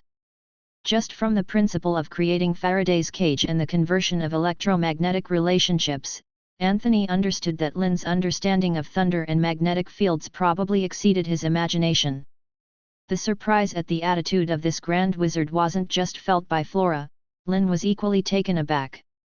Although in the land of wizards, many higher-level wizards were willing to set aside their status and discuss magical theories on an equal footing, Lynn had never encountered someone like Anthony, who directly asked for guidance and learning in such a manner. This was his first time. After all, he looked too young. In a community where accumulating knowledge showcased power, it inevitably raised some doubts. That was why he often appeared in the guise of other scientific geniuses, conducting misleading conversations. Lynn pondered for a while and then spoke, "Of course, no problem. But this is just one of my avatars. My time here is limited. If you're interested, why not join the Society of Mystical Arts? We can delve deeper into the realm of magic." As he spoke, Lynn tossed over the prepared ring of mystics, accurately landing it in Anthony's hand. The Society of Mystical Arts. Anthony looked at the ring engraved with peculiar runes. You can perceive it as an academic organization dedicated to exploring the true essence of magic. This ring serves as a token and a key to enter the magical realm. Tomorrow midnight is the time. Lynn casually explained, then paused for a moment before speaking again. I have a question I'd like you to answer. Logically, you should not be able to sense the existence of charges, so how do you harness lightning? This had been a perplexing question for Lynn all along. Initially, he thought it was related to magnetic fields, as in magnetic induction, given that the kingdom of Hadrolata possessed a large magnetite mine. But Eber seemed extremely limited in understanding magnetic induction, even reacting astonishingly to magnetic generators, so his speculation was undoubtedly wrong. Our method is to weaken the power of thunder and conduct it into the body, allowing the body's magic to gradually become familiar with this peculiar force until it can mimic thunder using magic. Anthony straightforwardly explained. This process was incredibly lengthy, depending on each person's innate talents. It usually required enduring hundreds or even thousands of electric shocks. Not everyone could master this, and up till now, over 10 wizards had died from excessively powerful currents. Listening to Anthony's explanation, Lynn's expression became rather peculiar. Goodness, everyone has to undergo electric therapy, hey? Quite courageous. No wonder why Eber could physically withstand the shocks and bounce back after half a day's rest. He had simply become accustomed to it. After speaking, Anthony looked toward Lynn, awaiting his evaluation. Well, it's a unique method. It took Lynn quite a while to squeeze out that sentence. Of course, this statement held no mocking intention. Anthony essentially reversed the use of magical characteristics, allowing formal wizards who couldn't perceive charges or magnetic fields to advance in utilizing the power of thunder magic. It was indeed a shortcut to acquiring power. Thinking this, Lynn glanced at the meeting hall, now destroyed by the previous thunder magic, and at the unconscious rule on the ground before speaking. I believe you still have some trouble to deal with. Thus, today's meeting concludes here. It's time for us to go, Lord. As his words fell, the magical projection dissolved into a faint light and disappeared before everyone. Lord, pretending to adjust his robe, bowed to the crowd as a sign and then took his leave. Chapter 235, This is the true essence of thunder magic. After Loud took his leave, Flora and the others breathed a sigh of relief. Everything that had happened seemed to them like an unreal dream. Teacher, what should we do now? A male wizard asked anxiously. If they truly come from the land of wizards and have a good understanding of thunder magic, that's not necessarily a bad thing, Anthony said solemnly. In fact, the kingdom of Hadralata had more than just their wizard faction. However, those people were insignificant. If they were abruptly brought into his plans, it might just cause chaos. But it didn't mean they didn't need allies. The influence of the Holy See was deeply rooted in the kingdom, and wizards remained in an absolutely disadvantaged position. Without the tacit approval of a certain someone, they couldn't openly hide under the nose of the Holy See. The legendary land of wizards. Flora murmured softly. She had heard rumors about the land of wizards, but she had always thought it was just some fantasy of wizards. How is Rule? Anthony turned and asked. After examining Rule's condition, a potion master shook his head and sighed. He's severely injured. His right hand is probably useless, needing quite some time to recover. But thankfully, his life has been preserved. As long as he's alive, Anthony nodded. Losing the right hand wasn't a big deal, he knew of at least 3 potions that could regenerate severed limbs. Of course, each was quite expensive. Flora, take care of things here. Eber, come with me, Anthony said again. He was intrigued by Eber's experiences these past days, especially the internal combustion engine and that alchemical device capable of generating electricity. Meanwhile, Flora and the others began cleaning up the meeting room, now turned into ruins. Fortunately, when they cast the spell earlier, Anthony had already activated a protective magic covering the entire residence. Otherwise, such a powerful energy fluctuation might have attracted the Holy See's personnel long ago. A day passed in the blink of an eye. When the group of wizards finished cleaning the last falling debris, midnight had arrived. Anthony, accompanied by Flora and others, returned to the secret chamber and solemnly wore the ring on the ring finger of his right hand. Take care of the protection in the residence. Wake me up if there's a major crisis. After Anthony's serious instructions, he activated the magic on the ring. The next moment, he found his consciousness split. Before him was a void, no discernible direction, surrounded by endless darkness. Only scattered specks of light shone in the distance, one of them particularly brilliant. This light wasn't like a candle, it seemed to penetrate vast distances. And it felt like he was rapidly moving through this void and darkness. When he got closer, Anthony discovered that the exceptionally bright light was an immensely colossal fireball. He couldn't find words to describe the enormity and grandeur of this fireball. It resembled a forge of hell, with flames forming immense waves on its surface. What is that? Anthony murmured. That's a star shining in the universe, our sun above our heads. Lynn's figure appeared before Anthony. He glanced around and spoke with a smile. What about those? Anthony surveyed the numerous dots in the distance, already having a guess in mind. They are also stars, just too far away, so their light appears dim, Lynn casually replied. And this is beyond space and time. You can understand it as a cosmic projection created by the Arcane Society. We've inscribed the natural laws we've discovered here. When it's fully perfected, perhaps this place will become a second real universe. Lynn spoke with emotion. Initially cautious, only after witnessing August projecting the Doomsday domain into the real world, did this idea sprout in his mind. A cosmic projection. Anthony's mind trembled. Though he had tried to estimate the Arcane Society's capabilities, their actions still exceeded his expectations by far. A projection of an entire universe. What audacity! What precise and elaborate magical theories would be needed to support this? Anthony couldn't even begin to imagine. So, is the Arcane Society the leader of the land of wizards? Anthony pondered aloud. In his view, only such a wizard sanctuary could have such grand ambitions. No, the Arcane Society is merely an academic research organization. It exists in the land of wizards, in the empire of Seekas, and even beyond the empire.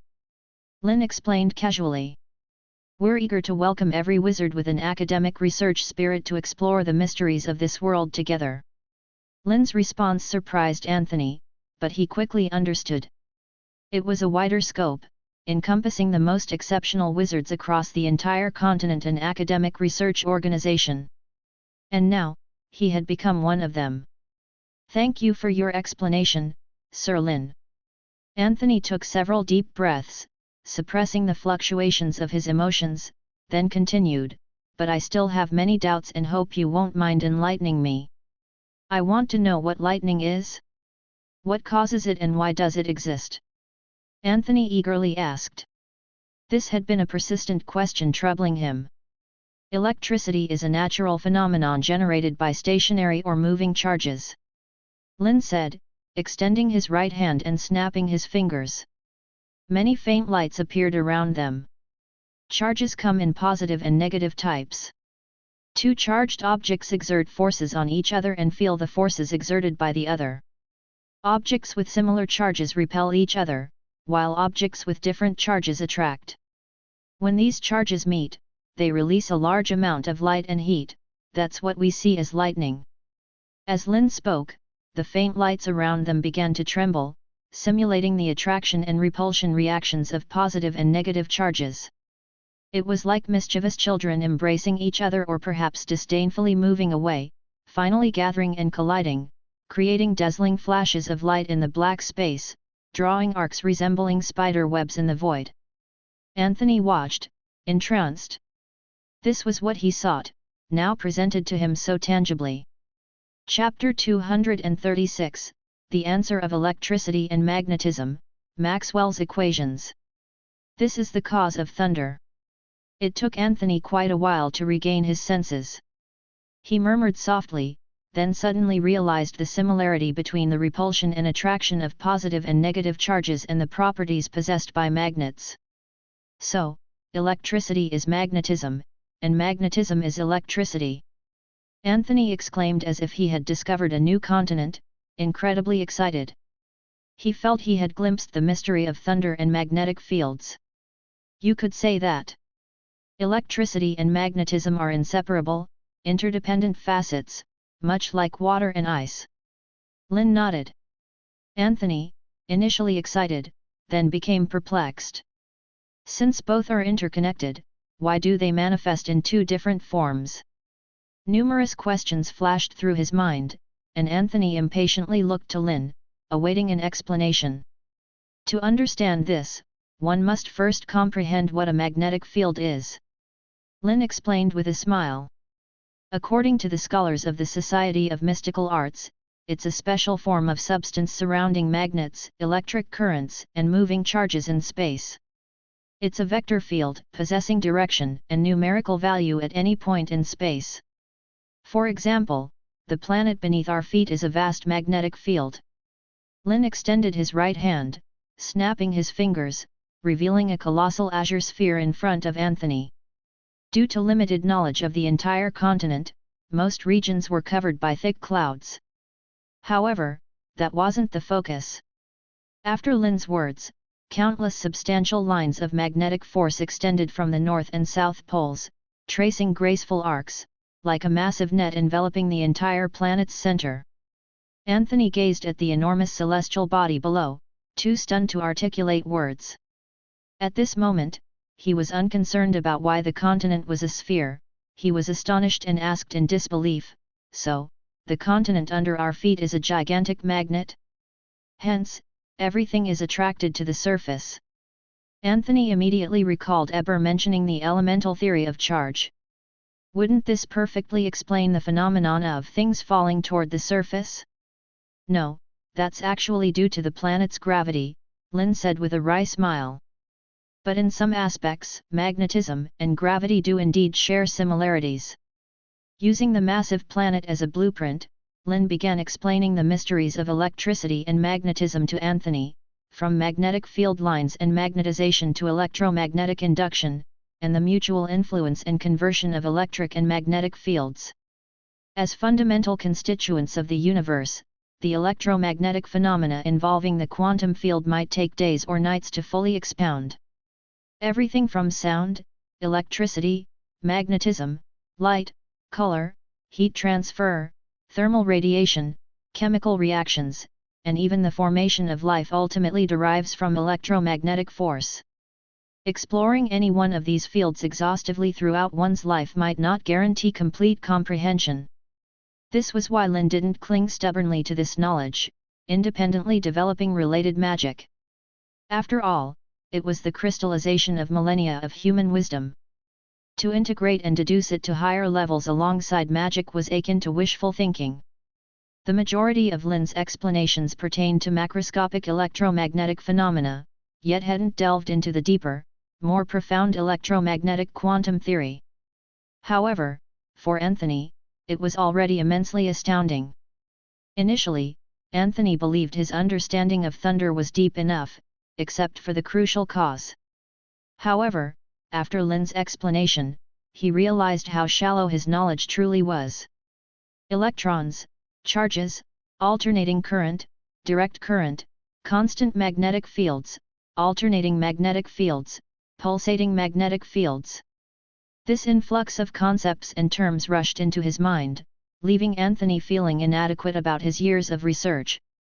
Despite creating potent thunder magic, discovering the phenomenon of electricity generating magnetism, and even inventing runic symbols to manipulate electromagnetism, his understanding of lightning was superficial. Lord Lynn, I wonder whose research or findings these theories stem from in the realm of electromagnetics? Anthony asked, genuinely curious. The development of electromagnetics isn't the work of one or two individuals but the collective research of many scholars within the Society of Mystical Arts, Lynn explained. For instance, there's Faraday, who discovered electromagnetic induction, Ampere, who determined the direction of magnetic lines, and Maxwell, who utilized oil drop experiments to measure electron charge, among others. These stories of the pioneers, altered by Lynn to align with wizardly identity, captivated Anthony, making him yearn to join them, delving into the mysteries of electromagnetism alongside these masters. However, what surprised him was Lynn's omission of his contributions.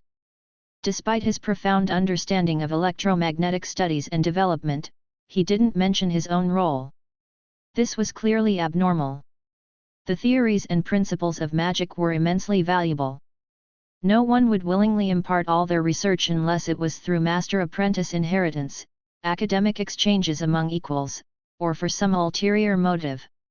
For example, while Lynn had just expounded numerous electromagnetic theories and phenomena, he avoided discussing critical points, speaking quite vaguely. Anthony could discern these as hooks. However, his thirst for knowledge had overridden his caution. Even if it was poison wrapped in candy, he wanted to taste the sweetness first. After Lynn spoke at length, stirring Anthony's emotions, he brought out his trump card. There are many theories describing electromagnetic principles, but they can all be summed up in this set of equations. As Lynn's words fell, brilliant points of light sparkled in the void, gradually converging to form four mathematical equations composed of letters and symbols. These were: Gauss's law for how charges produce electric fields, Gauss's law for no magnetic monopoles, Maxwell-Ampere's law for how current and changing electric fields produce magnetic fields, and Faraday's law of electromagnetic induction describing how changing magnetic fields produce electric fields.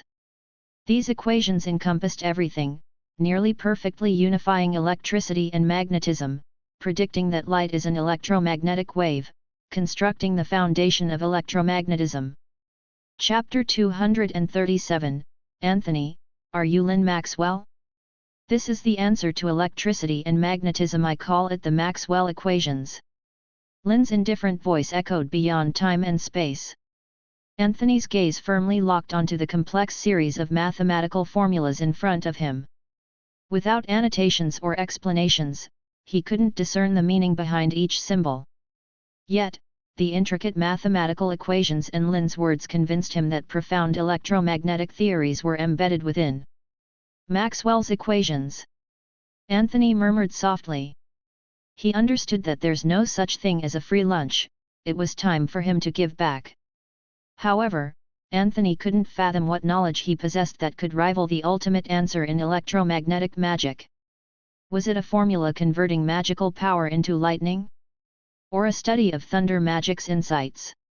Or perhaps alchemical runes that could manipulate lightning and magnetism? Anthony fell into deep confusion. How could he present something so shallow?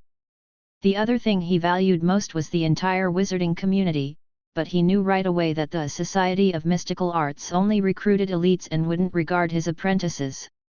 After pondering for a while, Anthony seemed to suddenly realize something. His eyes gleamed with determination as he prostrated before Lynn, his voice trembling. Your selfless guidance, I have no way to repay it. Please allow me to become your disciple and learn the mysteries of electromagnetic magic alongside you. Lynn was dumbfounded.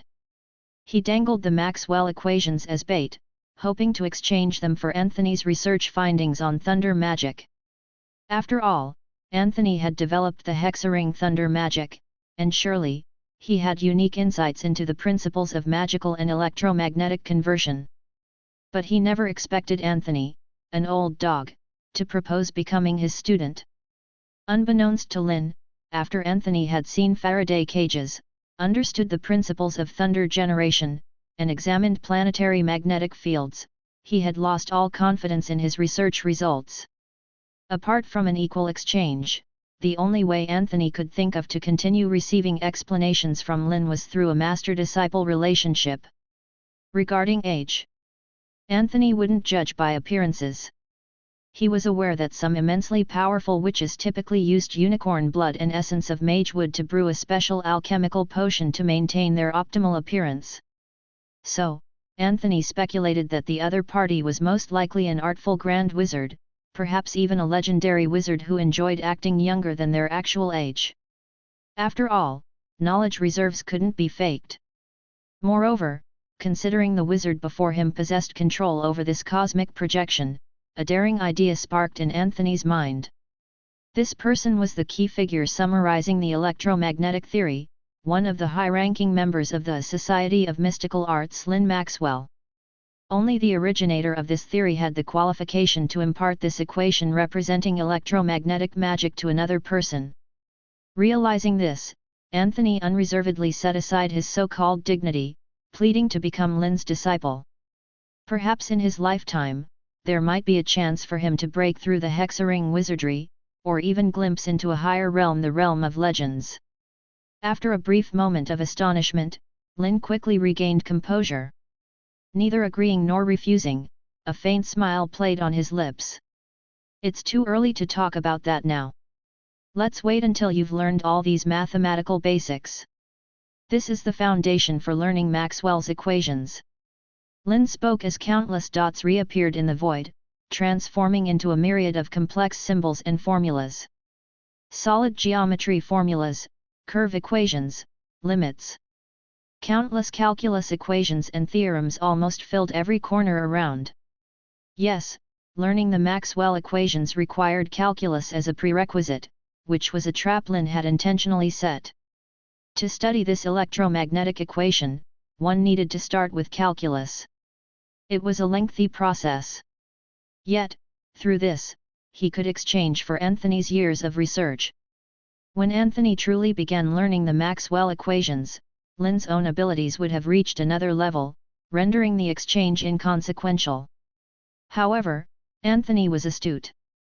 Lynn didn't mind expediting this process.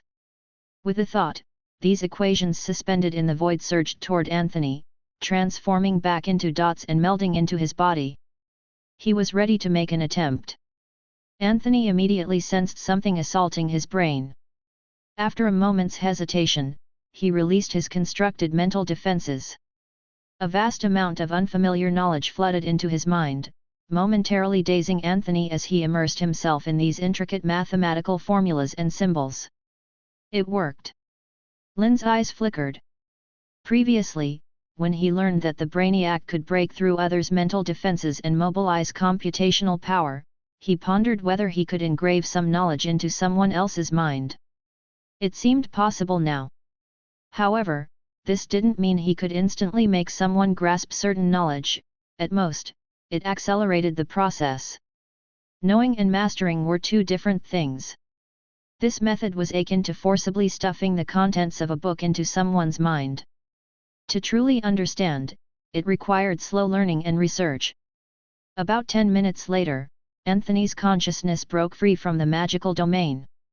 Several scholars and wizards who had been waiting nearby immediately surrounded him. "Teacher, how are you? Are you all right?" Flora asked with great concern. Shortly after activating that ring, Anthony's expression started changing drastically, and his body seemed to tremble, looking quite unwell. "I'm fine, no, I'm extremely well." Anthony stood up from his seat, his face filled with excitement. At this moment, he didn't resemble an old man with graying hair, his entire being seemed infused with new vigor. Flora and the others were taken aback by Anthony's excessive reaction. Following that, they sensed a strong surge of magical power emanating from him. Arcs of electricity began manifesting around Anthony, and metallic objects in the chamber trembled as if drawn by some force, rapidly flying toward him. Amidst intense thunderclaps, iron spoons, ornaments, sword edges began distorting and dissolving under temperatures of tens of thousands of degrees and the influence of magnetic fields. Anthony's magical energy surged, escalating continuously, surpassing his previous levels, reaching a new plateau. Chapter 238, Advanced Material Deconstruction. Inside the secret room at this moment, Flora and the others were cornered by the sudden appearance of thunder and the astonishing momentum emanating from Anthony. "A teacher, this promotion." A male witch looked at everything in horror, unable to believe what he was seeing. He knew well that his teacher, Anthony, had been stuck in the realm of the fifth circle for more than 10 years, often lamenting his age, the exhaustion of his physical and mental strength, fearing there was no hope for advancement. Unexpectedly, through a communication ring, after discussing for over an hour with that seemingly young male witch, Anthony had actually been promoted again. Anthony completely ignored the few people, wholly focused on sensing the changes in lightning and magnetic fields. In a trance, he actually sensed what Lynn had mentioned, the presence of a charge. But this thing was so peculiar, Anthony couldn't even determine if it was a fluid mass or a single element. He could vaguely sense that this thing seemed to exist somewhere, but whenever he tried to delve deeper, the charge suddenly vanished.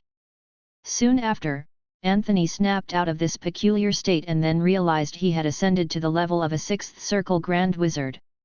However, having been just a step away before, this time, the initial contact with the mysteries of the microcosm naturally propelled him across that final step. The thunderstorm that surged within the secret room quickly calmed down.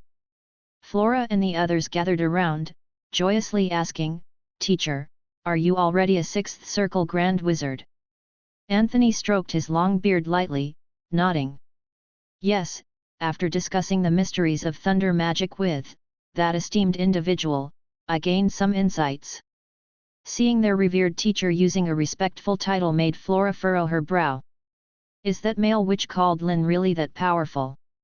"I've told you before, Flora, don't be deceived by appearances. Outward appearances are the most superficial things," Anthony said disappointedly.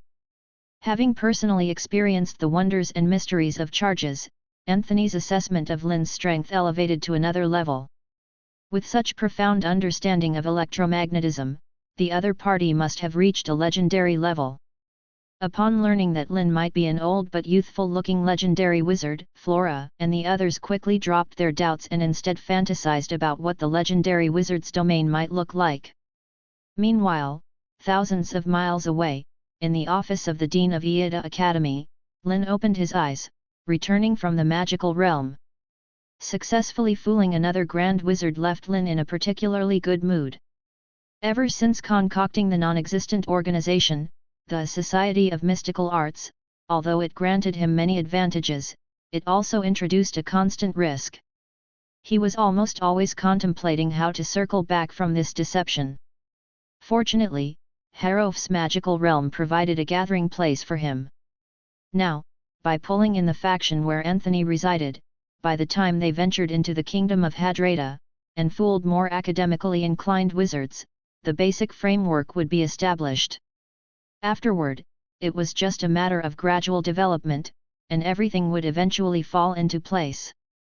With these thoughts, Lynn swiftly resumed researching the newly discovered function of the magical network, imprinting knowledge into someone's mind while subtly breaking their mental defenses.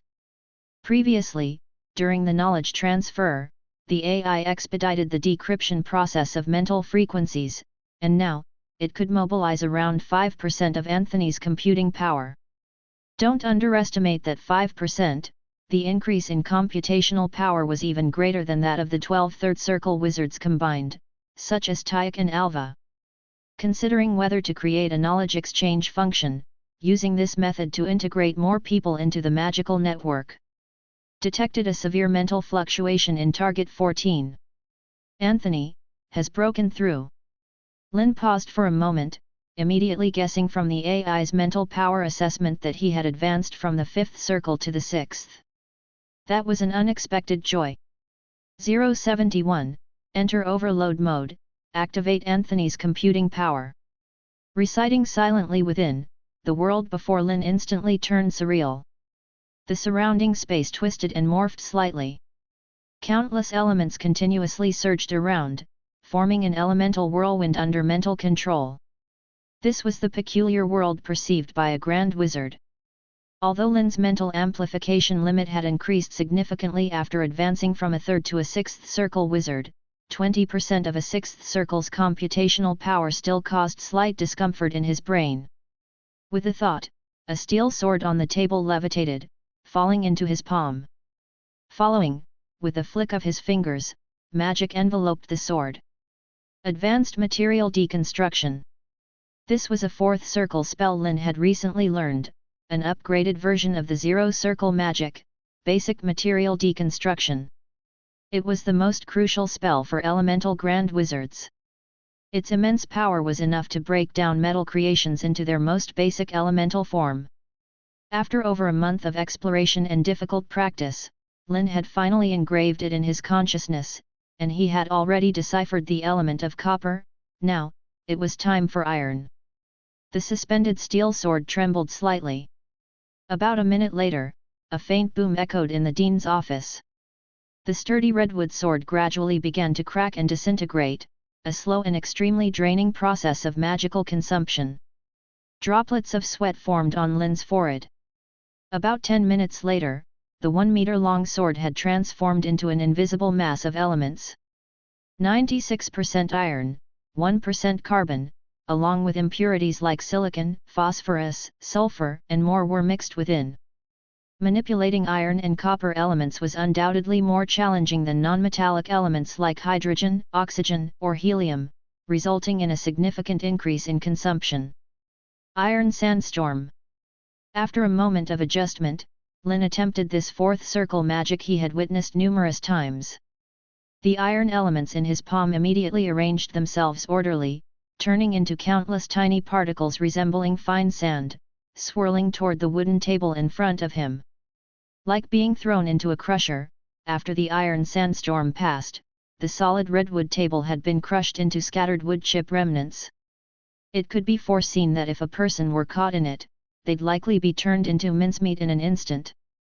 After pulverizing the redwood table, the power of the iron sandstorm didn't diminish, instead, it seemed to expand, pulling nearby chairs and tea tables into its vortex. Chapter 239, Magneto. Lynn?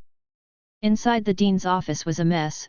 Lynn hastily ceased the magic supply, and the storm immediately dispersed, iron sand falling to the ground, creating a patter of sounds. The magic consumed was approximately 6 scales. Lynn sensed the reserve of magic within and promptly concluded. This was considering the ready availability of iron elements. However, if relying solely on magical transformation, it would probably require over 30 magic scales, a relatively standard consumption for a fourth circle spell.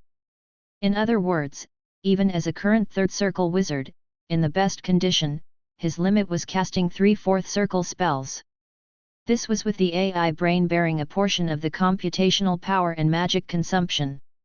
Even with his significantly higher magic reserves compared to peers, an ordinary third circle wizard, even if exhausting all magic, might not successfully cast a fourth circle spell. It's evident there's a qualitative difference between a regular wizard and a grand wizard. Shaking his head, Lynn realized that despite his rapid advancement leveraging mental fusion and the fusion elixir Eye of Death taking just about a year, he had consecutively jumped ranks to become a third circle wizard. However, this wasn't sufficient to handle the increasingly complex situation. The quickest record of promotion from a regular wizard to a grand wizard across the wizard land was 4 years. However, the record holder, August, was debunked as a fraud, his reputation shattered, rendering it useless as a reference. Luckily, Lynn had his own cheat method. Using the computational power brought by the magic net, he could accomplish many things earlier than most grand wizards, such as casting fourth circle magic or using magical transformation on metal elements. This was unprecedented in mental strengthening. In the past 3 months, Lynn's mental strength evaluation and total magic capacity had improved significantly. The crucial aspect was that once he adjusted to this state, there would be no further impediments to becoming a grand wizard. What he lacked now was accumulation, unsure if he could catch up by the time Wizardland and the Church erupted into war. Lynn quickly adjusted his mindset and began researching how to enhance the lethality of these spells. Among the magic he possessed, the most destructive was the spatial vibrations. However, without Aurora's magic support, it could only be used against enemies within a 5-meter range. Beyond that, its power diminished significantly and wouldn't pose a threat to a grand wizard. The Iron Sandstorm served as a supplement for mid-range attacks. This spell had many variations. Apart from turning into an iron sand grinder like this, it could also produce massive iron thorns, essentially manipulating iron elements. Each person's spell model and constructed spell positions had subtle differences, all in how they were used. Those compatible with metal elements like iron and copper naturally involved electricity and magnetism. If thunder magic could be mixed in, the power of the iron sandstorm could significantly increase. The sensation of being entangled in an electrified meat grinder would be quite thrilling. Subsequently, by controlling the iron sand through the electric and magnetic fields caused by the current, secondary or even tertiary strikes could be executed, making defense nearly impossible. Isn't that just Magneto? Lynn instantly recalled a character from an ancient movie and then glanced toward the corner where a small generator Cody had replicated with magnets was placed. For an official wizard incapable of sensing charges and magnetic fields, the shortcut to learning thunder magic was through electrotherapy. Lynn's expression twisted a bit. To electrify or not, this was a matter worth pondering. Compared to merely storing lightning from thunderstorms and mitigating the introduction of Eber and the others through protective magic, being able to generate electricity and control its intensity meant he wouldn't face any danger from being shocked. Under the temptation of mastering electromagnetism, Lynn hesitated for a few seconds, then used Mage Hand to lift the generator. Over the next few days, Lynn practiced magic and underwent electrotherapy. Occasionally, he entered the magic domain to explain calculus problems to Anthony, taking some hints on practicing thunder magic from him. Normally, from receiving electrotherapy to initially mastering the magic transformation of lightning, it usually took 3 to 4 months, or even more than half a year. Yet Lynn achieved it in just 4 days. Because he was shocked at least dozens of times a day, leaving him shivering all over. According to the data in the AI brain, the human body could safely withstand only 10 milliamps of current and 36 volts of safe voltage. However, after experiencing it personally, Lynn discovered that a wizard's physical constitution was robust. Coupled with the resistance brought about by the magical energy within cells, they could almost endure several hundred volts of high-voltage electricity without harm. Moreover, his resistance to electric currents was continually increasing, indicating his familiarity with this new power, as magic slowly adapted to the lightning.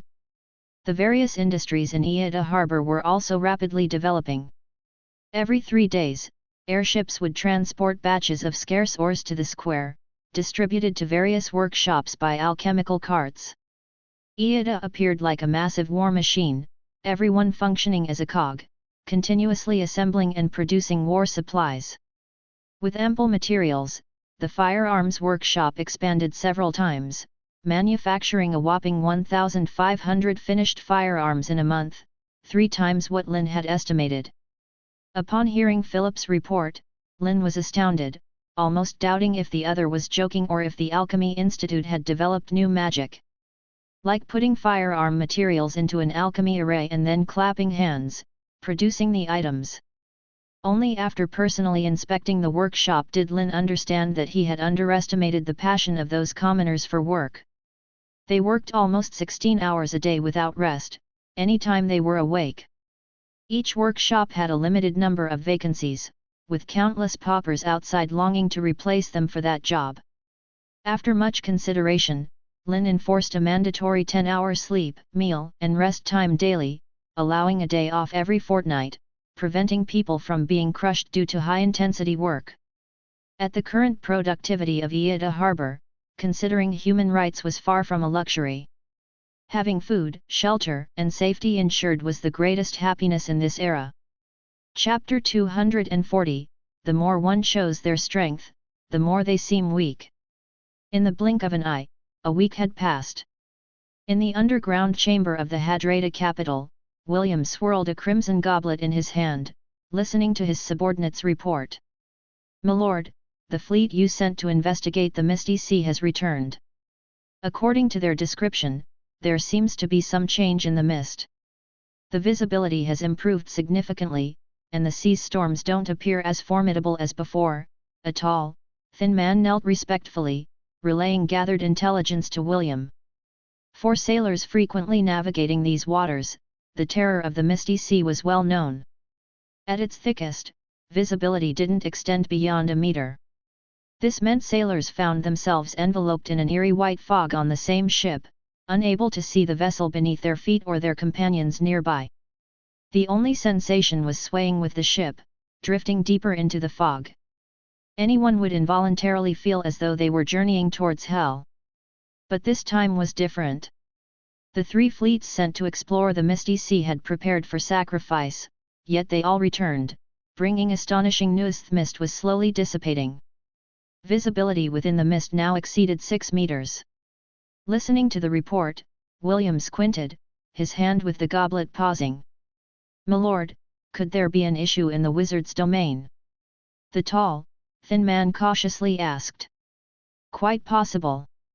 William's thoughts swirled. During this time, the sailors stranded in Iida had been gradually returned, mostly reporting rapid development in Iida harbor, singing praises. It made him question if these people were under some bizarre visual illusion or deceitful lies. Sometimes, the more one deliberately displays their might, the weaker they become. A mocking smile played at William's lips. From the sailors' descriptions, he gleaned vital information. Green Real, the wizard's city, had recently experienced internal turmoil. Lynn had gained significant achievements during that unrest, leading to her control over Iida harbor. The current condition of the Misty Sea likely correlated with that upheaval. The reports from the fleets undoubtedly confirmed this. They switched trade from sea routes to using airships, attempting to conceal it. "Milord William, what should we do now?" Cody couldn't help but ask. William's gaze flickered, yet he didn't immediately respond.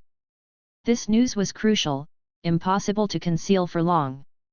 Given the vastness of the Misty Sea and its treacherous maritime conditions, almost every year, fleets would accidentally enter. If lucky to avoid delving too deep or encountering storms or the eye of death, there was a slim chance of survival. But this year was different. Since their fleets could return safely, others would likely follow suit. All it needed was an opportunity, shattering people's fear of the misty sea completely. What would transpire next, he could predict even with his eyes closed. The church would never miss a chance to eradicate these wizards. William's expression shifted.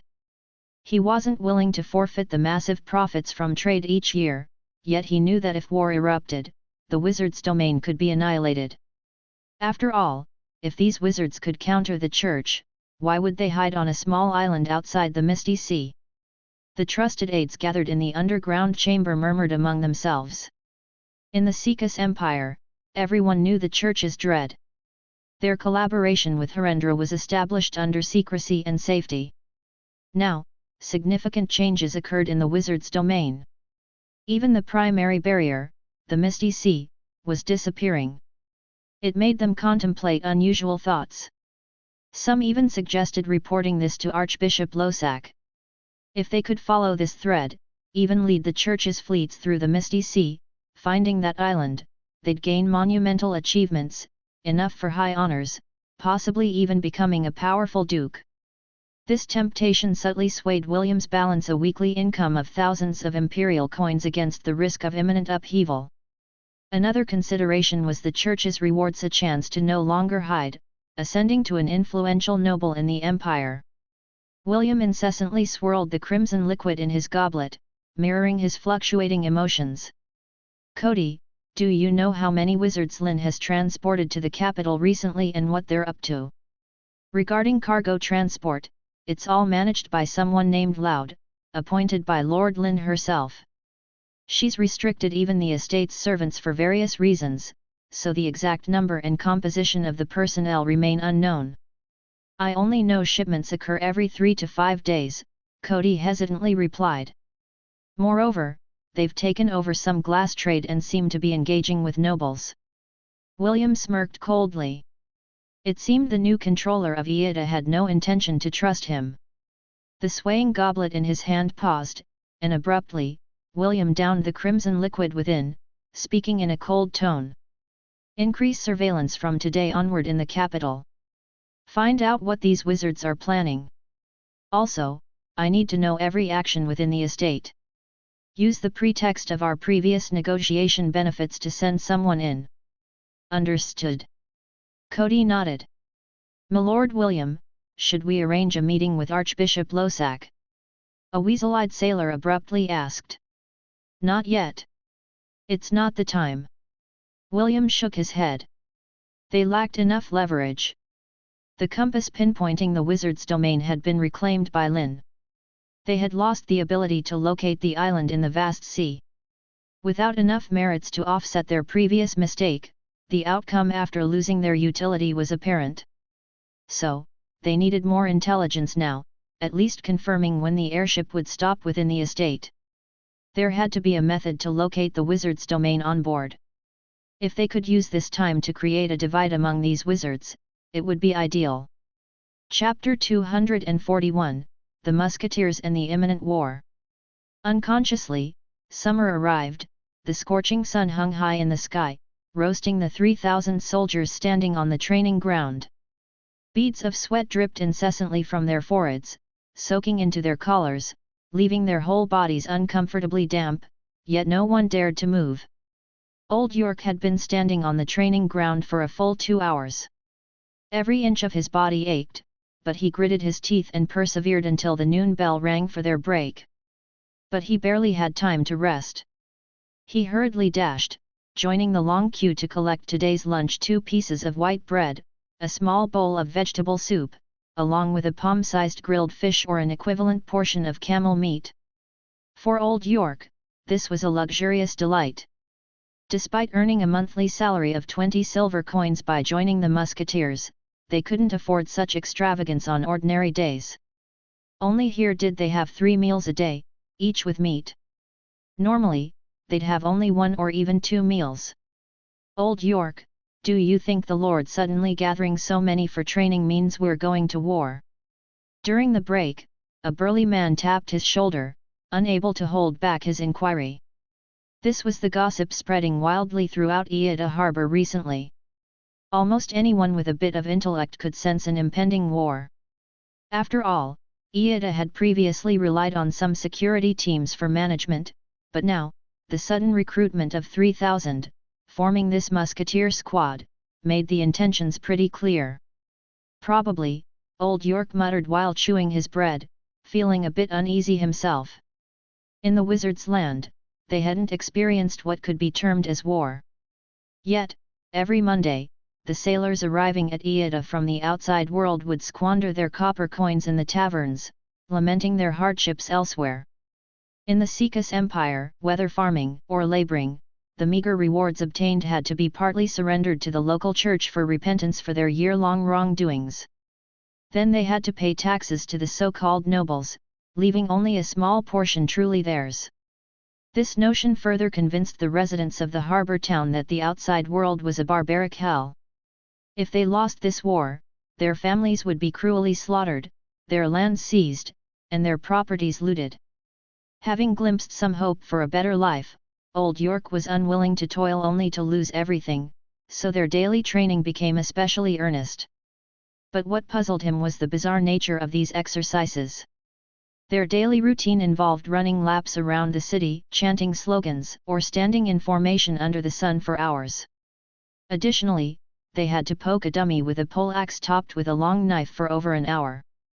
The strangest part was the demand for their beds to be perfectly made and the immediate response to any whistle, assembling at the training ground within a set time without any disorder in the ranks, or else the whole team faced punishment. These peculiar regulations made old York and others truly complain.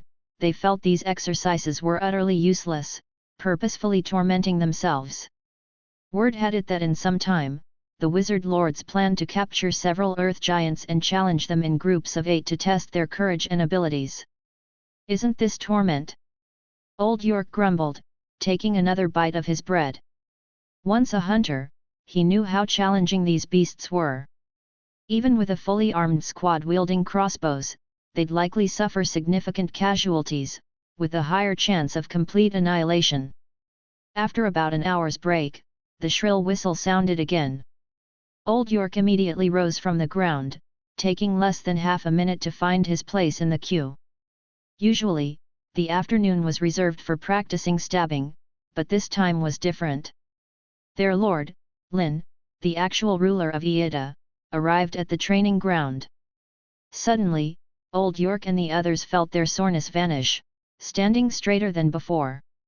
Their instructor, Robin, didn't distribute those club-like objects but rather a finely crafted, long staff with a glinting dagger attached to its top.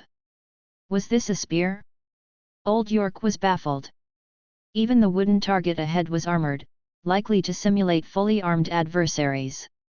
Soon, their lord explained that this thing was called a firearm, the second-generation product from the alchemy workshop, and personally instructed them on how to use this new flintlock gun. The guards of the musketeers were thrilled, their hands trembling, yet within a half hour, they had a rudimentary grasp of how to use it. First 300, stand forth, load the ammunition, aim at the target ahead, maintain body balance, and pull the trigger. Robin shouted loudly. Old York stepped forward, somewhat awkwardly inserting round lead bullets into the gun's barrel. Then, aiming about 10 meters away, he followed Robin's instructions and pulled the trigger. Immediately, a thunderous explosion reverberated, catching Old York completely off guard. His ears buzzed, and due to the powerful recoil, he fell flat on the ground. Thunderstorm! Thunderstorm! Accompanied by a series of thunderous gunshots, the neat formation of the 300 on the training ground turned chaotic. Roughly a quarter of them were knocked down due to being unprepared for the recoil, several even startled and dazed by the sudden explosion, repeatedly yelling, "Thunderstorm!" Robin's expression soured. He blew the whistle, instantly calming the previously chaotic group. Old York and others instinctively jumped up, returning to their positions. It was only then that Old York noticed the target ahead was shattered, even the sturdy armor pierced through. The incredible power left everyone speechless. Many now remembered Lynn mentioning earlier that this device was a creation from the alchemy workshop, suggesting it possibly contained the wizard's magic, like concentrating the power of thunder and flames within these firearms, explaining their formidable might. Chapter 242, Lynn's Superior Firepower Theory. On the training ground, the deafening roar echoed repeatedly. Clearing the chamber, loading lead bullets, filling in powder, aiming, pulling the trigger. The guards strictly followed the procedure under Rowan's command, firing the lead bullets one by one. Soon, they scattered the targets in front of them. Eventually, Rowan had to replace all the targets with steel ones, otherwise, they couldn't withstand the turmoil. An afternoon of this left their hands and shoulders a bit sore from the recoil of the firearms, but the novelty they experienced made Old York completely overlook their physical discomfort. He wished they could spend all day shooting here. Even when they heard Rowan announce the end of the shooting practice and the opportunity to rest, the new recruits seemed somewhat reluctant. During the break, Old York took a glance at the steel targets and couldn't help but inhale sharply. The copper shields, nearly 2 fingers thick, were pockmarked and had caved in from the lead bullets. It was evident that even steel couldn't fully withstand the firepower of firearms. Armor would be shattered instantly if hit. Old York shuddered at the thought, not daring to imagine more. After a brief rest, it was time for the customary running exercise. 3,000 people, each carrying the new style firearms, jogged in long queues around the entire city. The townsfolk on the streets cast envious glances. Everyone knew the best treatment in the entire Iida harbor was reserved for the firearms team. Not only were they paid 20 silver coins a month, but they also received free food and accommodation. Unfortunately, the team was incredibly strict in recruiting. Too fat, too thin, too short, too old, none were accepted. Basking in the envy and jealousy of the people, Old York hugged his flintlock rifle tightly. If only these folks knew that the Lord had issued each of them a powerful alchemical weapon capable of piercing steel armor, they'd be even more envious. Lord Lynn, is it really useful to keep them doing these basic formation drills? Watching the distant figures of the new recruits, Rowan asked in puzzlement. He felt that rather than spending so much time perfecting parade formations and maintaining order while running, it would be more critical to focus on improving shooting accuracy, especially on the battlefield. Of course. I've always believed that one of the most crucial standards for a qualified army is discipline. Lynn asserted firmly. Especially for the firearms team, maintaining strict formations is necessary to unleash their maximum power. In the era dominated by flintlock rifles, the most famous tactic was mockingly dubbed the Q and shoot, a linear infantry tactic. Early firearms had limited accuracy and range. Firing in formations ensured ammunition retained sufficient accuracy at long distances. However, Lynn didn't plan to adopt that. His opponents didn't equip firearms or cannons, they were prepared to compensate for the poor rate of fire of flintlock rifles with the renowned 3-stage shooting method. The 3-stage shooting involved dividing the firearm unit into 3 rows. They would take turns firing. After the first row shot, they'd retreat to the third row to reload while the prepared second row could start firing, creating a continuous barrage against the enemy. Discipline was crucial here, otherwise, chaos would reign in battle. Lynn explained the firearms team's combat methods to Rowan, then curiously asked, "What's your impression of war? What factors decide the outcome of a battle?" Rowan, also from the Misty Sea, was said to have been a knight in a certain earl's territory, leading a few small-scale wars. Later, due to self-study in sorcery, he was reported and fled all the way to the land of wizards. It was because of his experience leading troops that Lynn appointed him to lead the firearms team.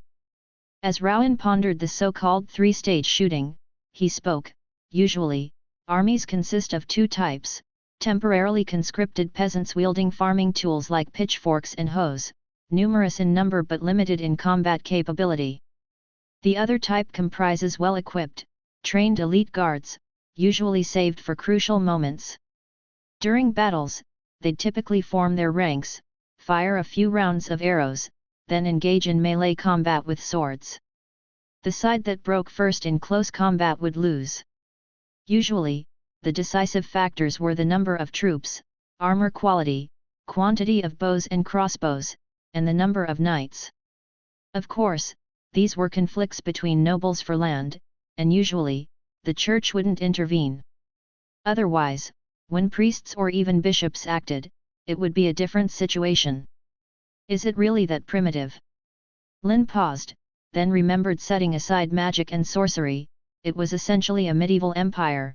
Battles between nobles usually involved just a few thousand people, hardly allowing for innovative tactics.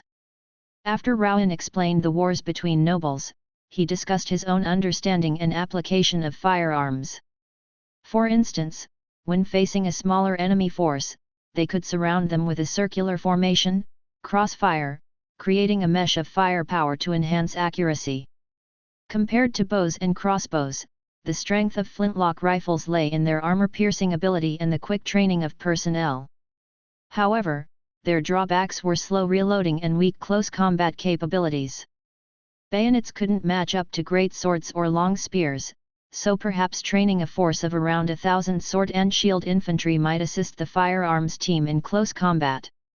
No need for that, resorting to bayonet fighting only happens in the direst circumstances. If close combat is our weakness, the aim should be to prevent enemies from getting close, shouldn't it? Lynn interjected. Lord Lynn, war is no joke. Any imperial army set against us will likely outnumber us tenfold or more.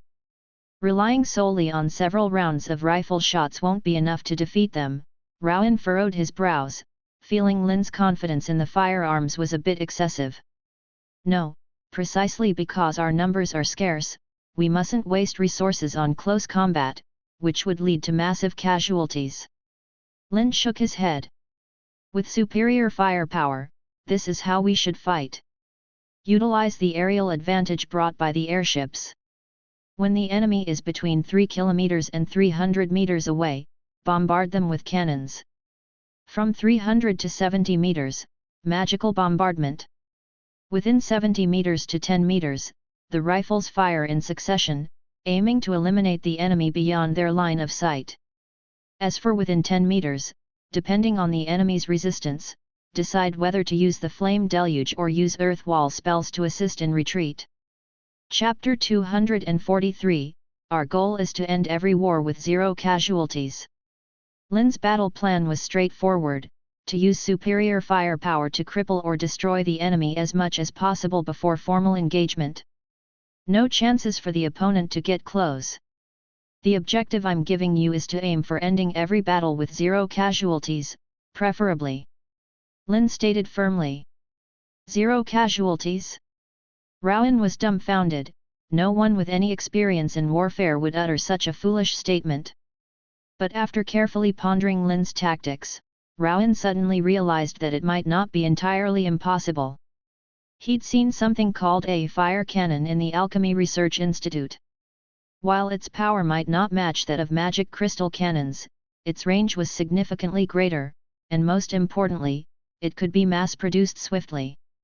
The only trouble lay in the fact that artillery usually required some basic mathematical knowledge, which meant they could only select suitable personnel from wizard apprentices, and the formation was yet to be completed.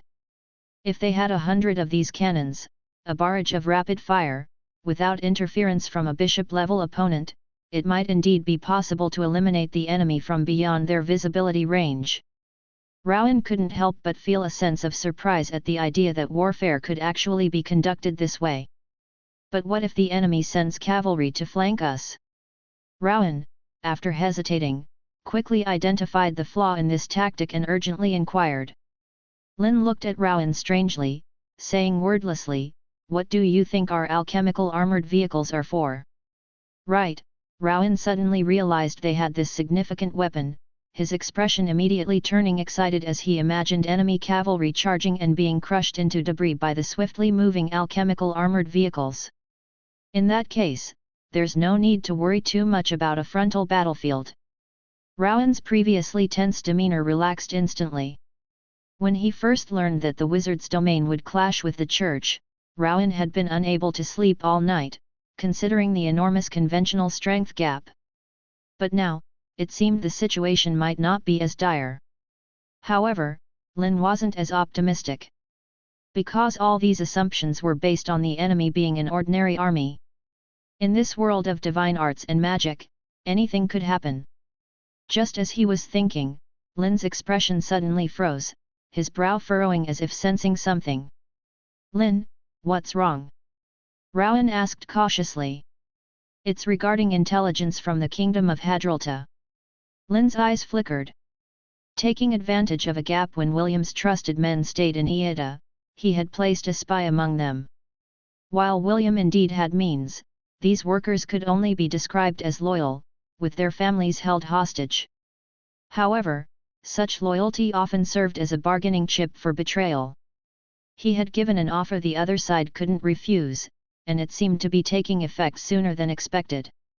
"Just as I thought, William has indeed become restless, he's detected anomalies in the Misty Sea," Lynn continued. The relief that Rowan had briefly felt vanished instantly as he hurriedly asked for the details, wondering if war was imminent. Lynn shook his head.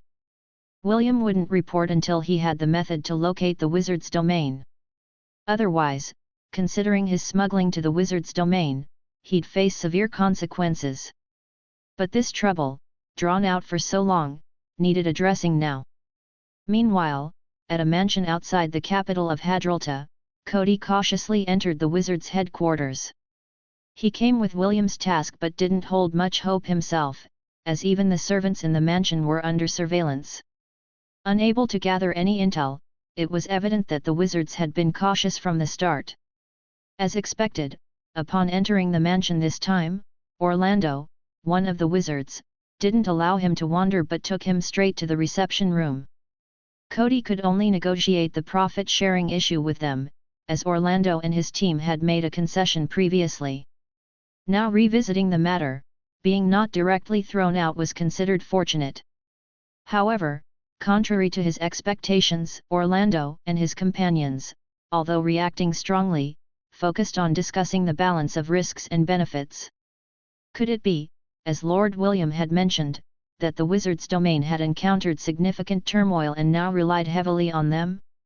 Thinking to himself, Cody noticed a change in Loud's expression, who then straightforwardly stated, "I need to negotiate with William in person." "But Lord William has recently fallen seriously ill and can't go out now," Cody replied, declining.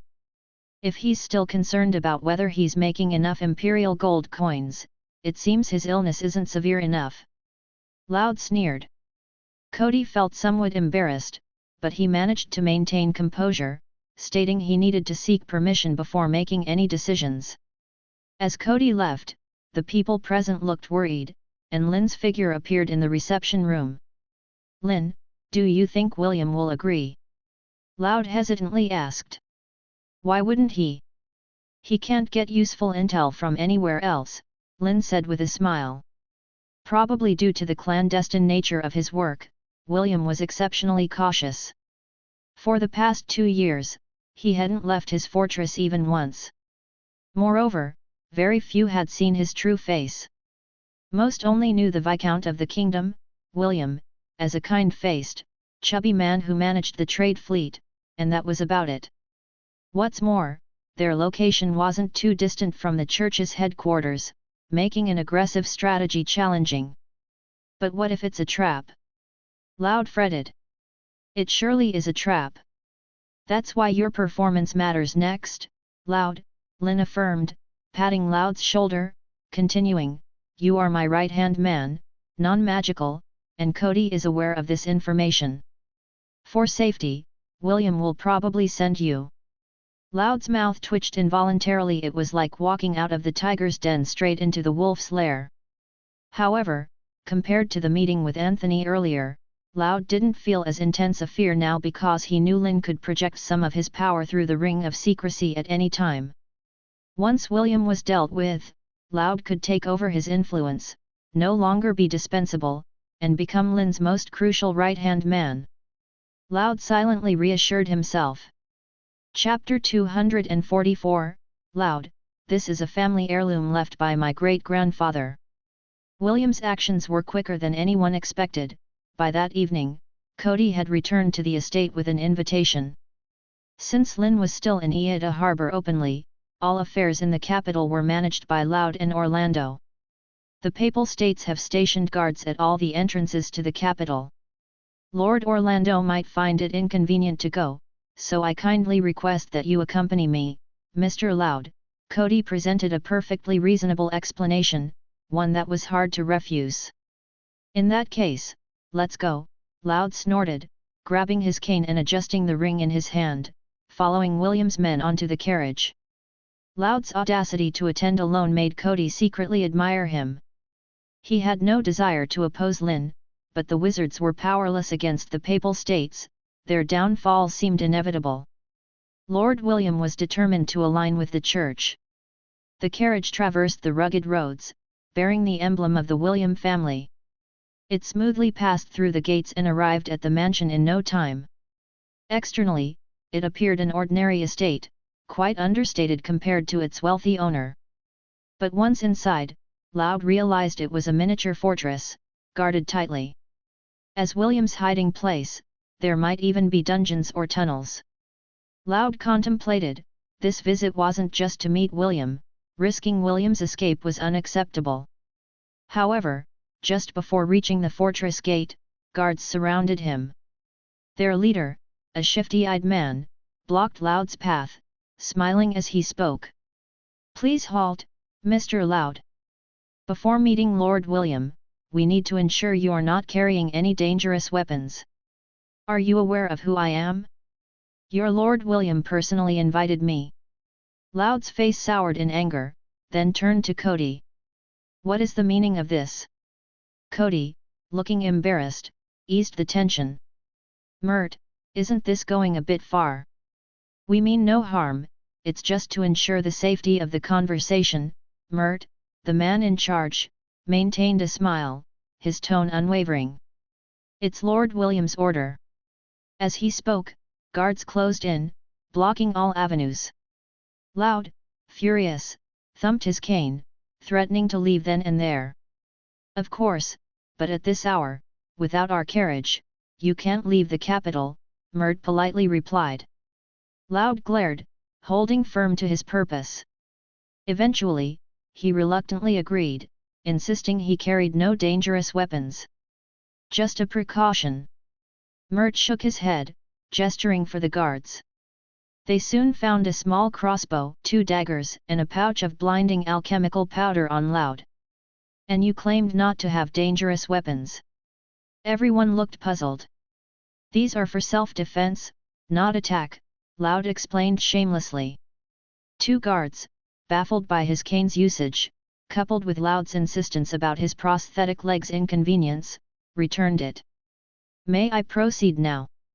Loud reclaimed his cane, coldly. "One more thing." Mert's gaze shifted to Loud's index finger, specifically the ring. "That ring of yours, it's an alchemical item, isn't it? The patterns on it suggest more than mere decoration. It's a family heirloom, passed down from my great-grandfather. It's precious, and I won't hand it to anyone." Loud clenched the ring firmly, resolute. "I assure you, when you leave the castle, it'll be returned to you intact." Mert affirmed. "It's solely for the safety of our conversation." "Safe my foot!" Loud cursed internally. Losing the ring of the Arcanist would put him in grave danger. But Mert wasn't bluffing. Surrounded by guards and their threatening demeanor, Loud realized he had little choice. After about 3 seconds of struggle, he reluctantly handed over the ring, warning Mert fiercely. "I promise to safeguard it with my life," Mert joked before stepping aside. "Cody, escort Mr. Loud in. Lord William is waiting." "Mr. Loud, please." "Lord William is inside, waiting for you," Cody said apologetically. Loud, displeased, thumped his cane once more before reluctantly following Cody inside, his nerves on edge. Chapter 245, Drinking this cup of wine, we're still good friends." Walking through the long corridor, Laud's mood plunged to the depths. His previous plans were completely disrupted. Lord Lynn probably didn't want to alert anyone unnecessarily, or perhaps he had new ideas. But facing William alone wouldn't be an easy task. Fortunately, the ring didn't stop working once away from Laud. He could only hope Lord Lynn would find an opportunity to resolve the trouble and come to his rescue. For now, all he could do was delay as much as possible and proceed cautiously. "Here it is." Cody led Laud to the right side of the fortress, and the heavy stone door slowly swung open. Cody stayed outside the door as Laud stepped in. The heavy stone door immediately shut behind him, revealing a gorgeously decorated hall. Inlaid on the walls were priceless murals, the floor adorned with thick red carpets, exuding opulence and nobility throughout the room. At the center of the hall, the long table displayed an array of sumptuous dishes. Were it not for the fully armed guards flanking both sides of the hall, he might have thought he was genuinely invited to enjoy a feast. Laud's gaze gradually moved to the end of the long table, where he saw the master of the manor, William.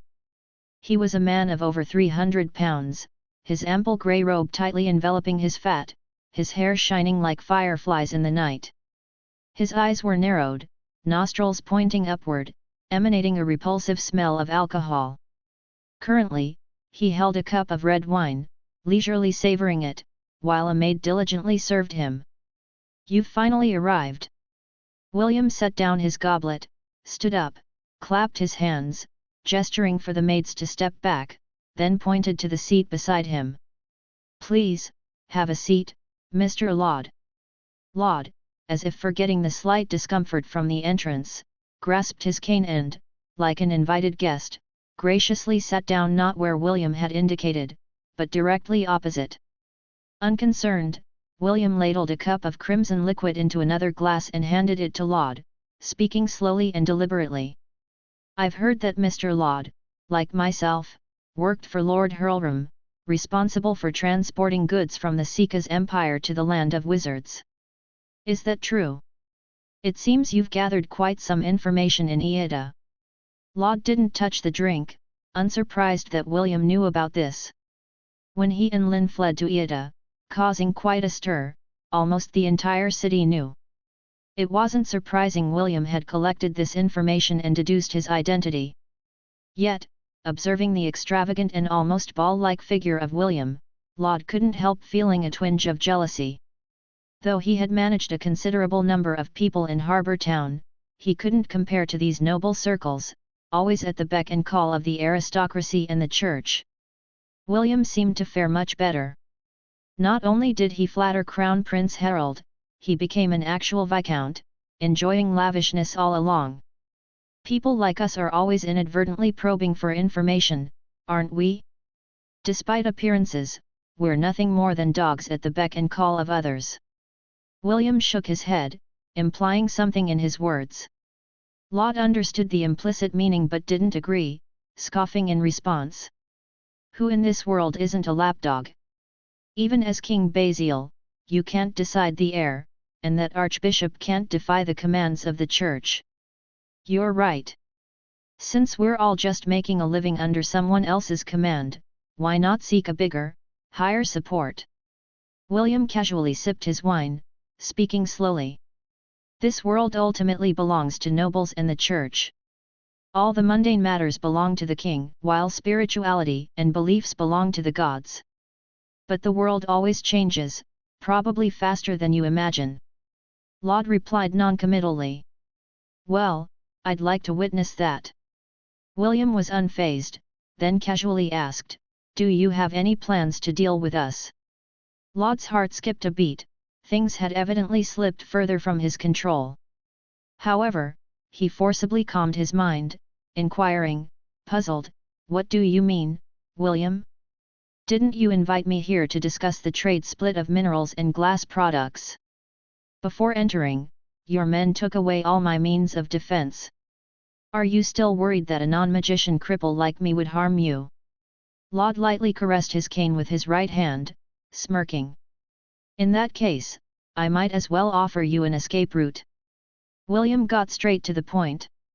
I need to know how many wizards Lord Lynn has sent into the capital, Hadrolata, and what they intend to do. Additionally, where is the compass that can locate the land of wizards? The guards on both sides had already drawn their long swords. In just 2 or 3 minutes after entering the hall, William had weapons drawn.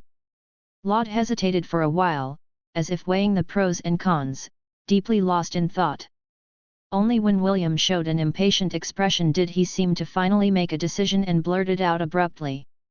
That compass has always been managed by Lord Orlando. Laud made up the answer, but truthfully, the flying ship's positioning device had long been replaced with something called a compass. Even if they got it, they'd need to know the specific location of the land of wizards, otherwise, they'd just wander on the sea. How many people have entered the kingdom of Hadrolata? Are there any great wizards? How many official wizards? William queried again, staring intently at Laud. After pondering again, Laud sluggishly answered, probably around dozens, but it's uncertain. Only Lord Orlando knows the exact situation. Perhaps noticing Laud's deliberate time wasting, William's expression turned somewhat dangerous. Extending his chubby index finger, he pointed to the cup of red wine on the table, unmistakably stating, I'll give you 30 seconds to consider. Drink that cup of wine, and then we'll talk. Chapter 246, Even if your head is as hard as iron, there will be another hole. As William spoke, the guards around had already surrounded them. Laud's forehead was dripping with cold sweat. These 30 seconds were undoubtedly the longest he had experienced. All right. At the last moment, Laud sighed and slowly reached for the wine glass on the table, as if about to drink it down. Yet, at the final moment, his expression abruptly changed, flinging the red wine in the cup towards the nearest guard. The crimson liquid immediately splattered on the person's face, sticky like viscous mud, obviously more than just wine. A dozen fully armed guards began swinging their blades. Laud crouched, shamelessly ducking under the table, evading the swinging swords, calmly analyzing the situation. While the opponents had numbers, they were just ordinary. Overweight William moved clumsily, there might still be a chance for him. Just as he thought, the long table above was flipped, revealing that it was William who initiated the attack. Mind you, an entire solid wood table laden with food probably weighed over 100 pounds, yet William effortlessly sent it flying. Luckily, Laud wasn't an ordinary cripple, his alchemical prosthetic limb was more agile than a regular person's. He maneuvered, narrowly dodging a few swinging blades, and directly charged at William, who was close by. A fully armed guard immediately blocked his path, their burly figure akin to a massive wall. Laud didn't slow down, lifting his cane and placing his hand on the hidden compartment. The next moment, a piercing thunderous sound reverberated within the enclosed hall. Bullets, exceeding a speed of 300 meters per second, pierced through the helmet the moment the gunshot rang out, turning the opponent's head into a twisted mess. Flesh and blood splattered on Laud's face, but he paid no mind. Before a dozen guards could encircle him, he had already aimed the cane gun at William's head. Surrender, William. You've seen its power just now. Even if your head is as tough as steel, it'll still have an extra hole. Laud spoke fiercely. Although this firearm couldn't be activated a second time in a short while, it didn't stop him from using it as a threat. However, William blatantly ignored the incredibly powerful cane gun pointed at his head and disappointingly remarked, "Is this your reliance?" A warning flashed in Laud's mind. As he glanced down, the ground collapsed beneath him. Without checking, he lost his balance, tumbling down along with the overweight William. Laud swiftly scrambled to his feet, only to find himself surrounded by a terrifying sight. This was an underground palace, its walls lined with numerous openings, each holding sharp crossbows. William was in no shape to stand up, seemingly transformed, trembling as he spoke. The entire hall's walls are built with 2-meter-thick boulders, filled with traps like these. The ground is even flooded with oil. Unless a grand wizard or the archbishop arrives personally, no one can leave here alive. You're not William. Laud finally realized something was wrong because the real William would never put himself in such danger. Unless, this was just a decoy. Damn it! Laud immediately realized this and never expected to die here along with a decoy. Accompanied by a faint mechanical echo, the crossbows aimed at the openings retracted. It was the sound of reloading. Faced with thousands of dark crossbow apertures all around, Laud could only resign himself to fate, knowing even if he could fly, he couldn't escape. Yet, after waiting for quite a while, there was no sound of the crossbows firing. Both individuals present froze in anticipation. The machinery stopped. Several minutes earlier, outside the fortress gates, Mert, who had confiscated Laud's belongings, ventured deeper into the estate. After numerous twists and turns, he entered a concealed chamber, William's true hiding place. Apart from a select few trusted confidants, nobody knew William had a doppelganger, someone strikingly similar in appearance, managing external affairs or attending noble banquets. Compared to the decoy outside, the real William appeared even more corpulent, even making people wonder if he could catch his breath. As you anticipated, sir, Mr. Laud doesn't seem prepared to negotiate with us. Mert approached, presenting 2 daggers and a small crossbow arrow he had confiscated from Laud. You've done well, Mert, praised William. Although intelligence indicated Laud was just an ordinary non-magic wielder, those wizards' magic was bizarre. Who knew if he had any tricks up his sleeve? William had no intention of facing him personally. Go fetch Cody, I have something to instruct him, William said in a deep voice. However, Mert stood motionless, seemingly not hearing his command. Mert. William's already small eyes narrowed, brimming with hostility. Just then, a voice, alien and frightening, resonated within the chamber. Forked lightning. Blue-purple arcs illuminated around Mert, the lightning's speed exceeded ordinary levels. Before William could react, several guards standing before him were engulfed by the lightning, their sturdy iron armor acting as perfect conductors. In just a moment, under the charge of tens of thousands of volts, they convulsed and fell to the ground. William, too, found himself within the range of the thunderous magic. Due to the guards' iron attire, the effect of conducting the lightning was profound. William's reaction was limited, but as the current passed through, his adipose trembled involuntarily. Affected by conductors? That's quite a significant, albeit minor, flaw. The unfamiliar voice resonated in the chamber once more. Following that, Lynn's figure appeared in the void, observing the fallen guards and the unharmed William. It seemed his new magic needed further refinement. Chapter 247, William, oh no, I've become a decoy. Mert, how dare you betray me? The moment William laid eyes on Lynn, everything became clear, yet he couldn't believe that one of his most trusted subordinates would betray him. How is this possible? How dare he? Have you forgotten about your parents and family? Mert, they're all in my hands, William threatened harshly. Now the communication hawk isn't by your side. Mert replied in a low voice. As long as William died here, naturally, no one would issue commands. You probably don't know, Mr. Mert actually possesses quite decent wizard talent, Lynn said with a smile. After witnessing higher landscapes, how could anyone endure lurking in the mire? Of course, he employed a few additional tactics, otherwise, how could he trust an enemy's confidant? You're courting death. William slammed the table in anger. A dozen or so mechanical amplifiers immediately sounded, sharp crossbow arrows flying out from under 2 obese feet, aimed at Lynn and the others. Electromagnetic manipulation. Lynn extended his hand, the speeding arrows freezing right in front of him. Subsequently, flashes of lightning appeared on the iron tips. With a flick of his hand, the wooden shafts immediately shattered, the iron heads flying out even faster, piercing William's obese body, erupting a mist of blood.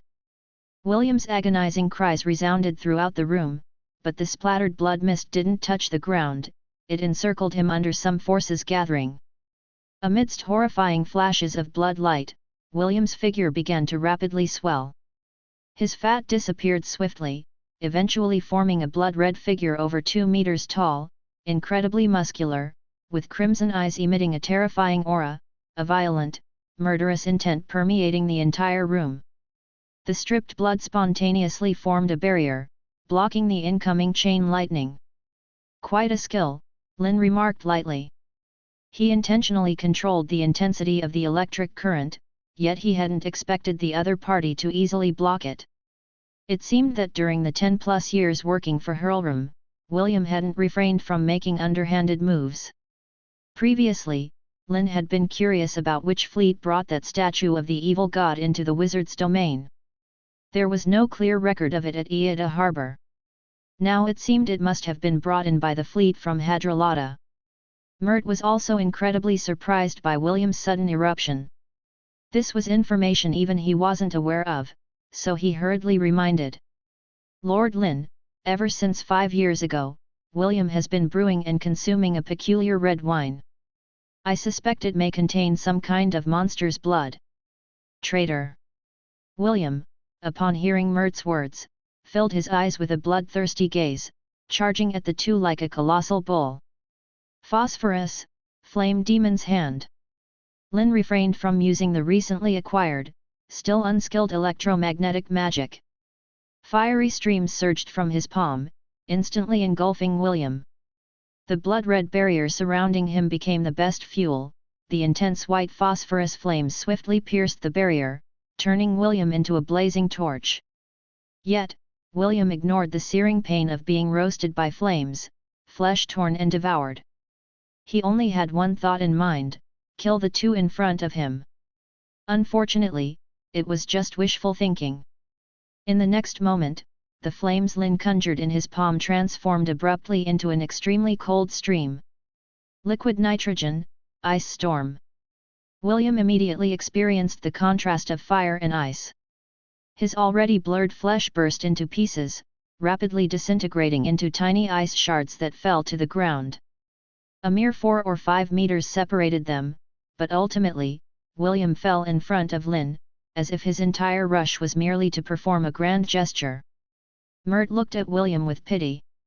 He could easily tell that the robust physique was the side effect of some strange ritual. Undoubtedly, the power gained was formidable, but in the presence of a true wizard, it appeared laughable. This further proved his own choice was correct. Decent physical quality. Lynn praised, then disregarded William's bloody, blurry body, placing his magical palm on the latter's head. Soul search. Due to being just an incarnation, Lynn's access to mental power was limited. However, with William already driven somewhat insane by the intrusion, not much effort was needed. Lynn effortlessly obtained the information he desired. The stimulation from the mental intrusion woke William from the pain of flames and ice, shouting frantically. "Wait, you absolutely can't kill me. My every confidant knows about the Misty Sea's information. If I die, they'll spread the news. I don't want the profits from trade anymore, it's all yours, everything." "No need to worry so much, William," Lynn smirked. "Don't you have a decent decoy? I believe he'll live well in your place." William's pupils contracted, yet before he could say anything, his entire being was frozen into an ugly ice sculpture. "Lord Lynn, there's a hidden passage directly to the hall here. Mr. Lodge should be there," Mert said urgently. "Let's go, don't keep him waiting." Lynn nodded. Though Mert was his inside man, time was too pressing. Cody visited in the morning, issuing the invitation in the afternoon, making it impossible for real-time communication. So, when Mert suddenly appeared before Lod, requesting the handover of the Ring of Arcana, Lynn knew something had gone wrong, prompting Lod to surrender the ring. Dealing with William altogether had taken no more than 10 minutes. If Lod was clever enough, he should be enjoying dinner with the decoy right now. Upon reaching the hall, Lynn realized things seemed different from his expectations. Wine stains and scattered dishes littered the floor, a scene best described as chaotic. After dispatching a dozen guards with a chain lightning, Lynn and Mert rescued the disheveled Laud from the trap. Laud stared resentfully at Mert. "Mr. Laud, there were many people outside just now. Please forgive my previous offense," Mert apologized awkwardly, then handed the ring of arcana to Laud. "I've always said I'd protect it with my life." Chapter 248, Lynn, I'll give you 10 seconds to consider. Just like outside the fortress, Mert's words were very proper, leaving Laud unable to find any faults. After all, he had reminded everyone so obviously. Only someone dim-witted wouldn't have noticed. Laud was seething with hatred. He believed Mert did it deliberately, trying to make him look foolish in front of Lord Lynn. This was definitely a difficult opponent to handle. Thinking this, Laud immediately turned and began boasting to Lynn about how effortlessly he had handled William's substitute earlier, enduring the siege by a dozen sturdy men. Despite falling into the opponent's meticulously laid trap for a while, he managed to delay for a significant amount of time. Lynn patted Laud's shoulder, offering a few comforting words. The situation had been urgent earlier, so he couldn't spare too much time for explanations. Of course, he wouldn't blame the other for making a mess of things. Then, Lynn directed his gaze towards the fat man trapped below in the underground chamber. "This is William's substitute, whose real name is Darrell," Mert quickly explained. Lynn nodded. Indeed, this substitute looked exactly like William, the only difference being their varying weights. How many people know about his existence? Lynn pondered. Among William's trusted aides, fewer than 10 are aware, Mert responded. Lynn felt relieved. He simply tossed the corpse he had been holding into the chamber. The nearly 400-pound body crashed heavily to the ground like a cannonball. Darrell, crouching in the corner, shrank back, his pupils contracting. Although William's body was badly burnt, missing patches of flesh, his enormous build made him recognizable to Ham at a glance. "I won't say anything extra. It's up to you to decide whether you live or die." Lynn towered above, gazing indifferently at the obese figure in the chamber. "I'll give you 10 seconds to consider." Darrell completely lost the domineering aura he had when threatening Laud earlier. Without a moment's hesitation, he prostrated himself on the ground, expressing his willingness to follow the great wizard forever and with absolute loyalty. After all, working for anyone was just work, he didn't feel any gratitude towards William. Although William had transformed him overnight from a commoner to a surrogate who controlled the lives of thousands, he had also forcibly turned him into a grotesquely obese figure. He used blood magic to control and manipulate Darrell's life. It was impossible not to harbor resentment. "Very well." Lynn nodded approvingly, allowing Laud and Mert to haul Darrell up. "Thank you for saving me, great wizard. Darrell will be dedicated to serving you forever." Short and chubby Darrell, once brought up to the hall by the two, curled up and crawled to Lynn's feet, nodding and bowing, trying to please. This was how he used to please William, but his excessively obese body made his actions appear somewhat ridiculous. Laud glanced at Darrell with disgust, feeling an inner murmur. Why were these people better at buttering up than him? It made him feel his position was under threat. Lynn was well aware of the minor conflicts among the three, but as long as it didn't affect their usual work, a bit of competition among his subordinates wasn't necessarily a bad thing. "Mert, Darrell, for the next few days, assist Laud in taking over William's forces. Anyone you can't convince or deceive, dispose of them directly," Lynn warned. "How you do it is up to you, but I don't want any accidents." "I promise to handle these troubles perfectly, Lord Lynn," Laud immediately pledged.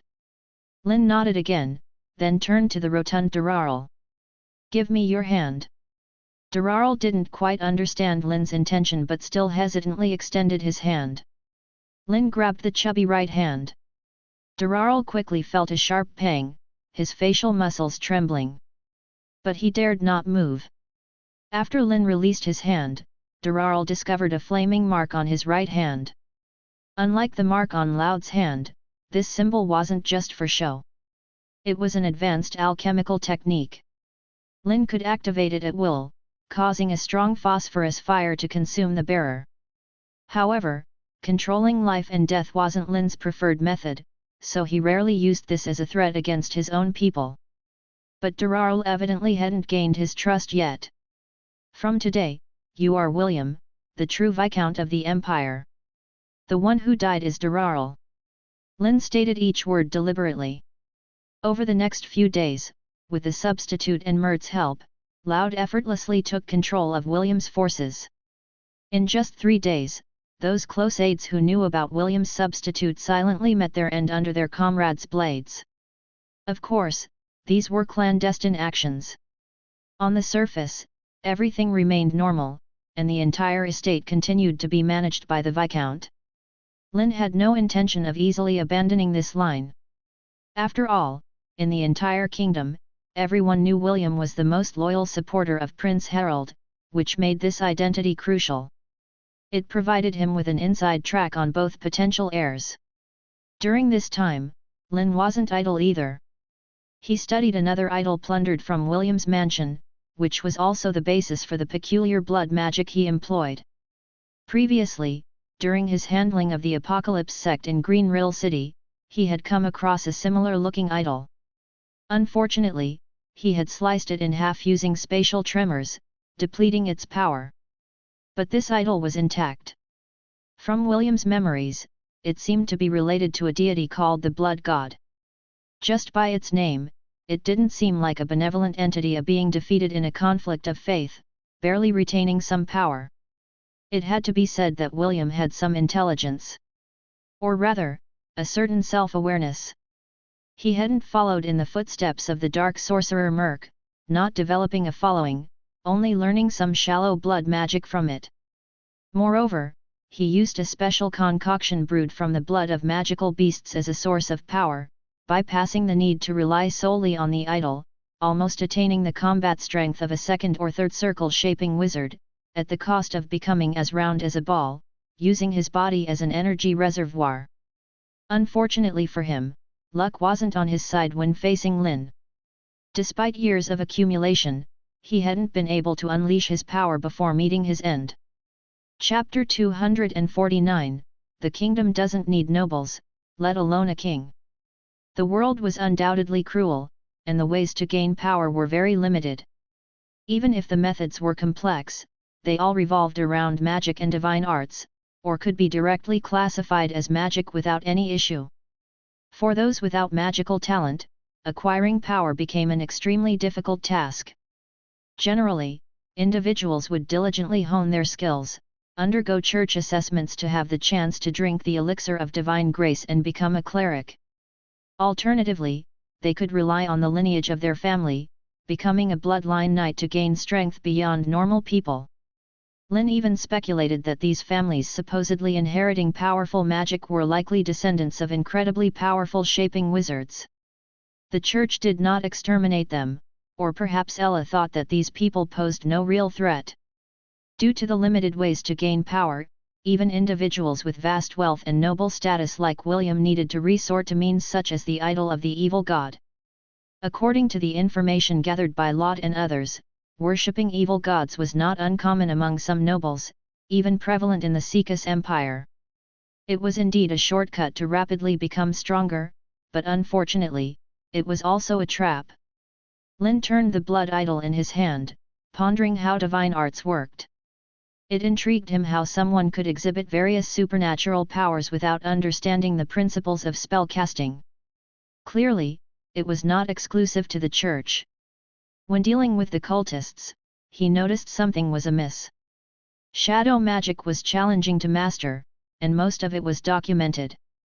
Yet, during the raid on the cultist headquarters, a large number of wizards capable of using shadow magic emerged. They likely gained it through a method similar to divine arts. Lynn contemplated for a while. In fact, his actions of connecting to wizards through the magic network and utilizing computational power, along with the faith to godhood technique, were somewhat similar. Both involved using external forces to enhance one's power limit. The difference was that his method was more gentle, and with the aid of the smart brain. Perhaps that was why Lynn did not perceive the mental contamination mentioned by Harof and others. Since transferring knowledge directly through the smart brain was possible, he wondered if fully deciphering the opponent's mental frequency could grant magic to someone else, similar to divine arts. Perhaps it was worth a try. Lost in thought, a faint light appeared on the index finger of his right hand. Lynn immediately realized that Anthony had once again entered the realm of magic.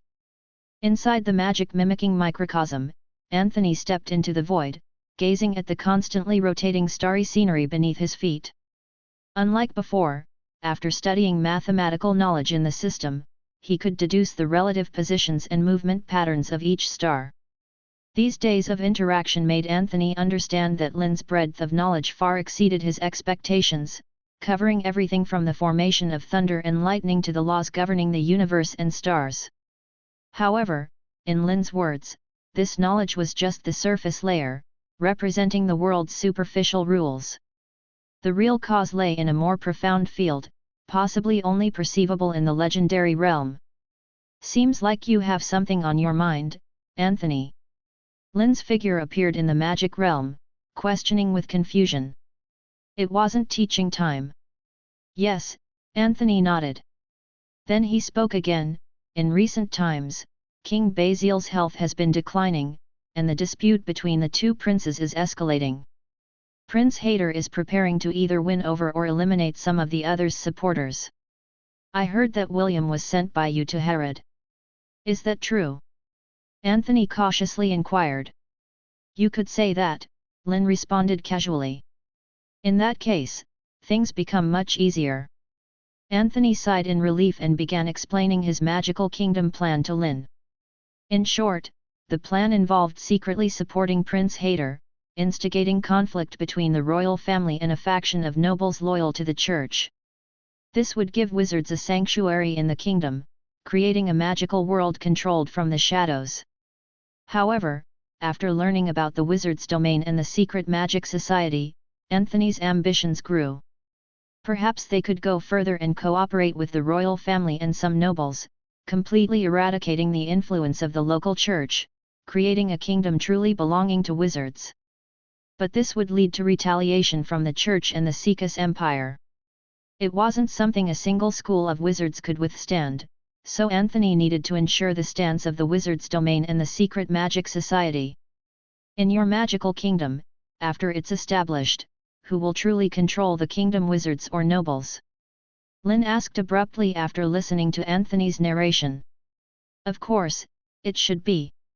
Anthony wanted to say wizards, but he was acutely aware of the deep-rooted influence of the nobility in the kingdom, not easily shaken. It can be managed jointly by wizards and the royal family, with the nobility supervised by both. Then, let the nobility oversee the common people. Anthony pondered, suggesting the most reasonable approach. This will lead to problems sooner or later.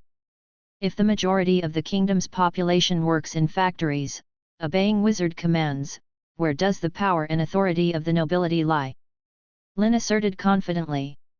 So, conflicts were inevitable. Do you plan to maintain the status quo? Anthony furrowed his brow. In fact, he had never considered gaining control over various territories. As long as the Hadrada kingdom allowed the existence of wizards, allowing them to openly study magic without hiding, it was already a great victory in his eyes. In this way, there would be no conflicts between nobles and wizards. No, Lynn shook his head.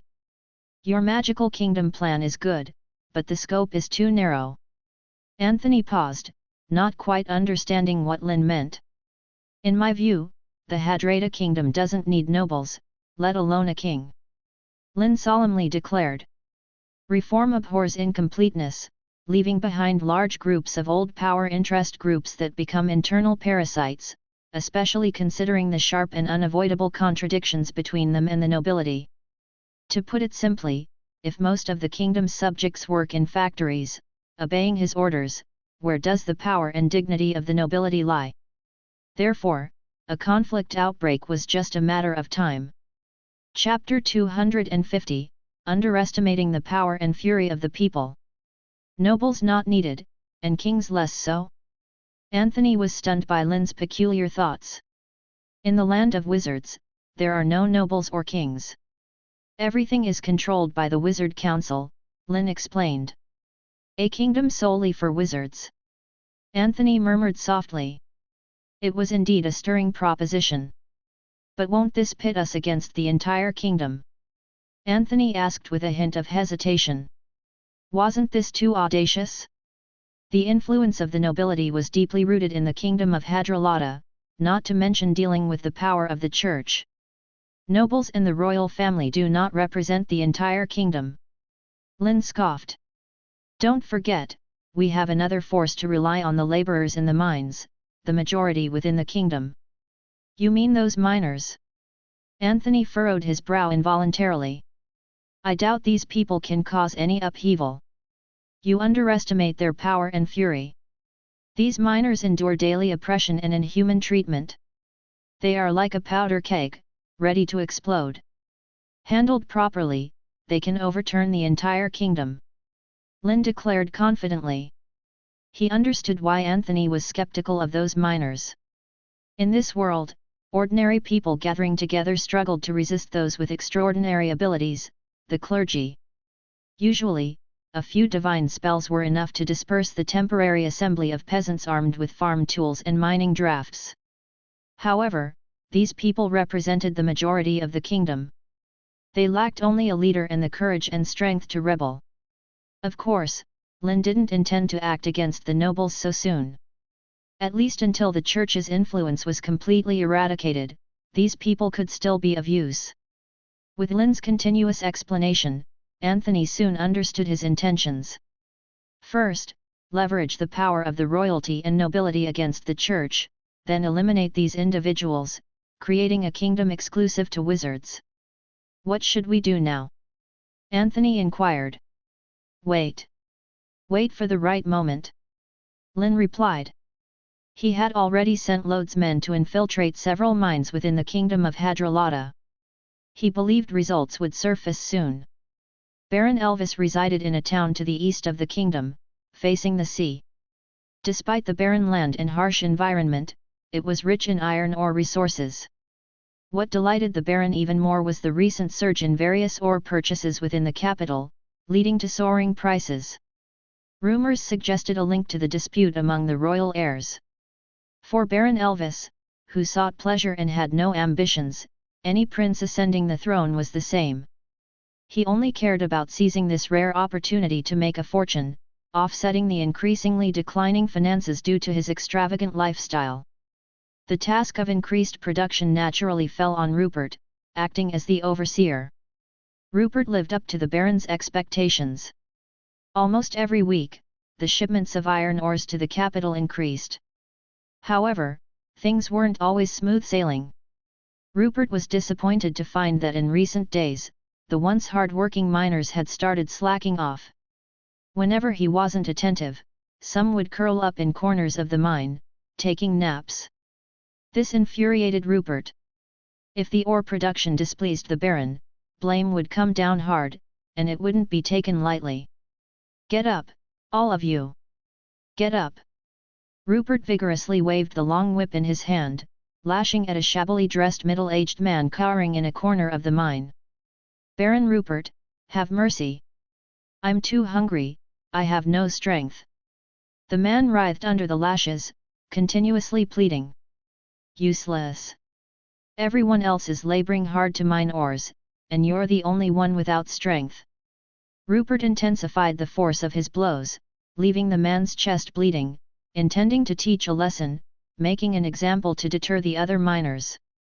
This was the consequence of attempting to slack off. The cracking sound of the whip and the man's cries intertwined. The miners present were tense, not daring to halt their work, let alone speak up for the man, fearing the whip might turn towards them at any moment. Enough, stop it! Suddenly, a voice rang out from the crowd. Rupert, wearing a displeased expression, turned to see who dared challenge his authority. Stepping forward was a young man in his 20s, dressed in tattered coarse linen clothing. His face was dirted, and due to a diet of black bread and wheat grass, he was quite thin, as though a gust of wind could blow him away. However, his eyes held an unusual and fierce determination. "Raydell, don't think that because you know a bit about herbs, you can plead for these lowly miners and I won't dare to kill you. Better make sure you know your place." Rupert's tone was harsh, swinging the whip and landing it directly on Raydell's face. Raydell, unable to dodge or avoid, bravely took the lash, falling to the ground. A gash was drawn across his right cheek, a sharp surge of pain coursing through him. Yet, despite the pain, Raydell endured and rose from the ground, softly pleading. "Baron Rupert, last week, due to a mining accident, more than a dozen people died. If Uncle Ham dies too, the iron ore production this week might decrease even further. Please, spare him." Rupert hesitated. He didn't care much about the life or death of a miner. However, as Raydell mentioned, until the next batch of miners arrived, each death meant a reduction in ore output. The surrounding miners put down their tools, silently observing the situation. Even when Raydell faced Rupert's whip, some wanted to speak up for him, but they were held back. Raydell was different from Ham. He was vital within this mine. Working day and night in the mine, injuries were inevitable. However, Rupert, the stingy overseer, wouldn't bother to call for a physician. Many relied on Raydell's mediocre medical skills to barely survive. Most of them held this gratitude in their hearts. Therefore, after Raydell was whipped by Rupert, many miners silently put down their tools in a form of protest.